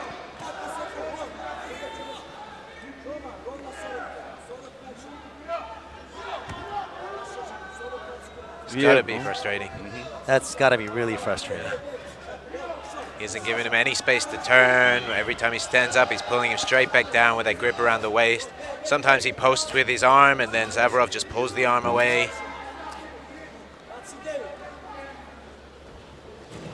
He's not putting the hook in. He's just staying around the back and throwing shots. 20 seconds left. Wow, just Kuntz did a roll, but not enough to get out of that position. Totally dominating the fight, Zavarov is. That's it. Wow. that is it. And he did it all of round 3. Yeah.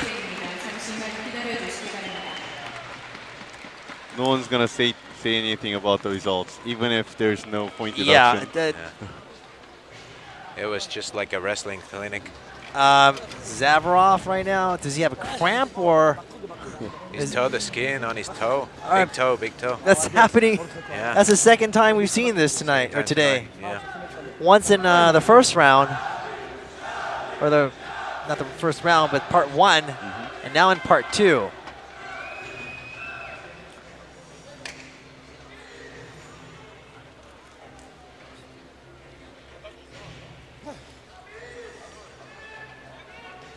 We gotta call this mat like the skin mat. You know, it's just like takes your skin off. Yeah.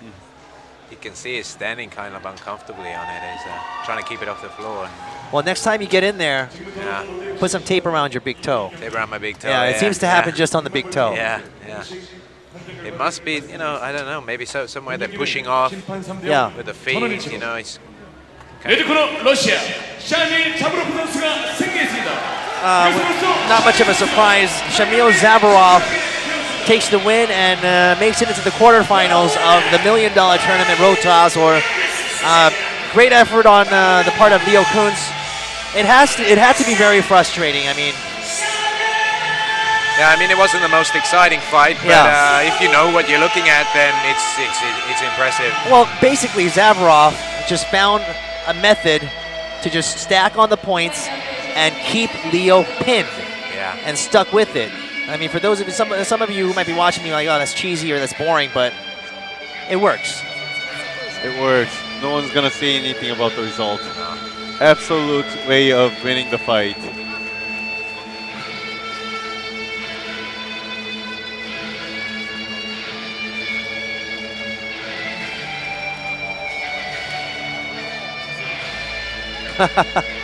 It's one of those the traditional hats, right? Traditional Yeah. headwear. Yeah.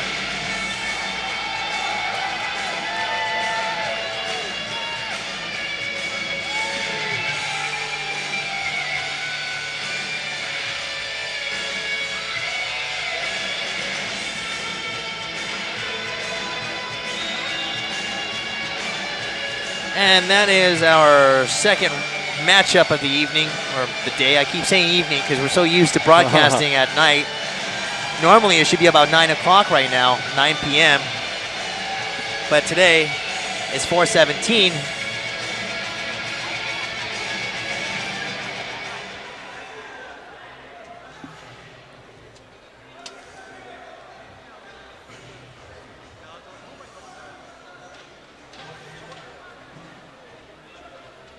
We have 7 more fights to go, including the openweight title match. And if it's all like the two fights that we had, we're going to be here until 12, gentlemen. I mean, as long as it's exciting and technical, we don't have a problem with it. But this next match, for some reason, I think is going to end a bit quicker. It'll be Chang Hyun Kim versus Mansoor Barnawi. I expect the first round finish of any fighter of these two. Barnawi's jiu-jitsu is impressive. Yeah. Like, it's really different jiu-jitsu. He Yeah, has different yeah. kind of movement. Yeah. It's going to be difficult to train for. And I heard he hasn't shown anything like that in the Road FC, but I heard his half guard is really good. Now, Chang Hyun Kim, he's also a versatile fighter with quite a record fighting out of Team MAD. Now, that's one of the premier teams here in Seoul, in South Korea.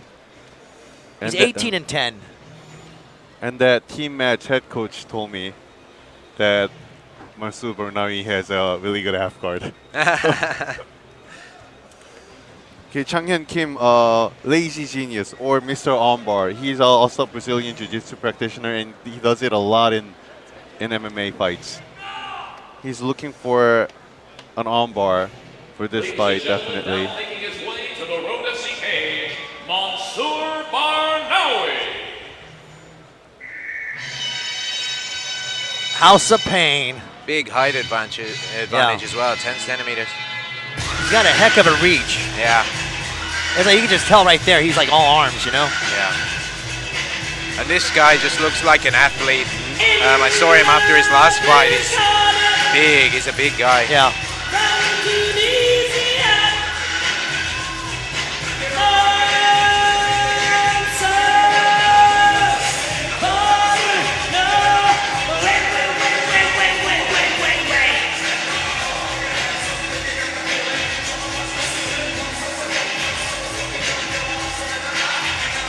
This guy's huge for lightweights. Yeah.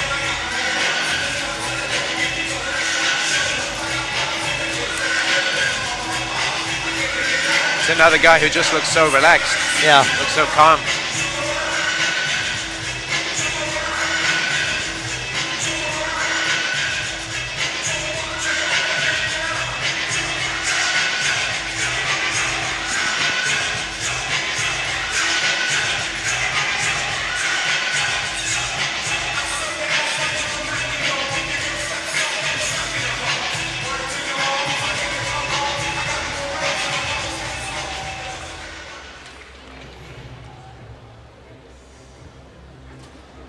And ladies and gentlemen, his opponent making his way to the Road FC cage, Chang Hyun Kim.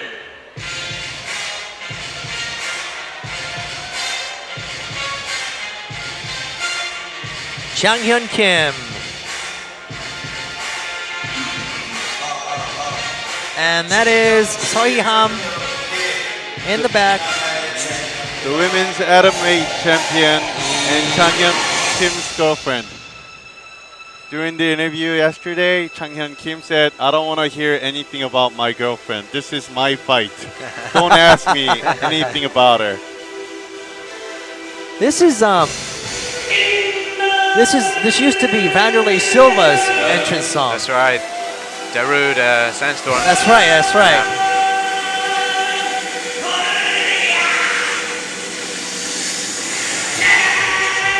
It's another one of those songs just makes you want to get up off your seat, like the House of Pain, jump around. Vanderlei's entrance music and Lenny Hart's introduction. I feel like I'm watching Pride FC. Well, we're not supposed to talk about his girlfriend, but Ham So-hee used to be known as Hamdre Silva. Oh yeah. That's right, yeah. Maybe a tribute to her, perhaps? She says she doesn't want to be called Hamdalay anymore because nobody knows Vanillay these days. Call me something new. That's what she said. Let's just call her So-hee Ham. How's that?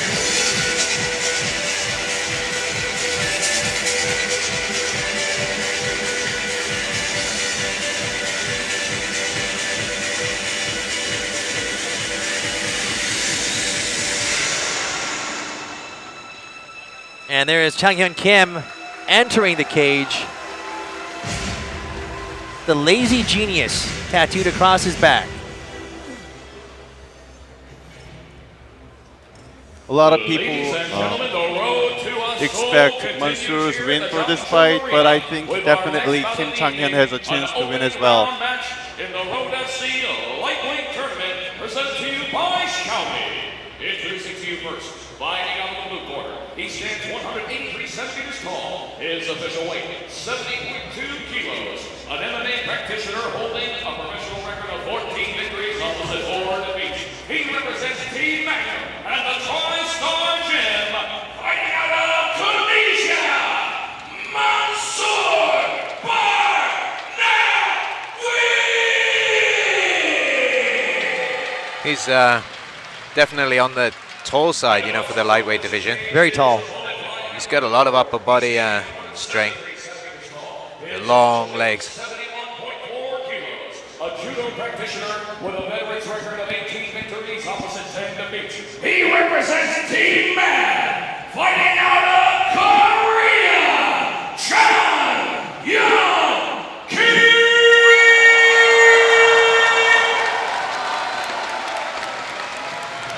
This match consists of 3 5-minute rounds, and your referee in charge of the action, Sung-min Kim.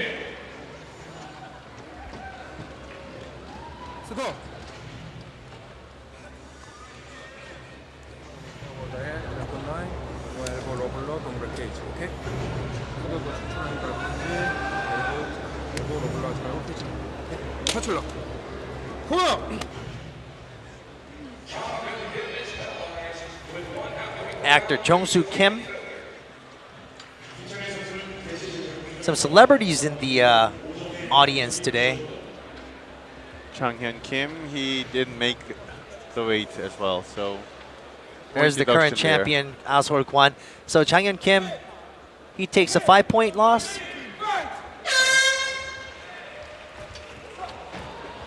And he's going right in. It's Chang Hyun Kim Just- who pressed it forward because he knows there's a reach advantage. He doesn't want to trade, but he wants to grapple with Mansoor. Mansoor with a shoulder shoulder punch. something. Mansoor has the clinch, but he does not have the perfect position. Oh, he's got to be a little bit careful with Yeah, those that knees. was close. Yeah. We don't want that happening again. I saw the worst low blow in front of my head last event. No, I thought I heard thunder. I know a behind story of that. Everybody has a medal cup from previous fights, but Aurgele was the only fighter who didn't wear the medal cup. I don't know the reason. That's why it hurts so much. Wow. I bought a medal cup especially, you know, for that night when I was fighting. I mean, metal or plastic. I mean, is there that much of a difference when it comes to an impact? When you hit the metal cup, it hurts. The guy who hits hurts a lot. And it protects better, right? I know, yeah, I've heard stories of plastic cups breaking. Oh yeah. Yeah. It's Mansoor who's controlling. Oh, he's got a couple punches in, and He likes that necktie, right? The Muay Thai clinch. Chang Hyun Kim has the wrestling grip of the neck. So Mansoor is out of it by doing the wrist control. Mansoor is holding on to that wrist. Another shoulder punch, but missed by Mansoor. He's going for that grip again, yeah. Muay Thai clinch. Yeah, people with reach advantage, it's good for them to get the tight clinch and do the knee kicks, right? Yeah.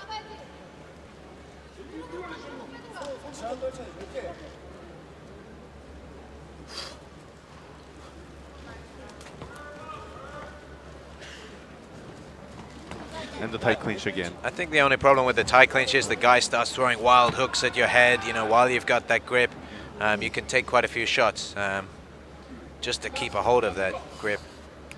That is right. I've seen a few fighters who gets that grip and get knocked out because Yeah. it takes time. Oh, that was a knee. He seems determined to get it though. Very nice knee kick by Mansoor. And you know, he's got these long legs, and those knees like just get straight up there. A great reach on the knees.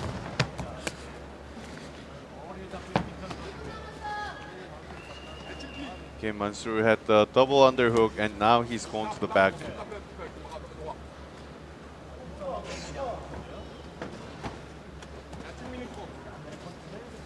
Mansoor has the back.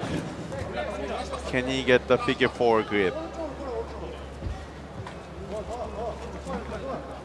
Oh, he's using the fence Okay. to get up there. Mansoor's looking for a bad choke. Up. Oh, he's And got the the body body- triangle. He's got the body triangle, yeah. Now, Chang Hyun Kim's got to support all that weight. Oh, Okay, he Sinking has it it. in. He has it.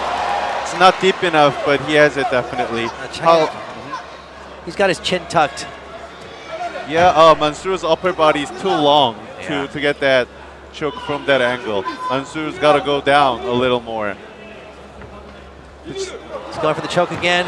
Again, now he has a right okay, it's almost in. It's almost in, but not perfect.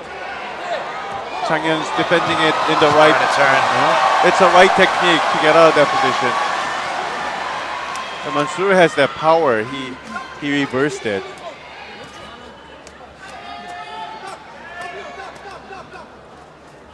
He's got it. He has He's got it. He has it. in He's the- got it. He has it. He's going to try to prise that arm off. Ace. All right, That's it. That's it. Mansoor Banawi Wow. with a rear naked choke.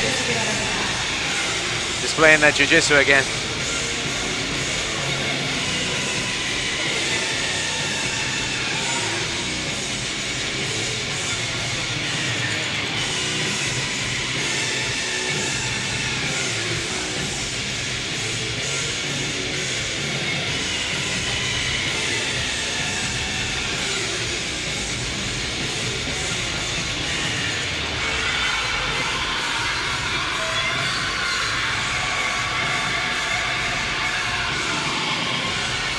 Current middleweight champion Jung Hwan Cha, lightweight champion Aswar Gwan, and Suchar Kim, who just got the championship belt.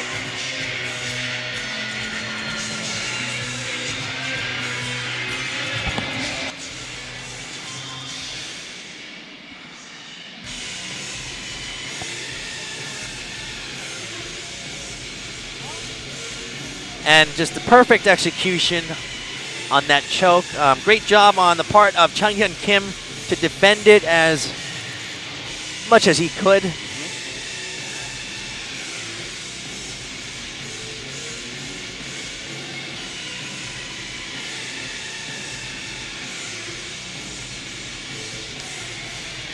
And it all started with the body triangle.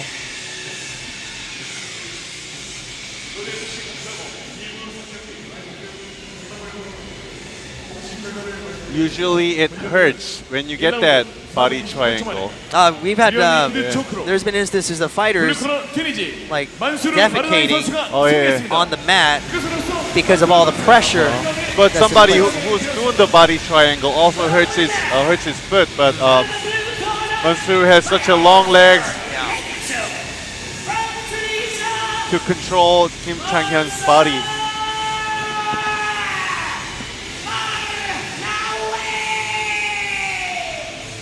Mansoor Banawi takes the win with choke, a rear naked choke.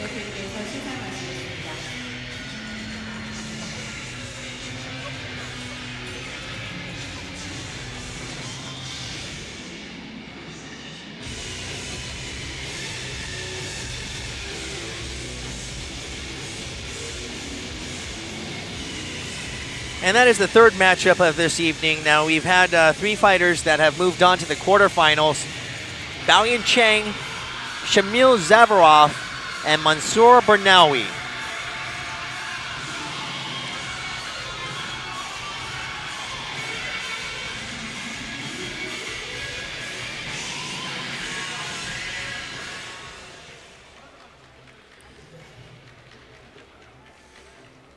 Now I am Young Kim alongside Yongjun Jung, and Stuart Gooch has just left for a second to conduct a backstage interview. It's not going to be aired, but you can catch it on our webpage, roadfc.com, as well as our Facebook page, RoadFC, and our YouTube channel, RoadFC. Now this next matchup is going to be Toninho Faria versus Nandine Erdine. Toninho Faria, he comes in with a wealth of experience, 33-6 record. Nandine Erdine has 6-2. We're gonna have to see what happens in this next one. Nandine Erdine, the fan favorite of the Road FC lightweight fighter. He's been fighting the best Road FC lightweight fighters, but this is gonna be a different challenge. This is a different challenge for him. He beat Bruno Miranda in his last fight to secure his position in the championship tournament.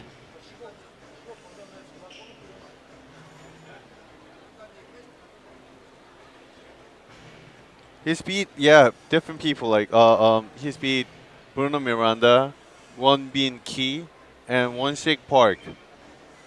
All these best Road FC lightweight fighters. And none of them were decisions. None of them were decisions. He knocked out everybody. The only loss he has recently is against Seungyeon Kim, the keyboard warrior. That's right, that's right. Who didn't fare too well in his effort to get in the Road FC $1 Million tournament.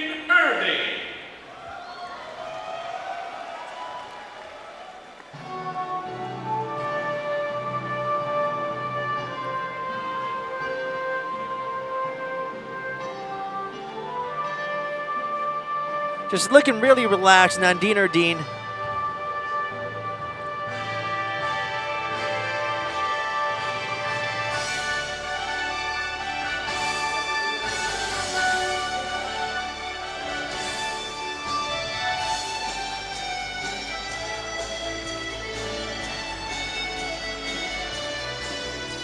Representing Team Fighter,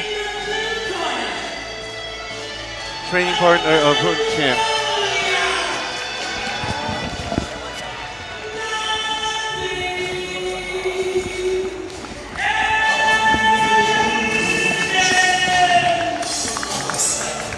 Nandine Erdine, orthodox fighter, kickboxing and boxing style. Mongolian boxing champion, training with Hoon Kim. I know a lot of surprising stories of Nandine Erdine. One of that is that he fell down from 4 stories building, and he wasn't hurt at all. No, why did he fall down a 4-story building? He was doing a construction work. Oh. And he fell down and he didn't get hurt at all. He went to the hospital, but he was totally fine. He must be made of steel or something. Something like that. Has like Wolverine abilities.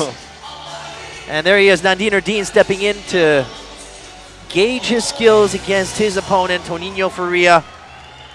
And the gateway into the quarterfinals.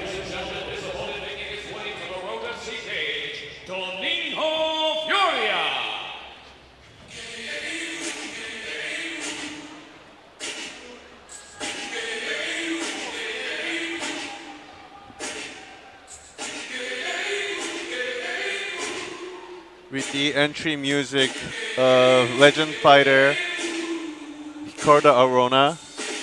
Aha. Toninho represents Pitbull Brothers, who is Brazilian Jiu-Jitsu, Brazilian fighters fighting in Bellator.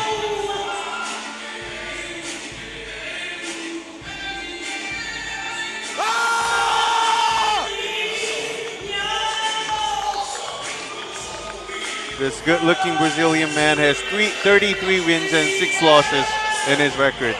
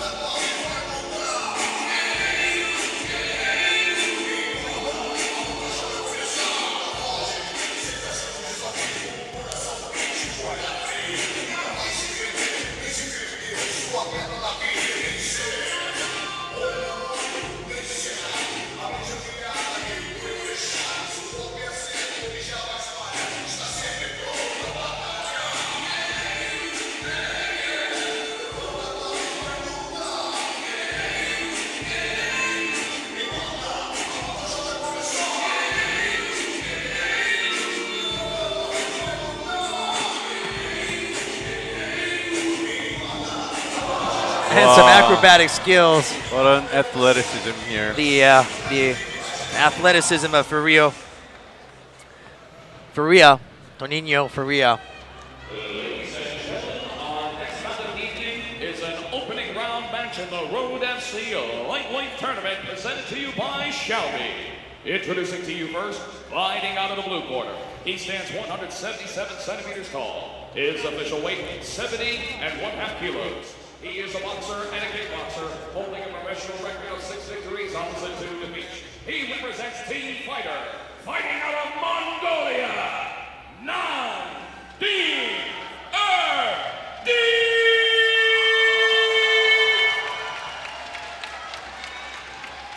And across the road in cage, his opponent fighting out of the red corner. He stands 175 centimeters tall. His official weight an identical 70.5 kilos. Raised in the fighting disciplines of Muay Thai and Jiu-Jitsu, he holds a veteran's record of 33 victories, opposite 6 defeats. He represents the Pitbull Brothers, fighting out of Brazil, Toninho! Now, Muay Thai and Jiu-Jitsu based fighter, 28 years old, Toninho Faria.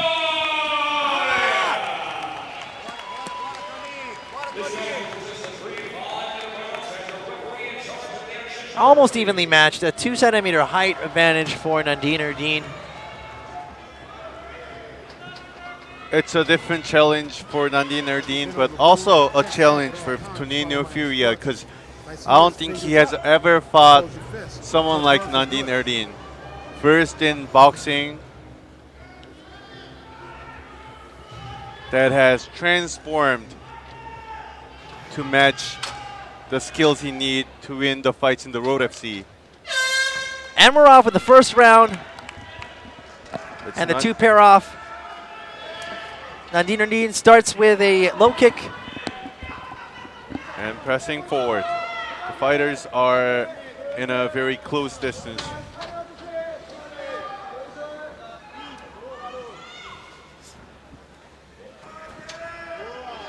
Stuart has come back to commentate with us. I'm back. Welcome back.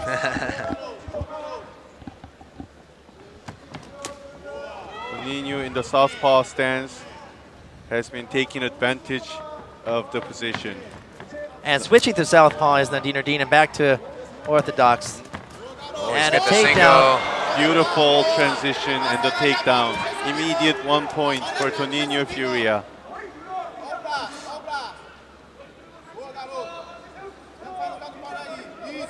Nandine Erdene is holding the neck, but it doesn't really do anything. I think it'd be better just to try to stand up using the cage. He's smiling. A huge close-up.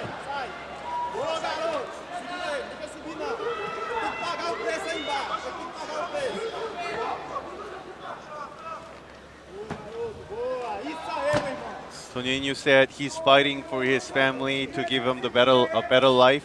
The same for Nandine Erdene.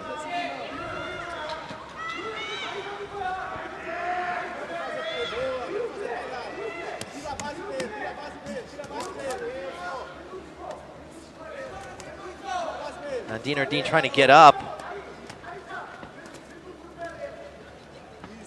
I've heard he's been working a lot on his wrestling in the gym. It's definitely been improving.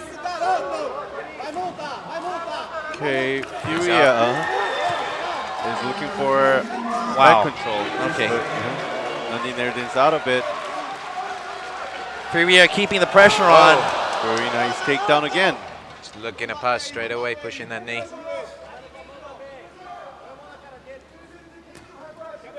Nandine Erdin is blocking that knee from coming in to get that half guard.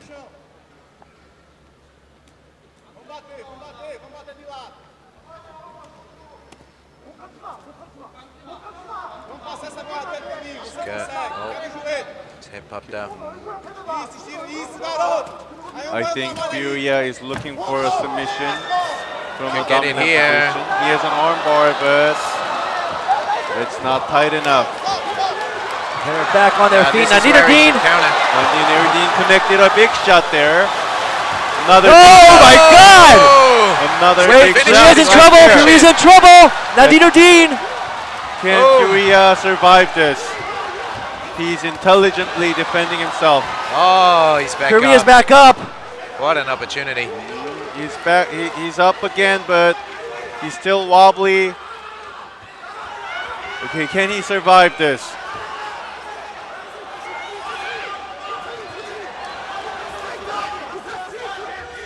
Nandine Erdin. Oh no! Oh, Nandine Erdin. Oh my God. My word, he Oh. shocked That's everybody it. again. Wow. I'm telling you, man, this boy is something special. Yeah, yeah. Insane. Tonino said he's okay, but we saw that he was out for a while and Yeah, came back. he was definitely out. It was a good stoppage in the right moment.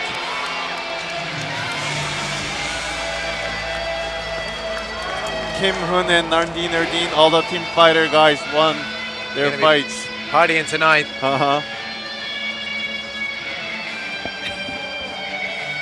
It's kind of a pattern with Nandine Erdin, you know? It's just, he always kind of seems to get in trouble the first time and then turns it around somehow and utilizes that opportunity to make it his. Those hands.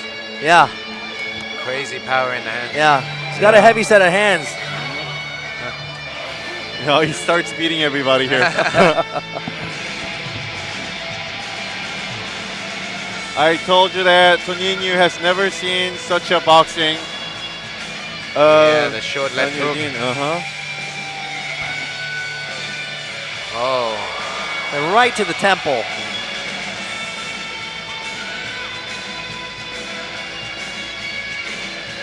The story continues. And it was just a basic straight. No Yeah. setup, nothing. Just perfect Yeah, timing. yeah.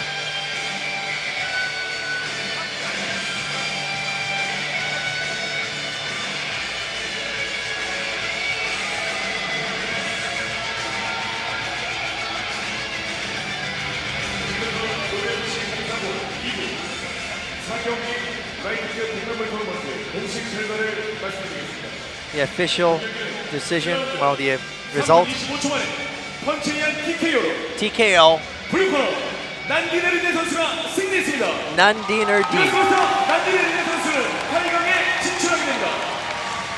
And he makes his way into the quarterfinals. From Mongolia, I am TKO.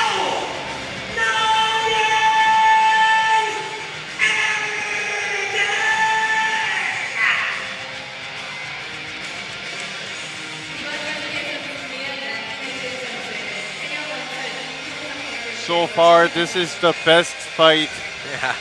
of the Yeah. tournament. Of the tournament so far, right?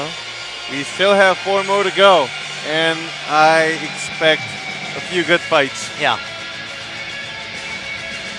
You know, congratulations once again to Nandine Erdin. He's been surprising everyone. I mean, his wins over just impressive opponents.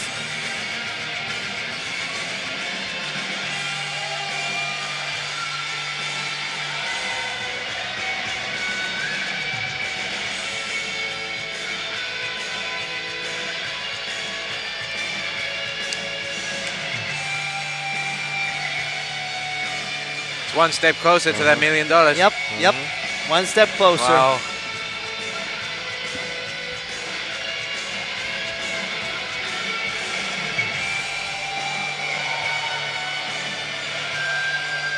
next 4 more $1 million tournament matches coming up. We still have Taesung Park and Kota Shimoishi, Jonis Torres and Elnur Agaev, as well as Tom Santos, another power fighter, versus Uchon Nam, and Shinji Sasaki versus Kukenku Amartuvshin. You shouldn't forget about the heavyweight title match after those tournament matches. This is like the dessert. This is the cherry on top, you know? We got the Super Samoan, Mighty Mo, versus Dongguk Kang.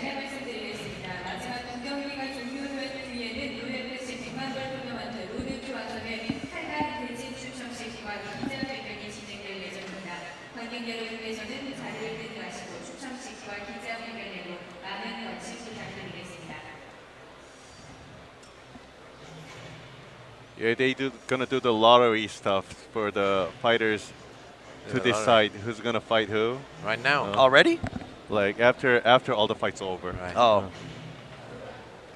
Like K1 World Grand Prix style. Oh, okay. That's gonna be fun.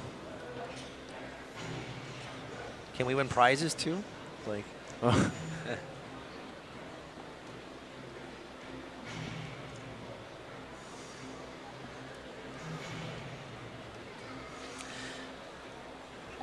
And we're live from Changchun Gymnasium in Seoul, Korea. It is Saturday, the 15th of July.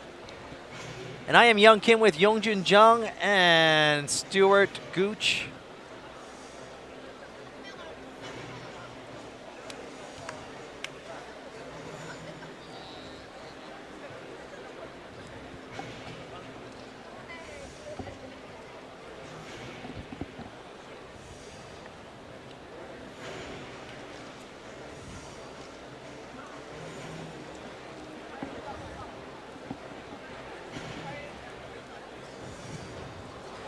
Kota Shimoishi and Taesung Park, they're set to go head-to-head next.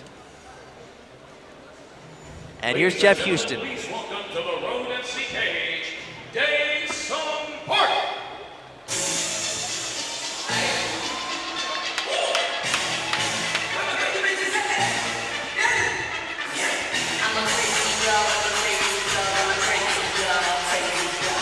Taesung Park is another one of those fighters that just keeps improving with each match. Gets better and better. Taesung Park, his nickname is Crazy Dog. He bites everybody on his way. He started out as a wrestler, amateur wrestler, because his coach Bae Yong-kwon told him, you know, if you want to be an MMA fighter, you got to do wrestling. Then he went to this school for elite wrestling. And then right after the graduation, he debuted. At the age of 24, he's in a really good position and a good time for him. And already he's accomplished quite a bit. Yeah, I was so impressed with his recent victory over Rodrigo Caporal. Like the way he controlled him. Yeah. Jiu-Jitsu black belt. Rodrigo Caporal, Atos Jiu-Jitsu player, probably #1 in Asia. Totally dominated by Taesung Kim. Park. I actually trained with Taesung Park a few weeks back, about a month or so ago. Yeah, he came down at gym, said he wanted to train a little bit with me. So yeah, I definitely felt his control. You know, his wrestling ability is really good, and his top control was so good. I mean, I like to use my jiu-jitsu, but he kind of stifled my jiu-jitsu, you know, pretty well. Yeah. He said he recently trained in the southpaw position. Yeah. And he used it really well in the last fight, That's right. Yeah. He was using southpaw when we trained too. And ladies and gentlemen, please welcome to the Road FC cage his opponent, Kota Shimoishi.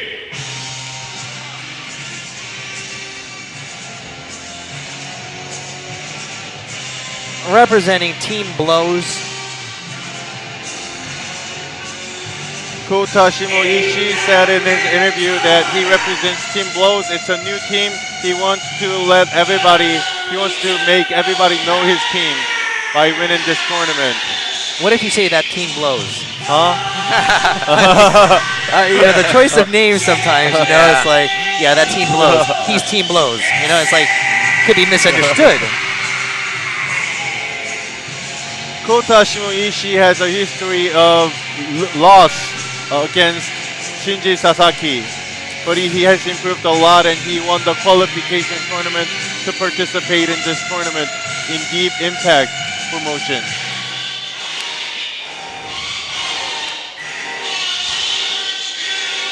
And there he is.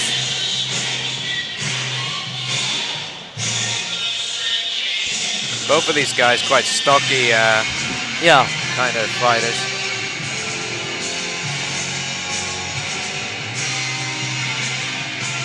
Very different from fighters like Mansoor Banawi. Yeah. Just really lanky.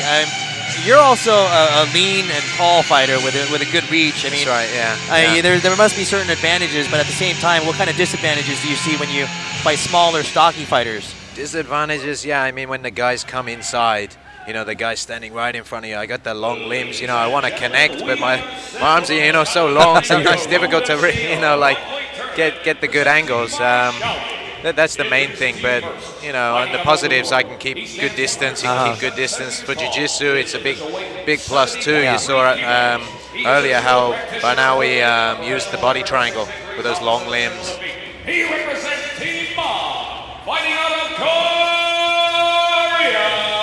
Day. So this time, these two fighters, it's not going to be a mismatch when it comes to height or reach. They're about the same. Yeah. Well, not exactly. They're 7 centimeters, but You wouldn't really, Yeah. you wouldn't guess that.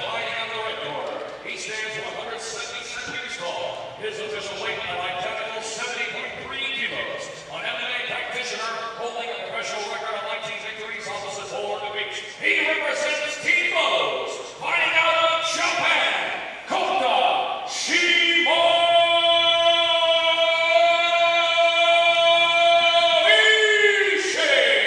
and that I think Jeff Houston should trademark that as the Jeff Houston proposal. You know, where he gets down on one knee. Yeah. I want to know where he got his bow tie from. Oh, dude, he's got like a whole collection of them. yeah. It's that one. I told him that it's a hazard because you know you do a quick turn with your neck or something, you're gonna slice your neck open, bleed out on the mat. You know. He said he'll do it for Road FC.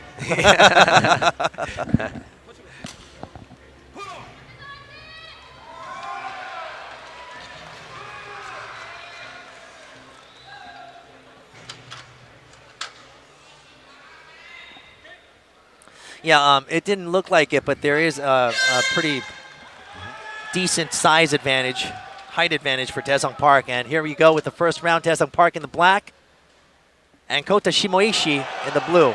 Oh, And straight down. starts right away with a takedown for Kota. It's Kota first, who did the takedown and trying to get the back. Okay, Daesung Park getting back to the cage, using it to get back up. He has Kota got one leg.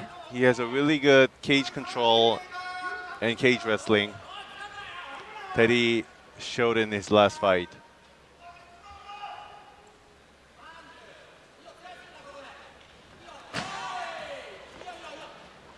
All right, way to keep that balance.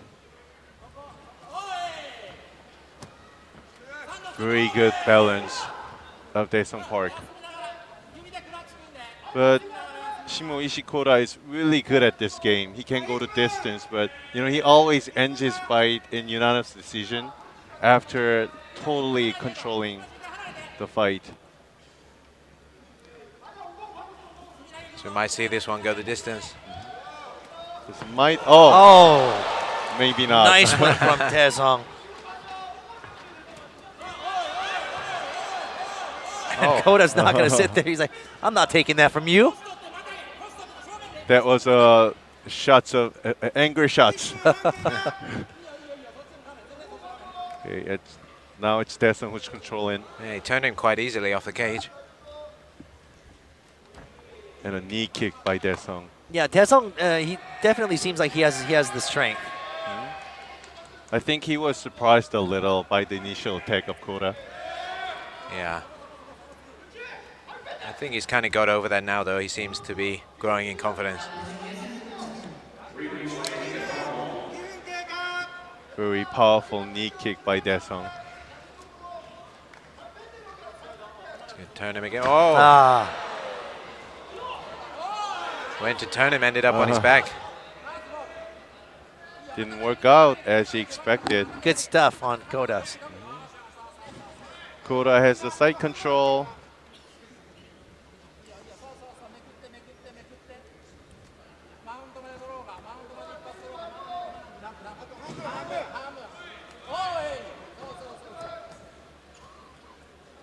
Daesung trying to get up, but Kota's pushing from the top.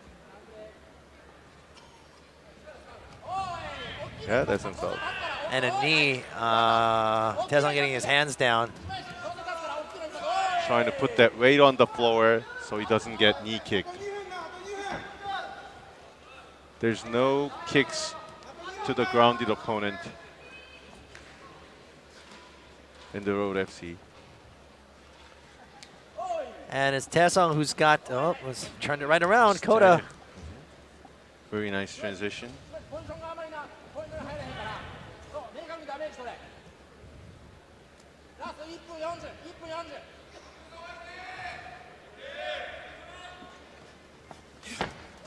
Oh, went for the judo kind of throw and Didn't ended work. up on his back again.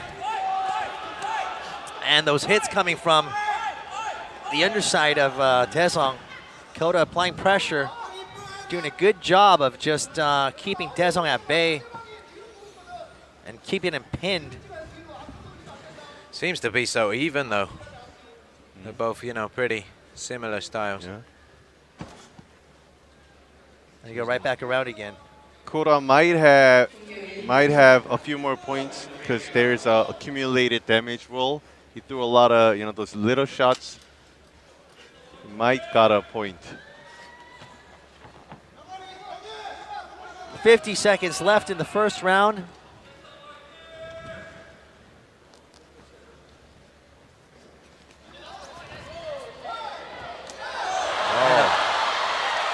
He's going forward. Wow.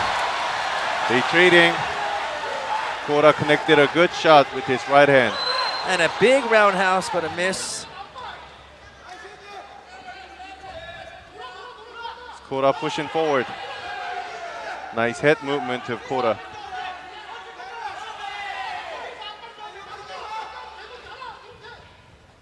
Kota has a decent boxing skill.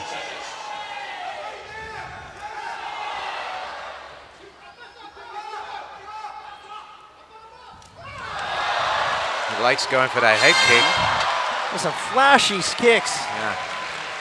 on the part of Taesung. It's just surprising me. I thought I had a feeling that Taesung Park would overwhelm, but There's no easy Russian fighters, but there's no easy Japanese fighters either. yeah.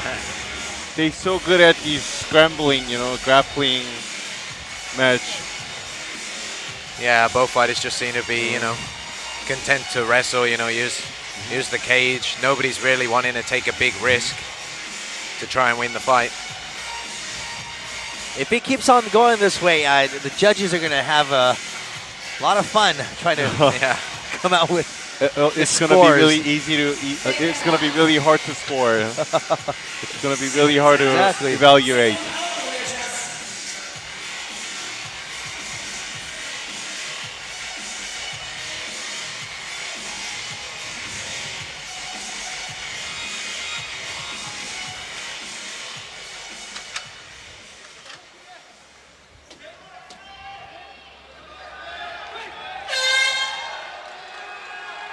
And round two. Kota Shimoishi in the blue.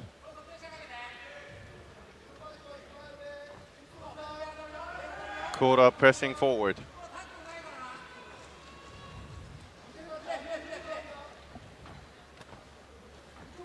Doing little jabs. And a low kick by Kota.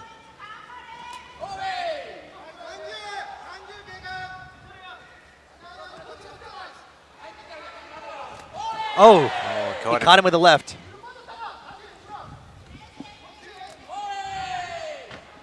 I think the striking could be the difference.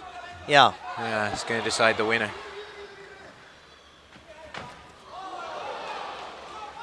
They're both pretty even, like wrestling-wise.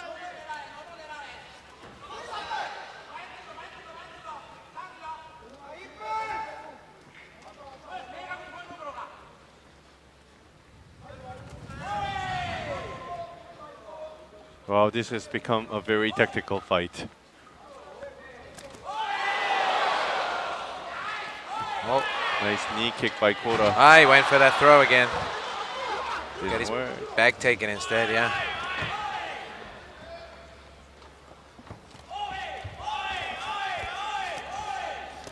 Oh, That one, connected. that one yeah. hurt.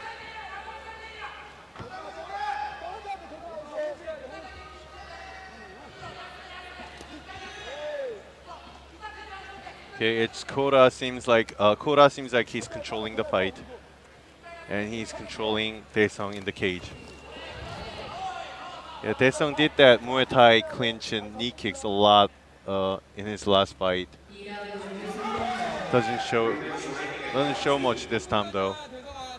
Doesn't have chance here for that. I think that's what he's got to do. He's got to push away, got to find some space, start striking, get some points back. It looks like he tried it, but Yeah.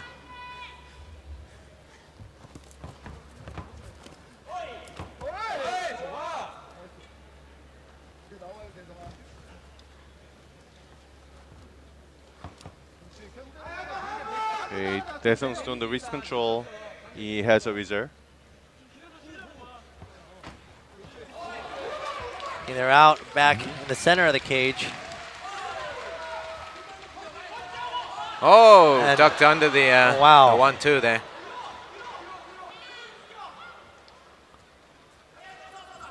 Oh, he's got his back in. Quick transition to back position. He's got one hook in. And he has the choke. He's got He two has hooks it on in chin. too. Yeah, he has it on the chin, but it might work. It's gonna work. It's deep enough. It's deep enough. Yeah. Oh, There we go. wow. Kota Shimoishi. Just took advantage of that slight mistake and Yeah. put the hook in. Got the choke, put the other hook in. Just really impressive action on the part of Kota, That as well was, as Daesung, but That was a quick transition. He was, doing the top pressure. He was giving the top pressure, and then Yeah. he made a transition into that back position right away. Daesung looks disappointed, I think, yeah, he's very disappointed. He's Yeah. probably just wondering what led to that. Yeah. Yeah, he made all that big comments during the press conference. Right, yeah. Yeah. But Shimoishi Kota definitely had the control of the fight, and he showed decent skills to satisfy all the fans here.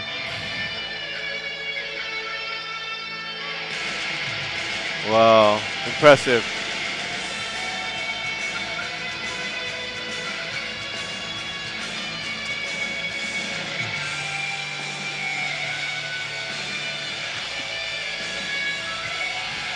Daesung Park, although he doesn't qualify for the, well, not qualify, but he doesn't get into the quarterfinals. Although he is eliminated, he's a young enough fighter where he could take this experience and come back to fight another day. Yeah. He'll definitely be back. He'll work on those things, come back stronger. 시모이시 코타 선수가 승리했습니다. 이것으로써 시모이시 코타 선수가 8강에 진출합니다. Ladies and gentlemen, your winner, out of the red corner, from Japan, by a rare naked choke, Kota Sato. So what do you think, Yongjun? Shimoishi ready for Sasaki? I think he's ready for Sasaki. It gonna looked be pretty impressive. Might be a good revenge match. Yeah. But I don't know. I wonder how Sasaki has improved for this up to now. So Sasaki Shinji, he will be fighting Kukenku Amar Tufshin, and that's going to be the final lightweight tournament matchup. And we just saw Kota Shimoishi defeat Daesung Park. wow, nobody would have expected this. No. Oh yeah, I was surprised. I'm very surprised. But just really, really impressed with Kota's performance.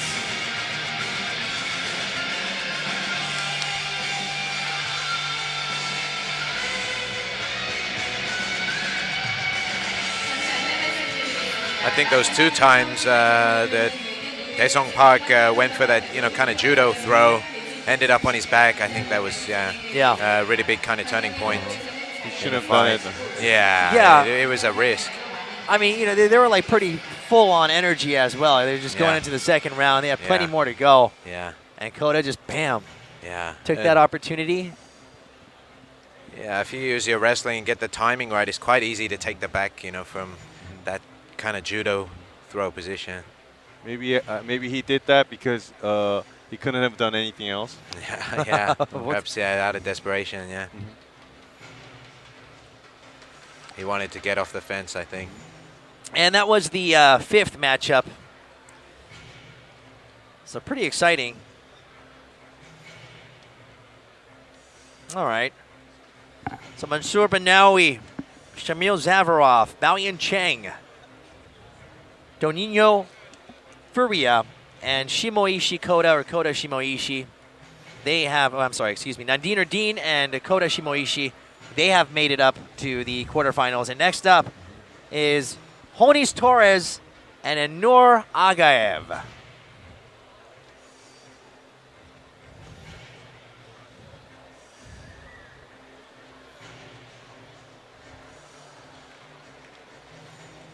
Honis Torres is Shuro Brazil champion. Shuro Brazil champion means that you can go to any organizations.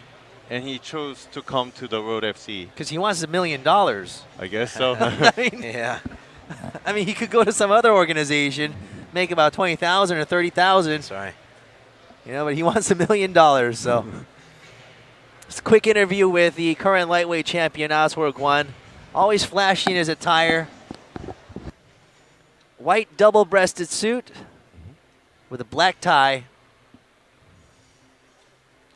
I can't hear what they're saying, but he is the current lightweight champion. And whoever wins this tournament, whoever is the one to come out on top, will face Aswar Guan, sitting at the top of the pyramid, and they will go for the belt as well as the $1 million purse. Now, Aswar Guan, he seems to be keeping in shape. We saw him gain quite a bit of weight. I don't know if he could tell me the secret of losing that weight. I mean, I would really like to. He just got married. Oh yeah, you lose weight if you get married. See what's happening with Stuart? He has to keep eating. Marriage is no joke, man. It's the toughest fight of all. All the fighters at the press conference yesterday said something about Kwon Sol and his position that he's waiting up there, right? And and he even talked something about Habib. Nobody knows Habib. Who knows him? Oh.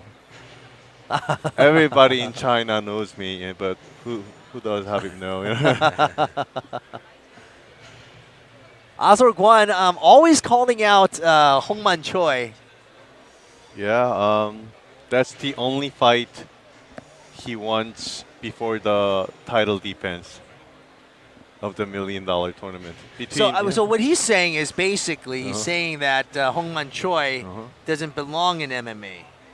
That's what he's saying. That's a circus match that he wants to have, he said. Well, it's kind of like David versus Goliath, but Goliath, that one little finger flick, you get hit by that, then that kind of causes a problem. Okay. Remember when he dropped Ari Gale? Yeah, he touched him. Did you see that match, Stuart? I saw that. It was like, I don't even know what he did. He just kind of like moved his hand. It was kind of unreal. But we thought Ari Gale had like a heart attack or something. We're like, what happened? What happened, man? Yeah. I think Hongman Choi is just so big and so strong, right? People don't realize how much, power he's got. It's like, imagine a safe being swung at your head. Yeah. Yeah, he used to knock out people by lifting his knee up. Yeah. And then those pounding things, the hammer fist. Oh, yeah.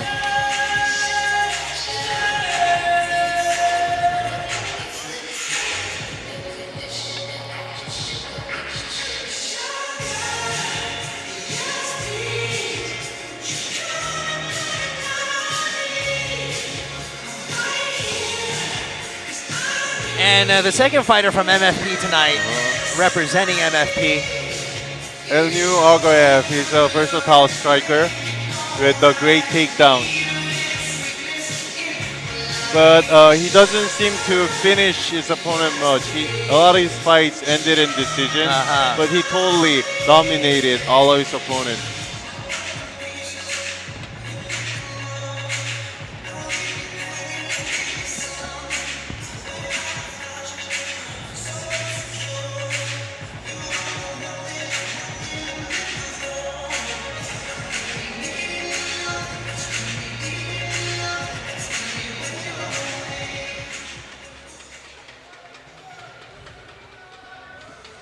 Ladies and gentlemen, his opponent making his way to the Road FC cage, Holmes Torres.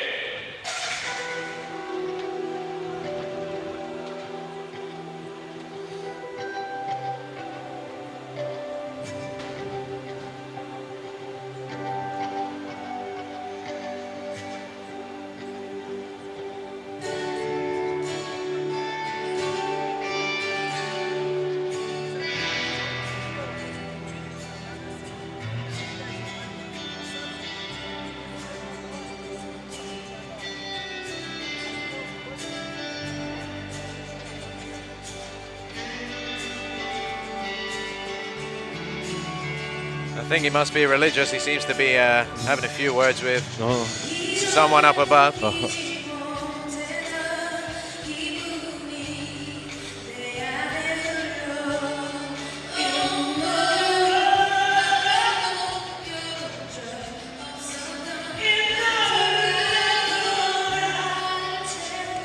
I always like to use my entrance song as a way to get kind of motivated, you know, get in the zone. I don't know how guys, you know, put on this kind of music and get geared up for a fight.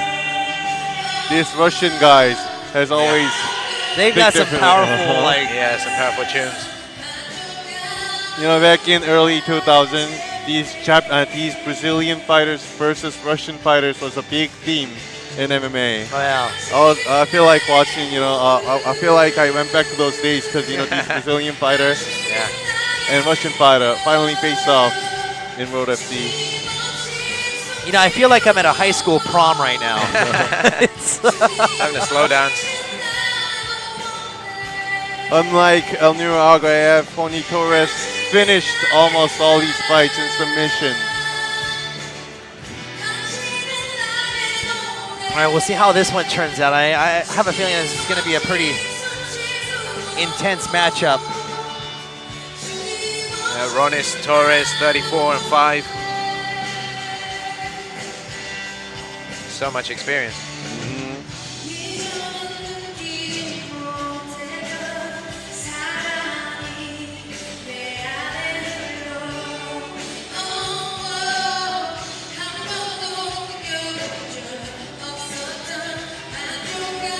Okay, this is Korean song, huh? This is Korean It's a Korean song. Yeah. Oh, a tribute to Korea. Sounds good. He's hopping up the stairs.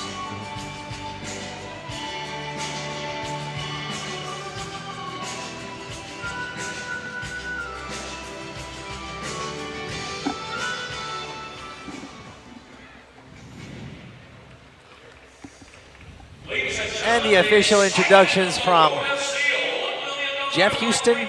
Continues with our next bout of the evening presented to you by Shelby. Introducing to you first, fighting on the floor.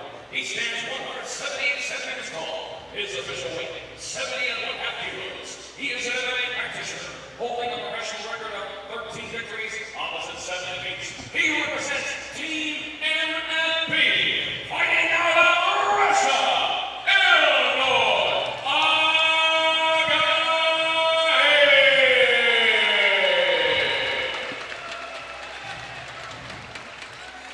And across the road with cage is a opponent fighting out of the red corner. He stands 171 centimeters tall. His official weight, 70.2 kilos. Raised in the fighting disciplines of MMA and Jiu-Jitsu, a veteran's record he holds 34-5. opposite 5 defeats. He represents Nova União, fighting out of Brazil, Tony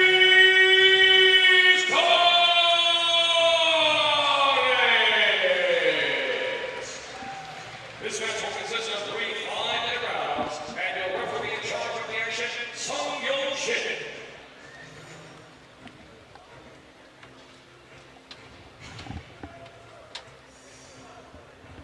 And the two face off.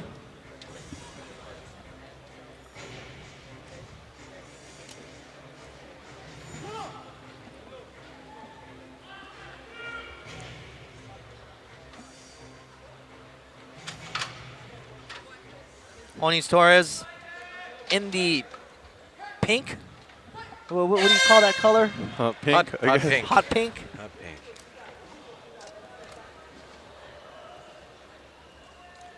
It's Onis Torres who's taking the center of the cage.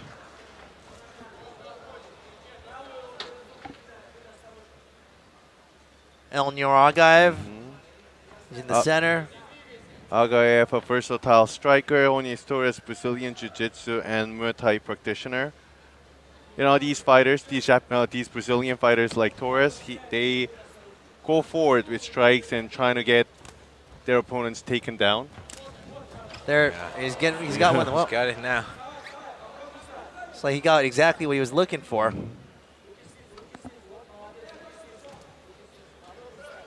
Ended up on top half guard. He's also got the cage side, so it's going to make it difficult for Elner to get up. He's past the side. Powerful pounding right there. Oh, And straight tap. up Ah, he around. just passed it just like that. Yeah. If he wants to submit his opponent, this is the chance because they're not sweaty yet. Oh, he just bumped him off. Beautiful transition. Beautiful escape by a new Agaev. Torres keep putting a lot of pressure.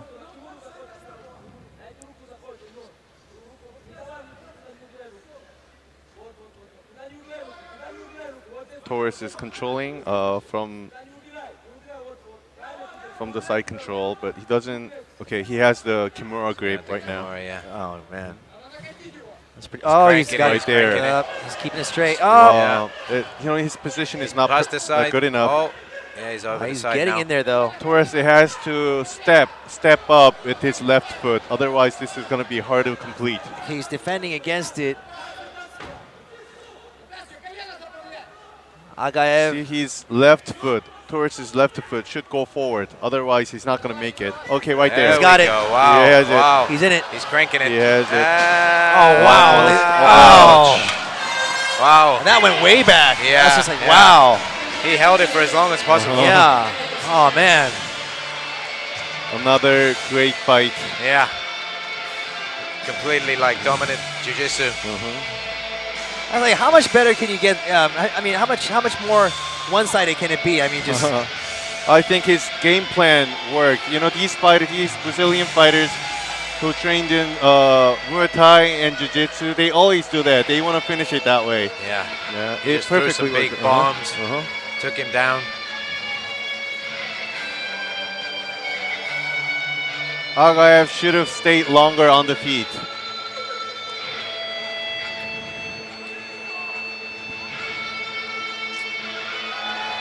I think that's what he wanted. I think that's probably what he wanted, Yeah. but didn't work out that way. And Onis Torres gets the win and an entry into the quarterfinals. He's talking again to somebody Yeah. in the above. Seems pretty emotional.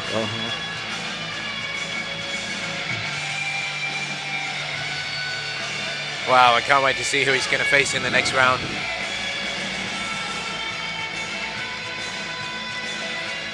Yeah. That kick catch. Yeah.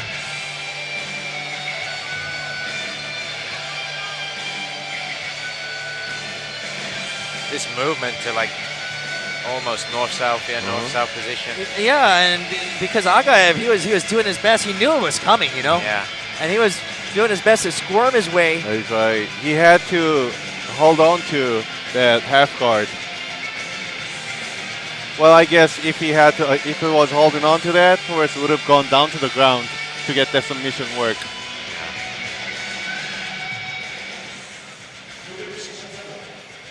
Usually, you don't want to put in like all that power in the first round submission try. Yeah. But yeah. Jonis Torres put everything there. Yeah, I think he knew it was going to work. He went for it. Jonis Torres. Nova União. His upper body is just huge. Yeah, you So don't, strong, you don't right? expect that kind of physique in jiu-jitsu. I mean, they got good physiques, but he has a lot of strength too. That upper body is made for that Kimura. Yeah, yeah.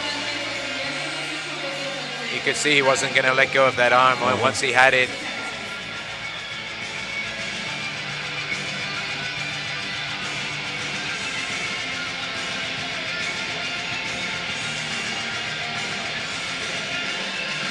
And that concludes the 6th match of our tournament, the $1 million Road to Azhor tournament. I'm Young Kim with Yongjun Jung and Stuart Gooch. We have 3 more matchups left, including the main matchup, the main card, main event. I told you I'm jet lagged a little bit, so I'm like saying outlandish stuff every now and then. But next up, we're going to have Tom Santos facing Lee Chol Nam. The rematch. This is the rematch, right? Yeah. No. They did it before. Yeah, I'm kind of wondering. Santos, yeah, Santos won. It was kind of a shock. It was Yu Chul Nam dominated the first round, but Yeah. in the second round he seems not moving at all. We'll see what he has in his pocket for this one. I'm sure he came out with a different set of weapons, ammo, ammunition, arsenal. Tom Santos is a Brazilian fighter, but his Brazilian jiu-jitsu is not really good. But his Muay Thai is really good. But He's a Japanese fighter, but his karate is not very good. or something like that, yeah. Did you see the scuffle at the weigh-ins yesterday? Yeah, I missed that. Santos You were and, there, right? Nami Yeah, I was Cho. there. Yeah, They had a little, kind of scuffle. yeah. I heard from someone that Santos was really mad because he had to fight the same person one more time. I think, I would be pretty crazy too, you know. I already did this, man. Yeah, and then Nami Cho's not a, Icho Nami's not an easy opponent, right? So he's got to do it all over again. Yu Chul Nam said in the press conference that he didn't have enough time to prepare for this guy because he was preparing for someone else, right? Right. Oh, now that kind of turns things around a little bit. I know he hit those heavy bags with his knee more than 1,000 times a day Oh. with this fight. That's right. His coach said something like in Thailand, they Yeah, throw yeah. knees on the bag every day 1,000 times. So he said he wanted to imitate that. Yeah, he's been throwing lots of knees and training hard.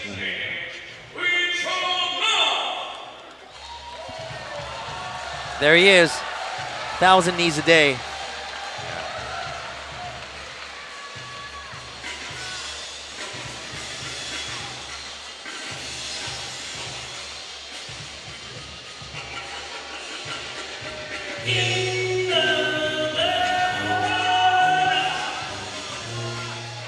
He's been using this really kind of upbeat soundtrack since his last fight. It's a kind of brass band. That's like jazzy. Jazzy, yeah.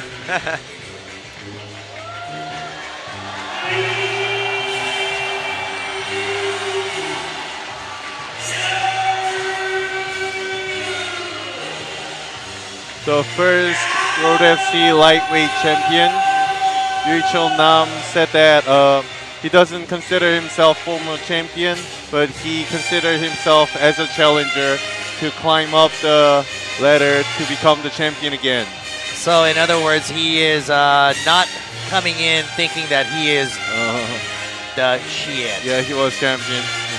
So he's basically saying, yo, I'm back grounded. I'm going to work my way back up, make that opportunity, and reclaim that belt. Oh, this is sexual healing.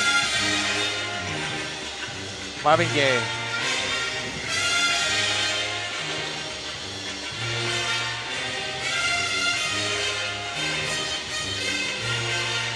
I think it's always exciting when Uichon Nam fights. The way he comes out, you know, really aggressive. I'm looking forward to that in the first round, him coming straight out the blocks.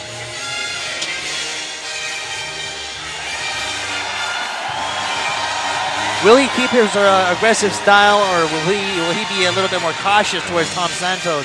Yeah, sometimes it's his downfall, right? He gets countered. And ladies and gentlemen, please welcome to the cage his opponent, Tom Santos. And to keep that aggression, you know, it takes a lot of stamina. Yeah.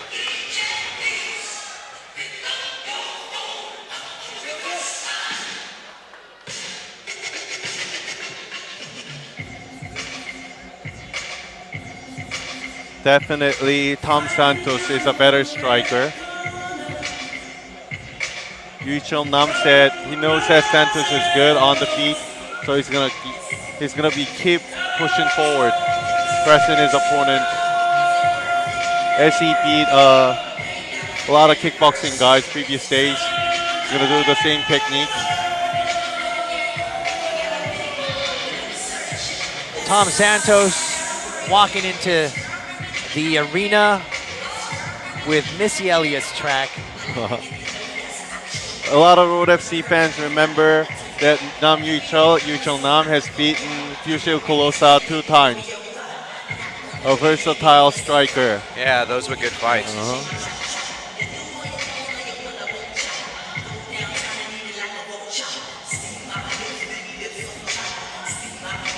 So no low kicks today at all. That's No low kicks. Yeah, we haven't seen one low blow. No. Remember Sasaki Shinji, he took his share of low blows too. I mean, we had like full 20 minutes that was that he received or something, or was it 10 minutes? I think it's because the metal cup that really works. No? I guess. Yeah.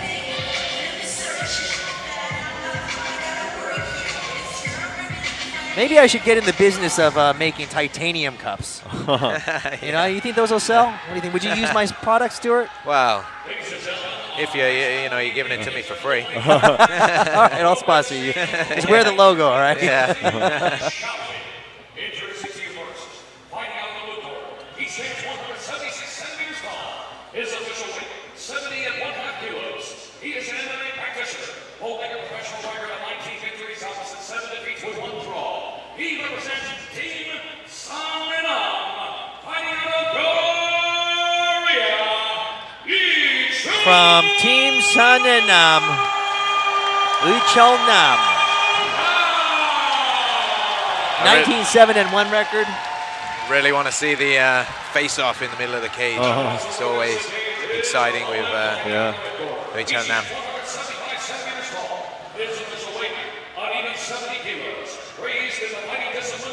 I think Herb Dean might need to keep him apart. He represents Brazilian Thai, fighting out of Brazil, Tom Santos.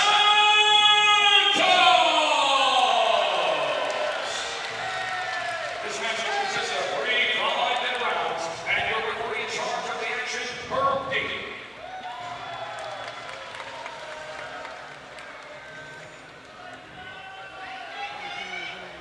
Oh, Yeah. walking It's straight intense, up. Intense.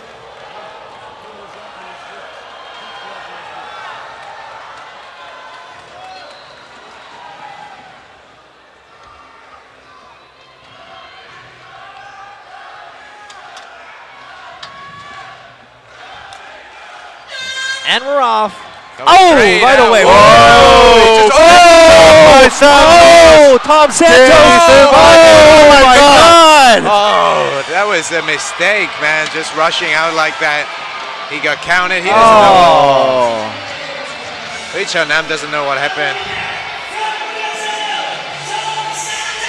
I mean, he's ready to go again, but he got caught. He got, wow. Yeah. He was out. Wow.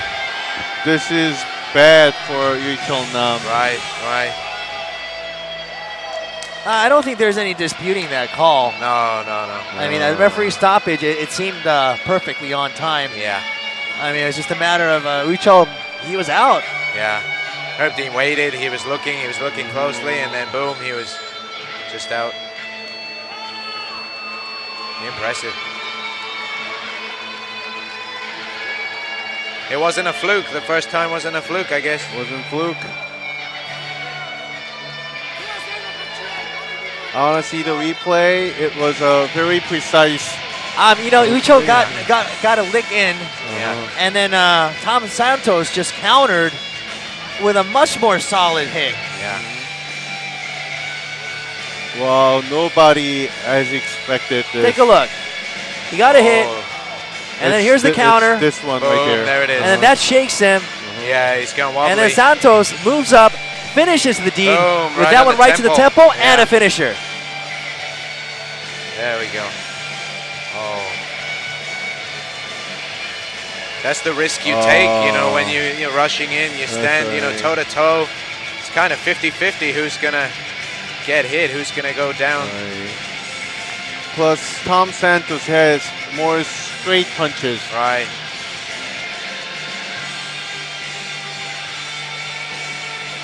Oh. I can see where Lee Chol-nam might have a problem with that referee stoppage. Well, but this was. I think the pounding, he took quite a few shots at the end. There. See, his arms are down. And then he picks it up right there after.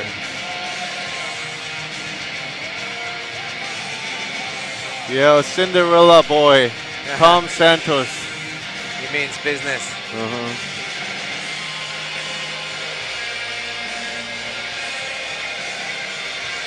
And it has to be rather disappointing for Lee Chol-nam, though.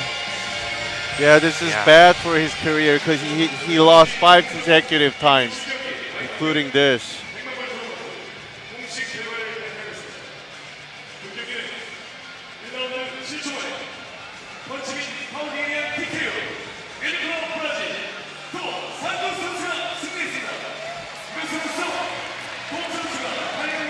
TKO win, and he makes it into the quarterfinals.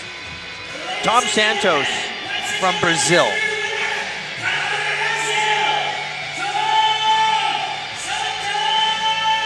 Yeah, how many seconds was that? I believe it was 10 10 seconds. seconds. Wow. I think that has to be like one of the fastest One of the- KOs, if not the fastest KO in Road FC history. So there's no Korean boys left in the tournament. That's right. Are you serious? I wasn't keeping track of that, but yeah, you're right. It's truly international. The stronger survives. Now we have one Korean boy, Oh yeah. Azor Gwan. Sitting at the top.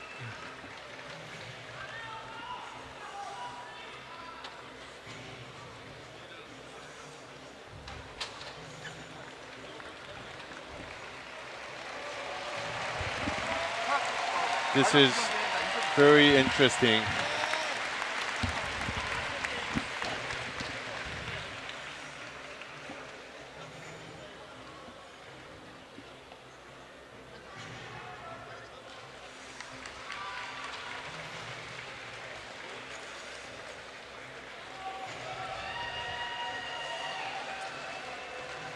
Yeah, that shook him, and that one just that went to the temple. Yeah, just so accurate.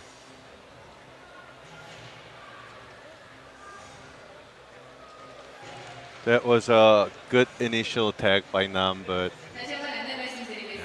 말씀드렸다시피 마지막 두 경기가 종료된 뒤에 로드 FC 쟁반별 토너먼트 로드 투 마술 8강 대진 추천식이 있겠습니다. But he's obviously disappointed. 경기가 끝난 뒤에도 자리를 뜨지 마시고 yeah, he didn't show anything. He has prepared so much for this fight, but there's no chance. I think his emotions got the best of him. You know, he was. I'm not sure if it was a tactic to just get in there and take Tom Santos by surprise, overwhelm him. I'm not sure what it was, but Tom Santos, he wasn't phased. That's right. Yeah, it seemed they both had the same idea, just rush, Yeah. you know, straight in. They clashed in the middle, and you know somebody has to come out on top. Yeah, and in a way, it's almost anyone's game. I mean, it's skill, but at the same time, in a situation like that, a little bit of luck helps also. I'm so shocked. He was, He's you know, speechless right now. Tom Senna is just so accurate. Yeah. The way he hit the temple, that like wow. And the uppercut was close too. Yeah.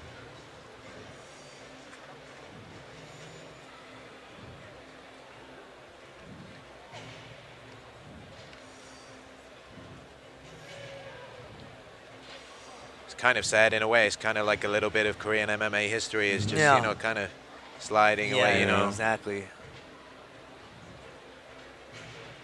It's I remember when Kazushi Sakuraba, Yeah. you know, he was just legendary, and he kept coming out. His last fight, I mean, he lost so much weight, and he was out there, and I was just kind of looking at him, going, "Wow, you know, I mean, he just completely got, you know, taken over by his opponent." I forgot who his opponent was, but Like he's been, yeah, he lost a lot of, he lost a lot of times. I mean, he built this industry, I believe.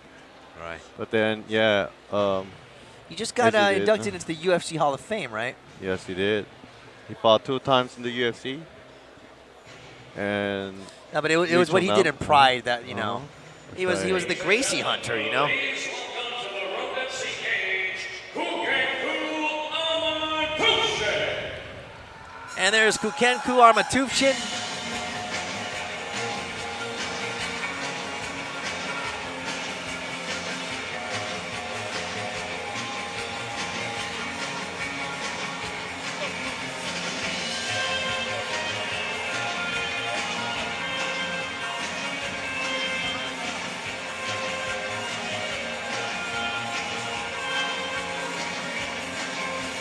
Now, Kukenku Armatufshin, he's going to be facing Shinji Sasaki, who has an extensive record.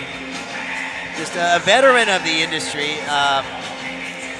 He's a crafty, elusive fighter. I mean, he's one of those guys that's just able to, like, somehow get out of every kind of situation that puts him in trouble. And has a way of just scoring points. You know, just really, like, he's like a chipper, you know, he just keeps chipping away at his opponent.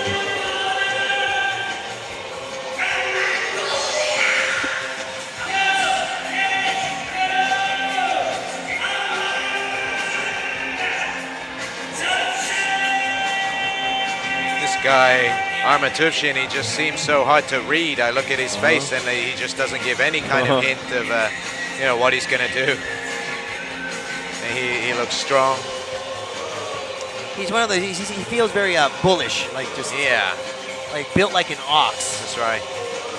I remember he surprised everybody by beating Rodrigo Caporal, but actually Rodrigo Caporal didn't make the weight and got the point deduction. Right. But still, because you know, core MMA fans felt that Rodrigo Caporal #1 in Brazilian Jiu-Jitsu in Asia, but seems like there are a lot of good fighters who can beat him. Yeah.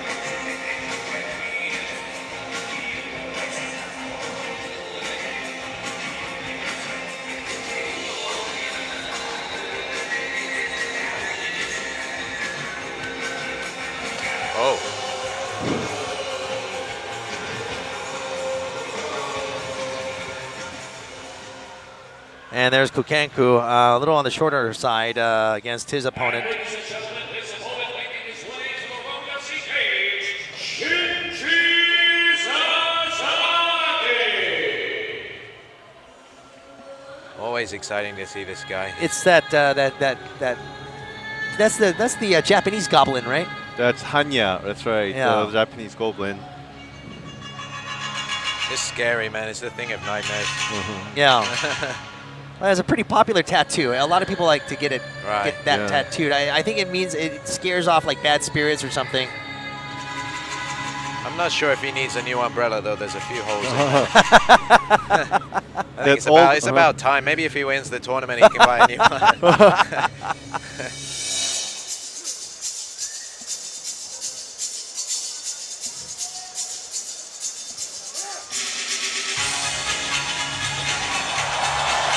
And, you know, he's a fan favorite. Yeah, I'm telling yeah. you, Sasaki Shinji, he's won the hearts of Korean fans.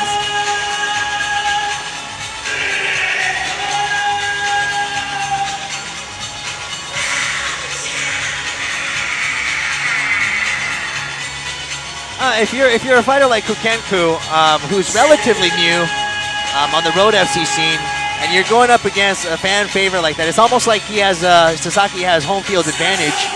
Right. That's got to play into your mental a little bit. I think it definitely does. You know, having the crowd on your side is a big advantage.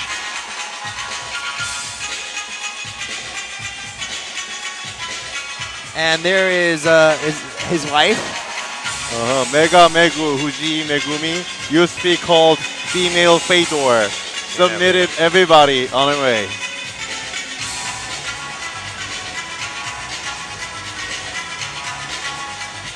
How did they meet? Did they just meet, you know, training or something? That's what I heard. Yeah.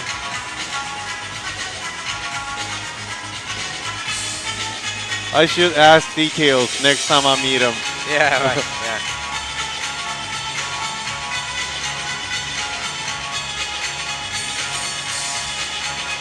So Sasaki says he wants to win the championship belt for his wife. Yes, and he said there are so many great fighters in this tournament. He might not make it to the top, but if it's possible, he wants to fight Solkwon, the champion, one more time.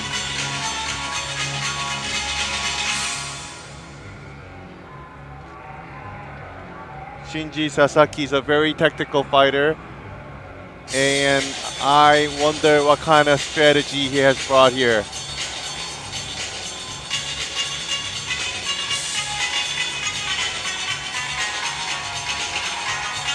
He's got his toe taped.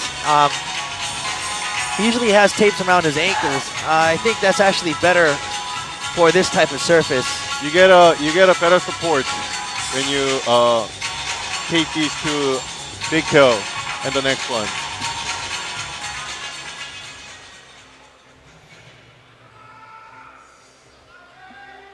Ladies and gentlemen, this is the final opening round match in the Road FC Lightweight Tournament here at Road FC 40, presented to you by Xiaomi. Introducing to you first, fighting out of the blue corner. He stands 170 centimeters tall. His official weight, 70.4 kilos. A kickboxer with a professional record of 5 victories, opposite 3 defeats. He represents Shirin B, fighting out of Mongolia, Kukenku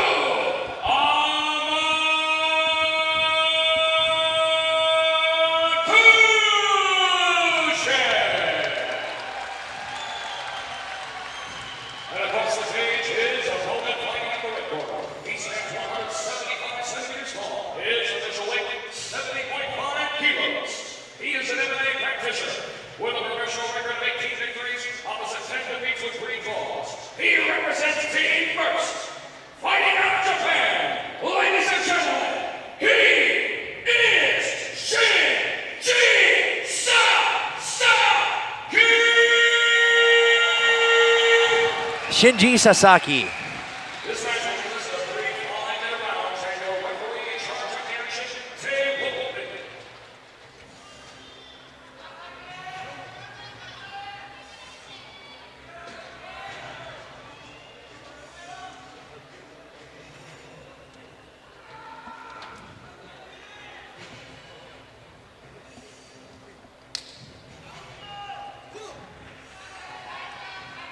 And Shinji Sasaki in the white shorts. And there's Kukenku.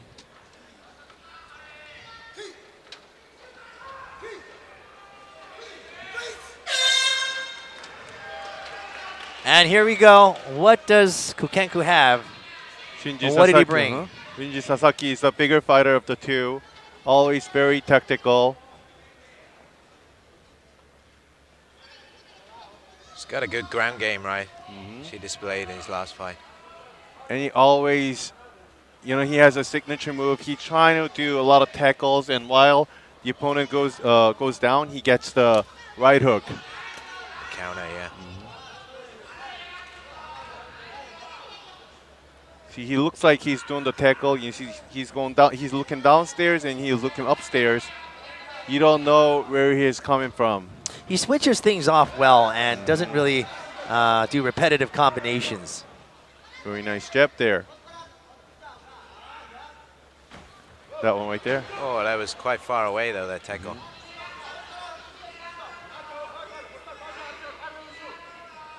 I have a strong feeling that he might look for upstairs. See, look how he's looking down, and then he goes for the punch. Exactly. He's looking down, looking like, you know, he's trying to fake a takedown. He does it a lot. But Kukenku is a very good kickboxer. Nice swing. Oh! Oh! Knockout, wow. Oh my God, just Did a not clean see right that. hook. Wow. Oh What a my beast. God, I don't think I've ever seen like him get knocked out cold like that. That was big. Doctor's just checking on him, right? And Kukenku, it's almost like one of those Mark Hunt walk-off KOs. Yeah. It's just he was gonna go. He's like, all right, now it's done. Yeah, yeah. He was throwing those heavy hands and yeah, he connected. 2 out of 2 for the Mongolians tonight. Oh man. Oh yeah. No Koreans, 2 Mongolians, Right. a Brazilian. Actually, 2 Brazilians. Now you see fans of Sasaki Shinji concerned. Yeah. Doctors are checking in on him. He seems good, yeah, he's This responsive. is good.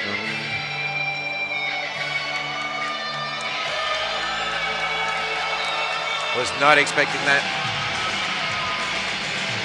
Nobody has expected that, but Quite a few surprises, right? Yeah. Kukenku, I mean, I'm telling you, this guy's like an ox, man. Yeah, yeah.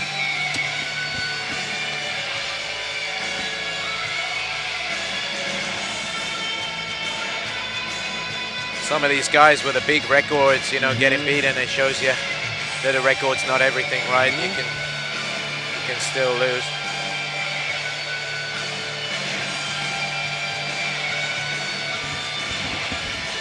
Let's see it. Oh. Boom.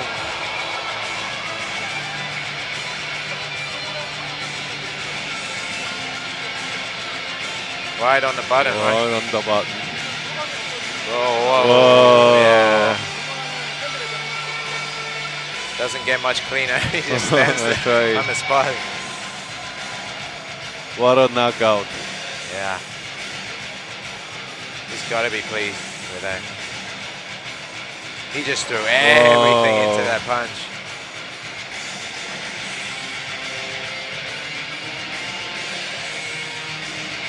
That's it. We have 8 guys Yeah. in the tournament.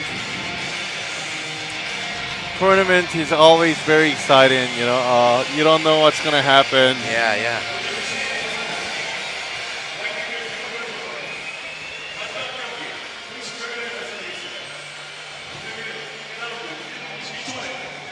헌치이안 KO 블루코너 몽골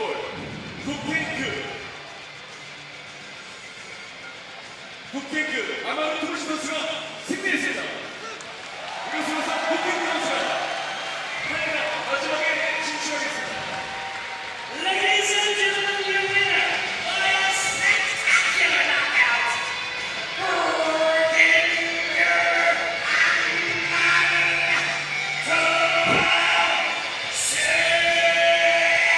Been some really good stoppages tonight. We still have another stoppage, another KO Potential. waiting. KO or submission, we gotta see. Yeah, Mighty Mo's fights don't often go the distance, right? Never. Well, I saw Mighty Mo trying a submission to Yeah. Hyunman Myung. That's right. Is that Americana, Kimura? That was Americana, I Yeah, think. yeah, right, Americana. Right. I just called that all of that Kimura, but Just yeah, all it's, Kimura. it's Americana. You're Yeah. right. 마지막 9경기 협경기만 남겨두고 있습니다. 9경기가 종료된 뒤에는 계속해서 말씀드린 바와 같이 로드에프시 100만 불 토너먼트 로드 투아전의 8강 대진 추첨식이 진행될 예정입니다. 이후 기자회견도 진행될 예정입니다. 선수에게 다시 한번 큰 박수 부탁드립니다. 네, 백현무 선수 굉장한 이제 8강에 진출을 하셨습니다. 소감 좀 알려주세요.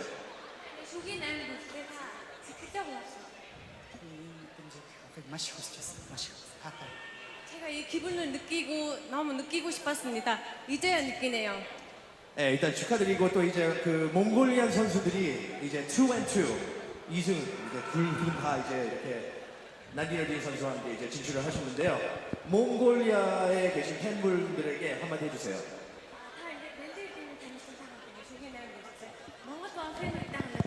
Okay, a message to all the fans in Mongolia.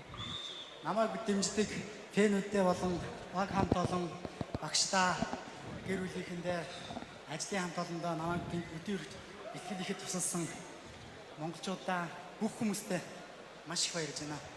제 팬들한테 너무 감사하고요. First, I want to thank all the fans, 그리고 저희 코치 그리고 저희 my family, my coach, my team members. 너무 감사하다고. I want to thank everybody. Okay, thank you. 고켄쿠 선수 축하드립니다. 더 좋은 모습 기대하겠습니다. Congratulations. We look forward to seeing a better fight. Thank you.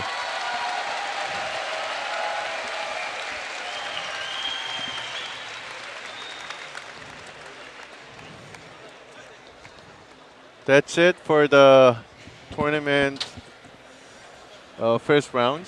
That's Nandine Erdine's wife, by the way. Yes, we know because we saw her face on Nandine Erdine's chest. Oh, I wonder if you noticed. So she's happy. Kukenku's happy. It's 2-2 for Mongolia. We're gonna have a celebration party, is it? Oh, a press conference after the event. They're gonna do the lotto draw Yeah. on who they're gonna face. I'm still having trouble getting over that punch, dude. That was just crazy, wicked.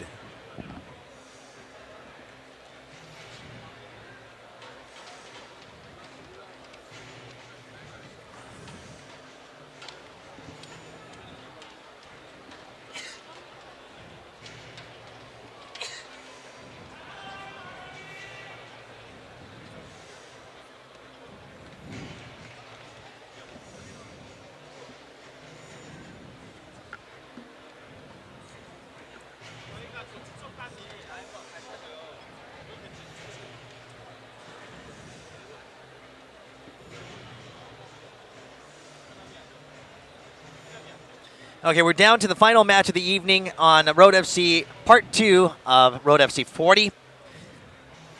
Just again to remind you, I'm Young Kim with Yongjun Jung and Stuart Gooch. We are broadcasting live from Changchun Gymnasium here on the Saturday. Is it still afternoon? Now it's kind of evening. Can we say it's evening? It's almost 6 o'clock. All right. Yeah.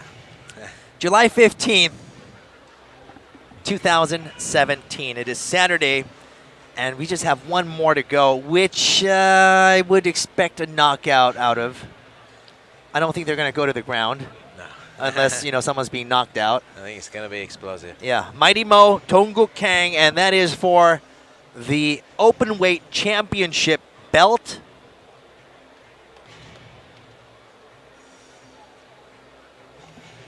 Mighty Mo is such a veteran. He's such a veteran. I talked to him yesterday. He said, did he ask for advance payment? No. He finally get a sense of striking MMA, games. Striking games. Because he debuted without any experience. He had no amateur fight. After fighting all these years, he finally knows. He finally feels that he knows how to fight. I don't know how K1 works, but I remember Randy Kim. He was telling he was a shot putter, and he was went to the same school as Hong Man Choi. And then apparently someone approached him and said, "Hey, you want to fight?" Exactly. And started training.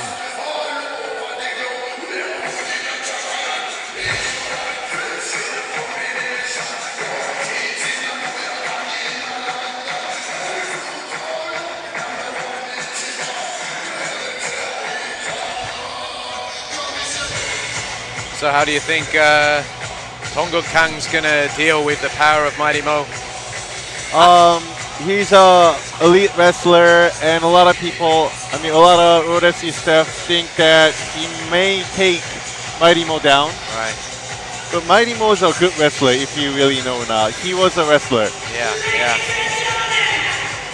A lot of people expect a knockout win of Mighty Mo. What do you think, though? I think the way Mighty Mo disposed of what was his in the last fight? Last fight. Toyota. Oh, yeah. He disposed of Toyota right in Uh-huh. seconds. Wow, that was insane. So many of those And, big one-punch knockouts. And Toyota's known as a huge striker too. He's one to be wary of. You know what? Just Donggook Kang, he has his work cut out for him. But he's a wrestling-based fighter.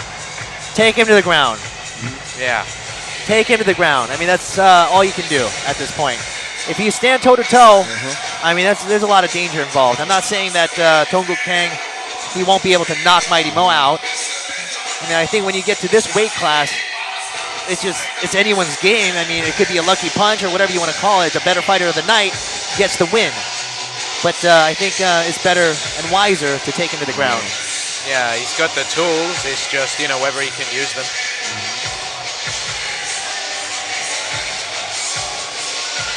Mighty Mo has added so many little skill sets to set up his power punch. I wonder how much Donggook Kang has prepared for it. He's got to be feeling nervous right now. I think anybody, walking into the cage with Mighty Mo is got to be feeling the pressure. Yeah. Also, he had only one fight in his career. Yeah. That was, 4 or 5 years ago? Yeah. Which was a loss. To Jeff Monson. But, yeah, Jeff Monson, he's no joke, right? So it's kind of difficult to, gauge, right? Like how good he really is. Is it the Mighty Mo family you see right now? Wow. That's the guy, I think. That's his nephew, I believe, had his debut fight. Isn't he his son who debuted? I might be wrong, but I just saw it on his Facebook post. So wait, this is his dad on the right? I just said it. I just said it might be his family. Right. It looks like these guys. Wow, they're getting in the groove. I want to go party with Mighty Mo.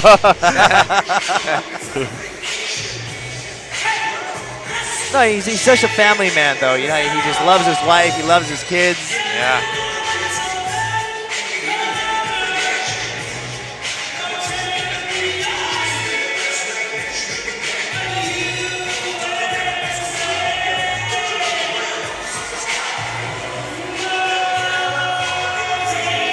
This man is 3 years from being 50.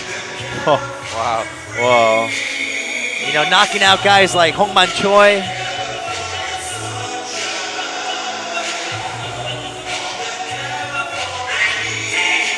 Well, Mube Choi twice.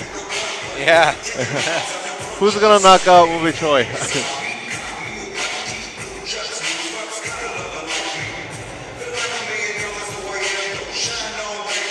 I cannot remember everybody who's been knocked out by Mighty Mo. I think like all of his wins are knockouts, no? He has a few submission wins. He displayed great wrestling skills.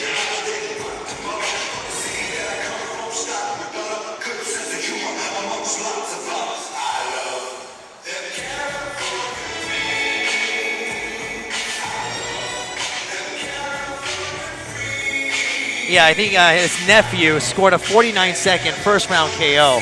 So it runs in the family, knocking people out. Right, yeah. And he's got the best teacher.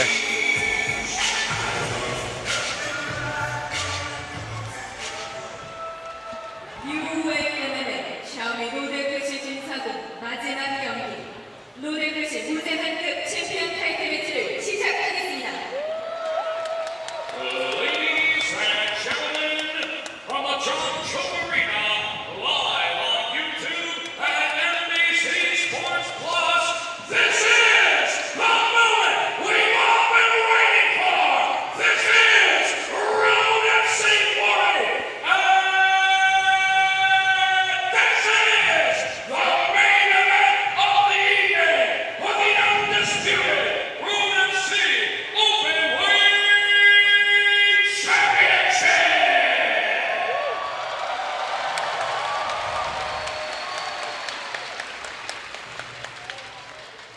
WBC 시간 챔피언 타이틀 매치. 먼저 블루코너를 선정했습니다. 블루코너 신장 183cm, 체중 176kg. 프로 MMA 전적 1패. 레슬링 ring. 105 kilograms, standing at 183 centimeters tall. 레슬링 국가대표 He's far too light compared to Mighty Mo.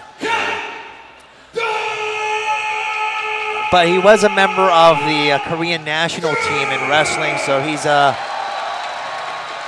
is that? What would you say that in America? Like All American. all American, you know, wrestler. So all Korean wrestler. He stands 186 centimeters tall. His official weight, 129.9 kilos. He is a kickboxer, holding a professional record of 11 And this is open weight, so Mighty Mo, he comes in a lot heavier. Well, than 35 Kang. kilos, huh? Yeah. 30 kilos more.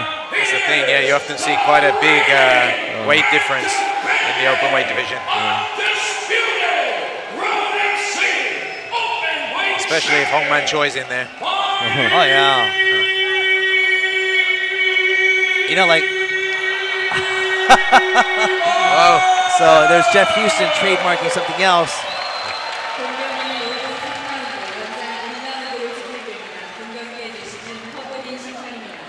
This match will consist of 3 5-minute rounds with the possibility of one extra round, and your referee in charge of the You know, Hongman Choi, I mean, speaking of open weights, he's so big. He makes Bob Sapp look tiny. I mean, he makes Bob Sapp look like an elementary school kid.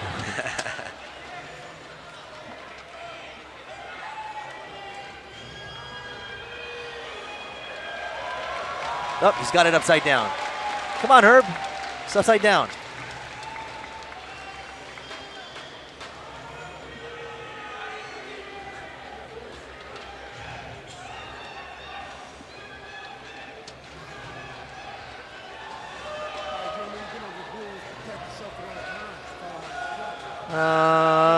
About the same height. Mighty Mo maybe about a half inch taller. And he's 30 kilos bigger. Ah, yeah. I think Tonga Kang has got to be careful when if he's going to go in for the tackle. He's got to watch those big shots. Those heavy hands. Mighty Mo. And we're off in the first round. Mighty Mo taking the center of the cage. Tongo Kang with the bleach dyed hair. Mighty Mo's right hand is just like a weapon, right? It's just like poised. Yeah. He It's just cocked holds and it. loaded. Yeah, yeah. Mighty Mo is charging for that right hook. Donggu Kang should get his guard up. Because Mighty Mo is really charging. He can throw any moment from here. Boom.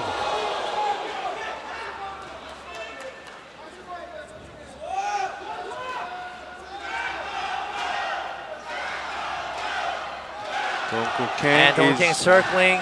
is looking for a chance for that takedown.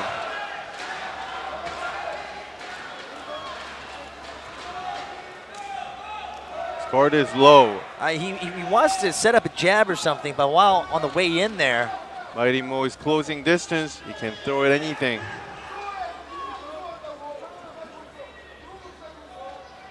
Mighty Mo's quite comfortable. He's just taking little steps, right? Just following him around the cage. Not using any energy.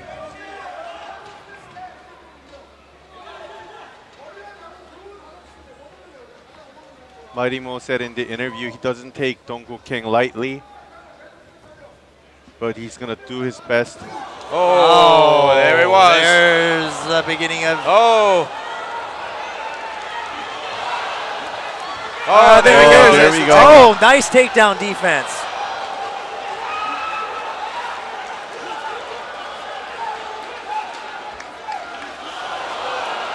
You got to be careful. He doesn't want to get too confident.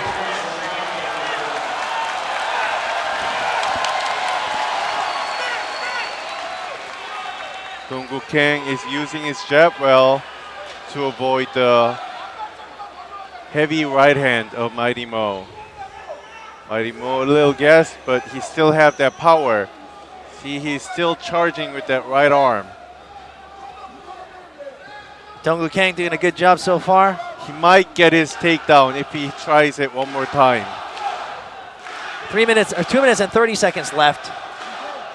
I've never seen a. Oh, he just jumped He into that big left hook. He survived. Yeah.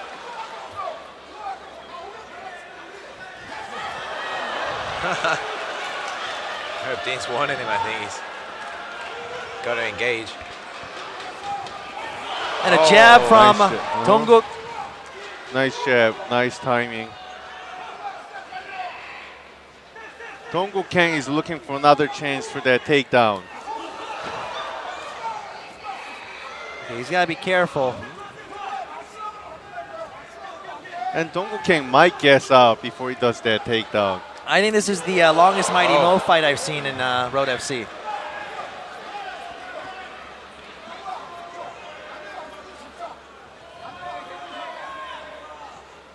It's too close. It's really close. Mighty Mo closing distance. Right there. Oh. And Donggu Kang again survived it. It's not luck. He knows where it's coming from. Gonna take out the card, right? He's giving him a blue. Blue is 1 point deduction. That's for not engaging, right? He's gotta go forward.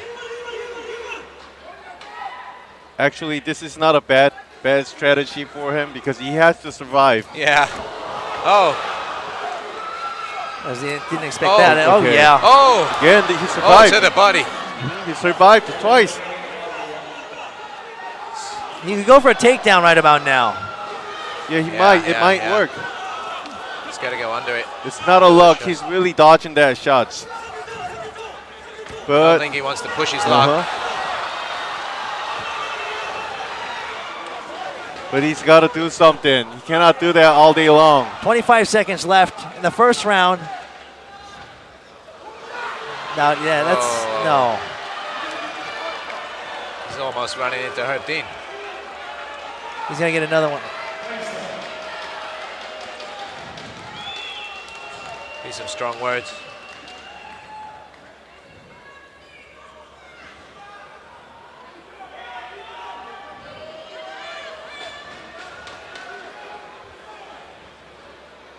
He gets another blue point. card. It's getting slippery in there, slippery. Whoa! Can you grab him? There's a lot of sweat. Yeah.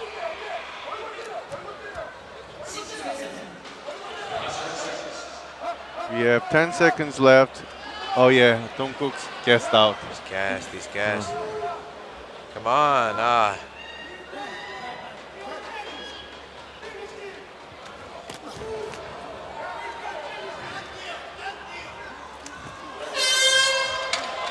Well, he went past the round. Yeah. I'm impressed. He survived the first round.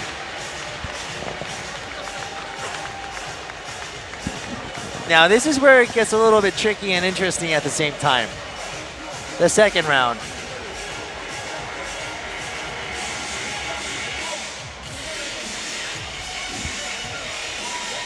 You know, there's Mighty Mo at the age of 47, you know, he's kind of huffing and puffing after that round. And Dongguk the same way.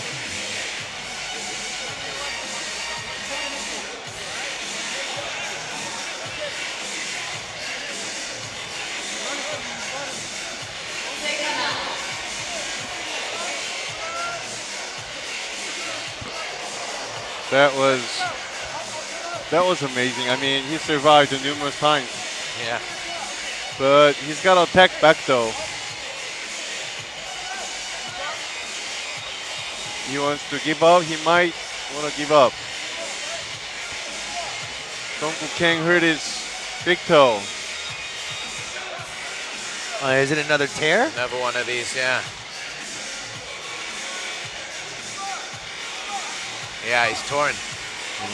Oh man, that's the third one today. Yeah.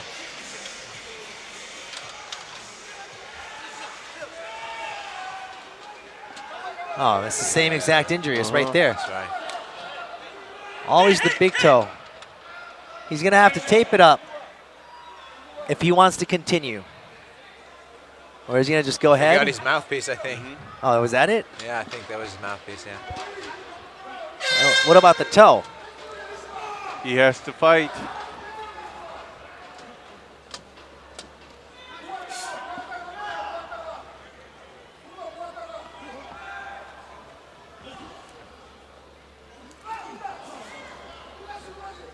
Mighty Mo is having a hard time to find the right spot to throw his right hook. Oh, nice he's going in for it.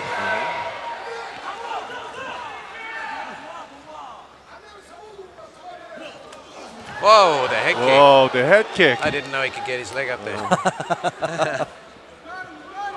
It's Dongkook who is waiting for that agile. big shot. He's going to put everything there.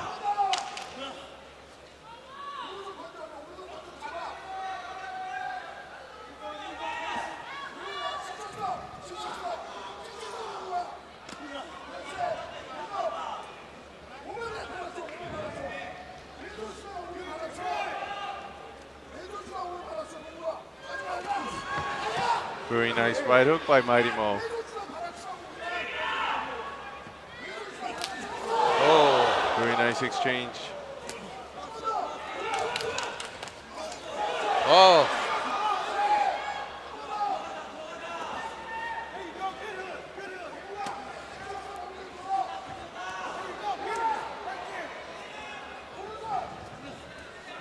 Dongkook actually has a very good sense.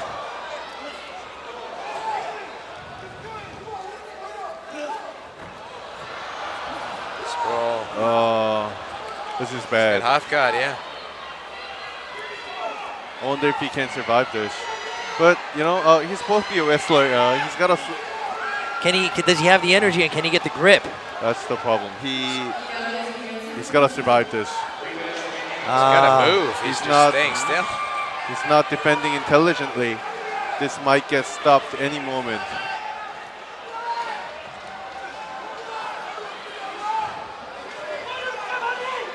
But he's not even, you know, attempting to move his hips away. He's escape.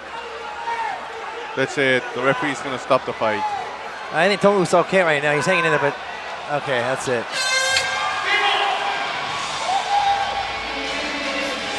And Mighty Mo successfully defends his belt.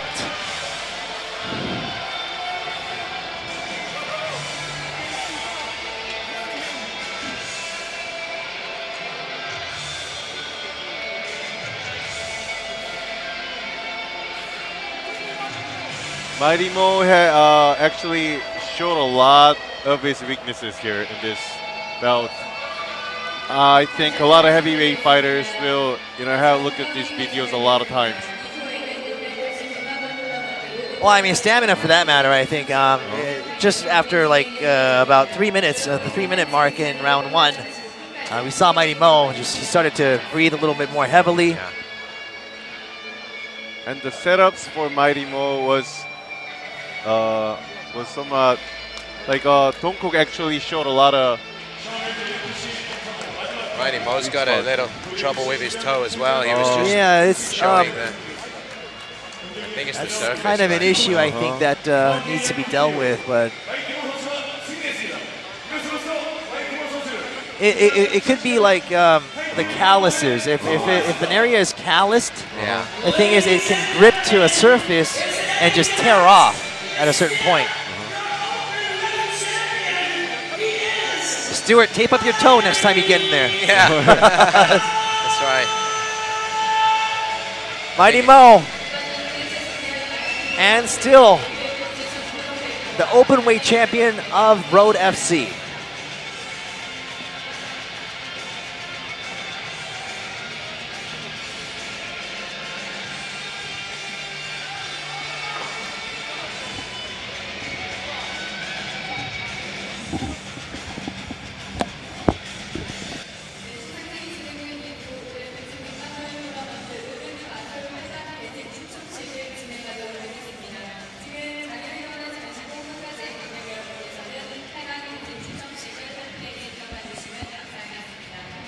Okay, and in just a moment, we're going to have the actual picks, the lottery picks for the quarterfinal matchups.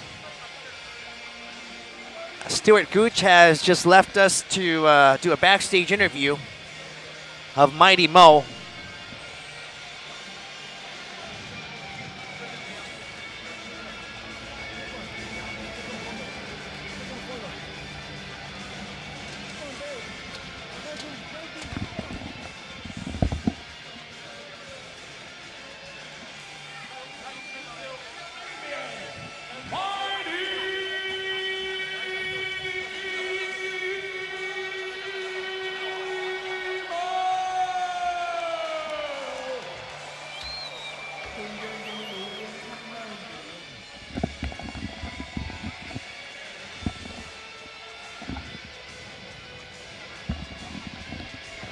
Okay, just a moment. In just a little bit, we're gonna have the the quarter round or quarterfinal. What am I saying?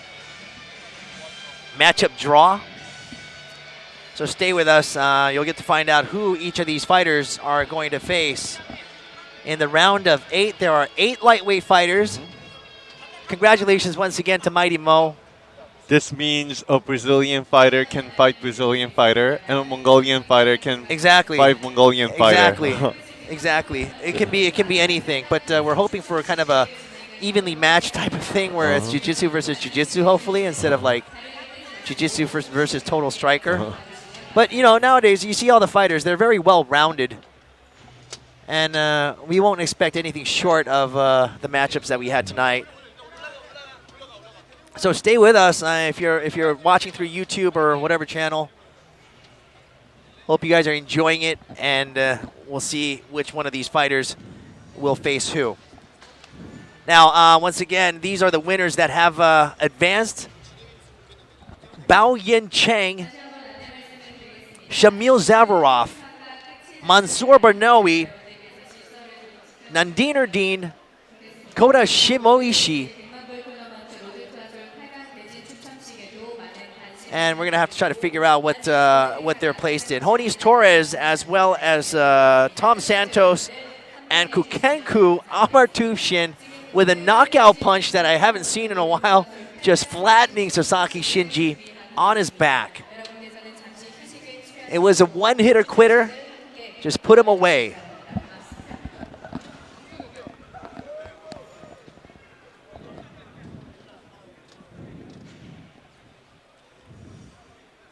And we are live from Changchun Gymnasium here in Seoul, Korea. The time right now is 6:20 p.m. This is when we usually start, though, isn't it?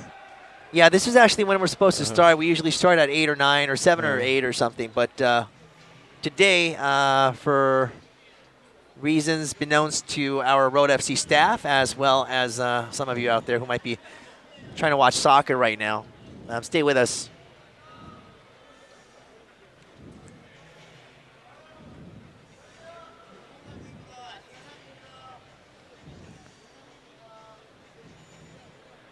There were some surprises tonight, but also some matches just kind of ended the way we had expected or anticipated. One of those surprises include the Mongolian Kukenku Amartufshin. He's really got some punching power, and he also, this is the thing, Sasaki Shinji is not one of those fighters that are susceptible to a move like that. It usually takes a lot of setting up and getting, kind of tricking Sasaki Shinji from evading your punch. But Kukenku was just able to do it. He just had the perfect timing, just caught him off guard, and popped it where it counted. I think Kukenku kind of tasted it earlier in the round, and he closed the distance and did it again to make it really happen. Yeah, it was just amazing. Like I said, that man, he looks like an ox. I mean, he just looks strong, and he has the punching power. Sasaki Shinji's not exactly easy to knock out either. Tom Santos, on the other hand, he made sure to prove that his last victory against Lee Chul Nam was not a fluke, and he just did it with style. And Jonis Torres, we didn't know who was going to win the fight, but we didn't expect it to be done in that fashion. Yeah, exactly. And Kota Shimoishi, just just showing his relentless ability to keep on the attack and keep positional advantage against Taesung Park. And Taesung Park, I mean, he's not a light contender either. It started in this whole $1 million tournament, the preliminary matchups. It started last year, about 6 months ago. So not exactly last year. But there were entries from all over the world. There were open, I guess, tournament tryouts, preliminaries that were held in other parts of the world, and it's wound down to these guys. And then we see Bao-Yin Cheng.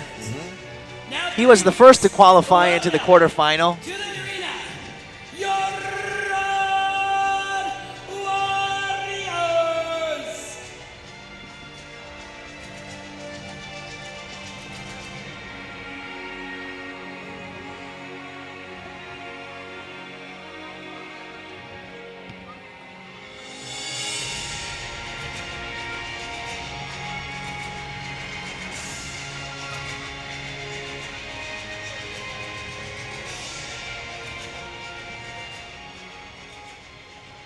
로드FC 100만 불 토너먼트 8강 대진 추첨 행사는 로드FC의 격투기 꿈나무들과 함께 하겠습니다.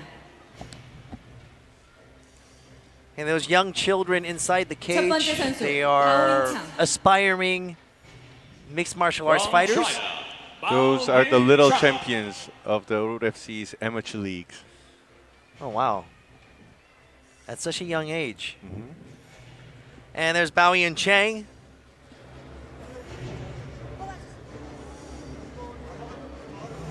How does this lottery work? We'll find out shortly. There was no explanation. Number 7. Bao-Yin Cheng picks number 7. And next is Shamil Zavarov. 두 번째 선수 샤밀 자브로브. From Russia, Shamil Zavarov. Shamil Zavarov fighting out of Russia. He takes his pick.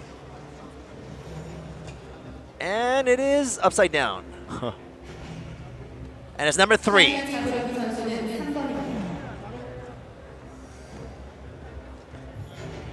And next is Mansour Barnawi. From Tunisia, Mansour Barnawi. Fighting out of Tunisia.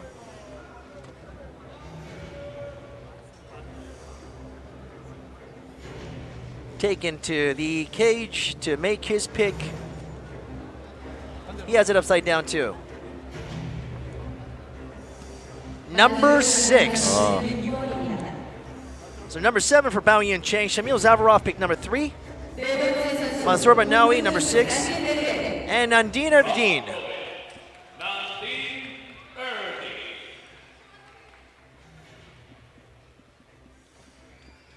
You still don't know who's gonna fight who. Yeah, not yet. There's been no numbers that have been picked that are the same. I'm not sure it's gonna. I think they did they separate it? No, they didn't. And number 5. Ah, finally.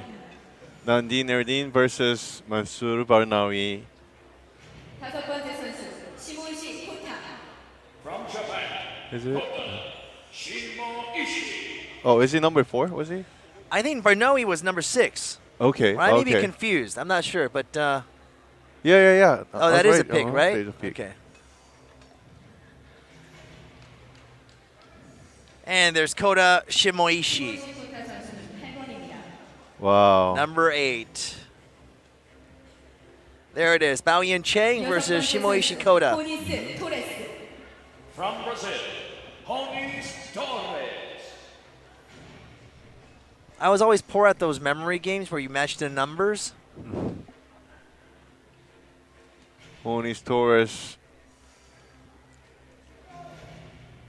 Very impressive win tonight.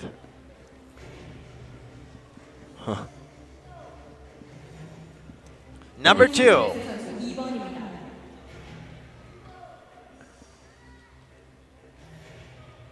일곱 번째 선수 톰 산토스. From Brazil, Tom Santos. Tom Santos, still open spot against Shamil.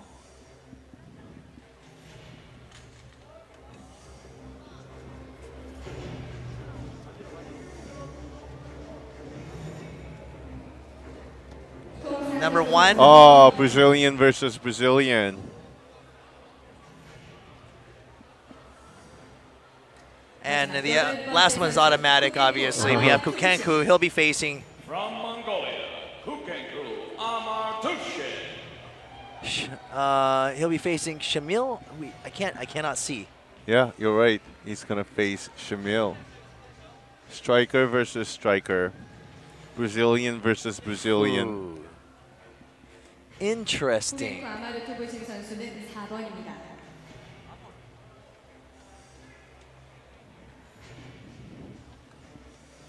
All right, so it's set. The Road FC $1 million lightweight tournament, Road to Ashur, the quarterfinals. The 8-man matchup has been set, and there is our current champion, 그럼 이어서 8명 Ashur Kwan. 기자회견을 진행하도록 하겠습니다. 네, 다시 한번 오늘 8강에 진출한 8명 선수에게 큰 박수 부탁드리겠습니다. 네, 오늘 전체 경기 관련해서 잠시 선수들과 그리고 종료 대표 자리해 주시고 Tom Santos versus Honis Torres, Shamil Zavarov versus Kukenku, Nandine Nordin versus Mansour Barnawi, and the final two, Bao Yinchang Bao Yin Chang. and Shimoi Shikora. There it is. Bao Yin Chang, I'm not sure if he has enough for Shimoishi. Shimoishi is pretty darn intense. He's not going to play the same game as his opponent tonight did. 재롱잔치 잘 봤습니다. He called it a Cherong Janchi. How would you say that? 여러분들의 재롱 It's a children's party. Children's party. He said he enjoyed your children's party. Children's party to make adults happy. Children's Okay. party, I think he's calling the other fighters children. Making him happy, huh? Yep. 재롱잔치처럼 봤다는 권한우 선수의 뭐 평소와 다름없는 멘트였는데요. 자, 이어서 오늘 정문영 대표를 마지막으로 정문영 대표님 마지막으로 듣는 시간을 갖도록 하겠습니다. 자, 8강에 오른 선수들 한 명 한 명의 소감을 듣는 시간을 좀 갖도록 하겠습니다. 우선 1번, 2번. 자, 다시 한번 설명을 드리자면 저희 8강전, 저희 10월에 있는 로데프 100마라톤 8강전 경기에서 지금 1, 2번 자리한 선수들 3, 4번, 그리고 5, 6번, 7, 8번 이렇게 경기를 갖게 되겠습니다. 우선 톰 산토스 선수의 좀 소감을 듣도록 Okay, 하겠습니다. we're going to hear a few words from Tom Santos.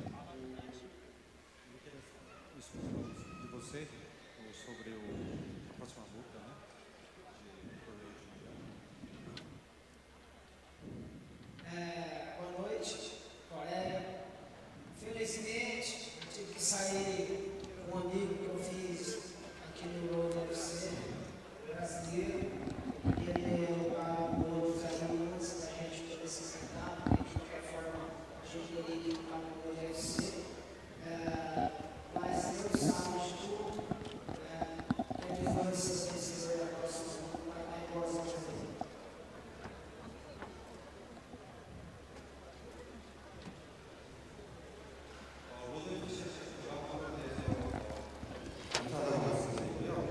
I expressed my gratitude to Road FC.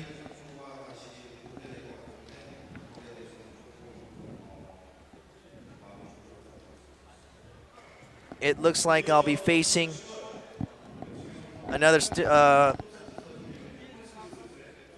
My opponent will be from Brazil.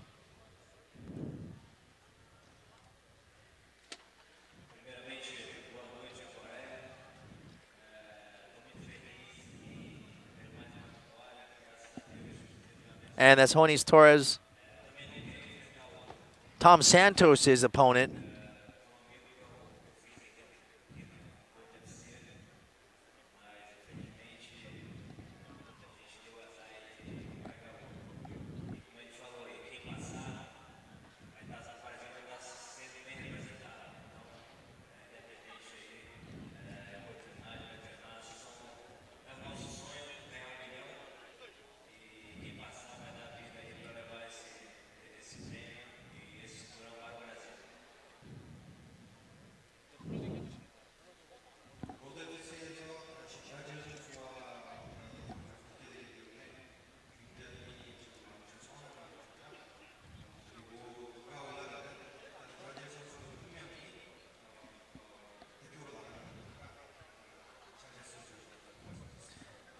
Okay, Jonis Torres basically says it's Brazil versus Brazil, but someone still does get to, will be able to represent Brazil, so he's happy about that. And once again, Jonis Torres, he'll be facing off against Tom Santos.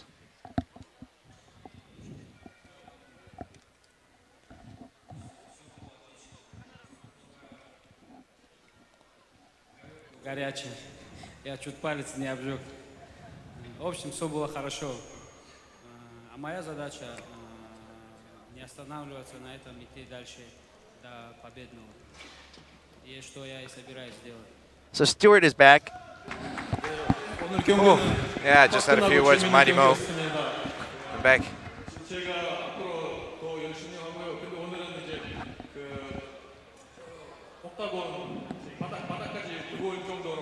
Oh, it's the cage. Okay, so Shamil says that he's happy to be inducted, not inducted, but make it into the quarterfinals, and he'll do his best inside the cage.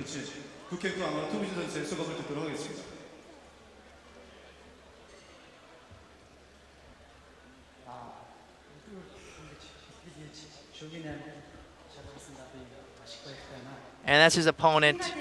Kukenku is going to be taking on Shamil Zavarov.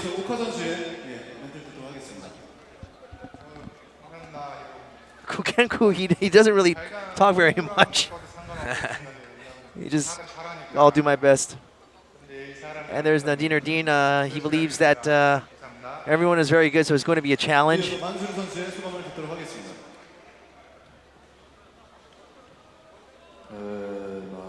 Je suis ici pour prendre la ceinture et la prendre, Inch'Allah. 네, 사전에 인터뷰를 했습니다만 항상 챔피언이 되기 위해 싸워왔고 이번 토너먼트 역시 챔피언이 되기 위해 싸우겠다고 합니다.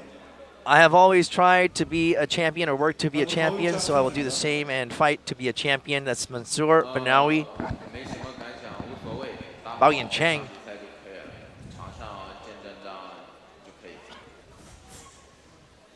뭐 다른 생각이 없고 그리고 매번 경기를 훈련이 마치겠다는 생각뿐입니다. 그리고 케이지오에서 승부를 가려보자는 겁니다. Okay, I'm just trying to, I'm not really thinking about much, but I just want to get the win.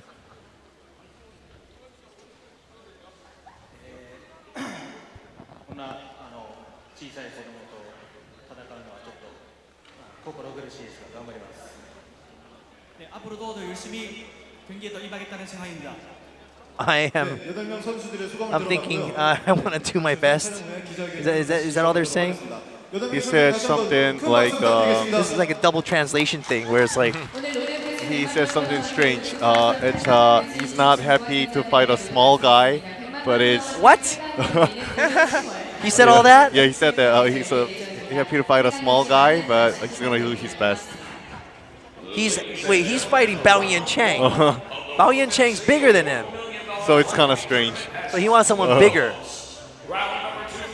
Or maybe it was a joke. Maybe the career, maybe it's a joke. But maybe it was kind of lost in translation, the funny kind of side of it.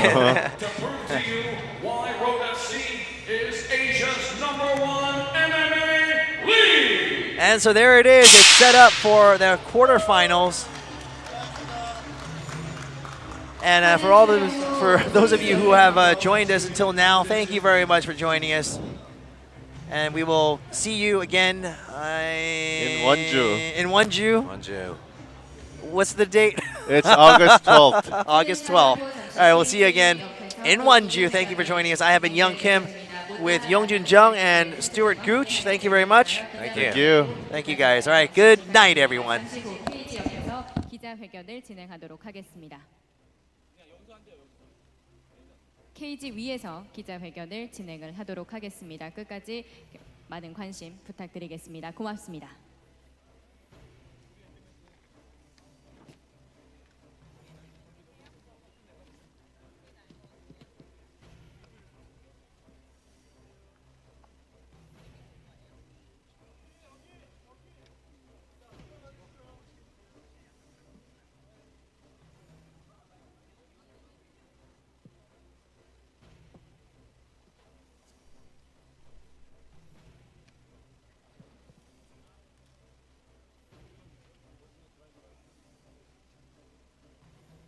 네, 이제 8강전에 진출한 8명의 선수만 네, 사진 촬영 진행하도록 하겠습니다.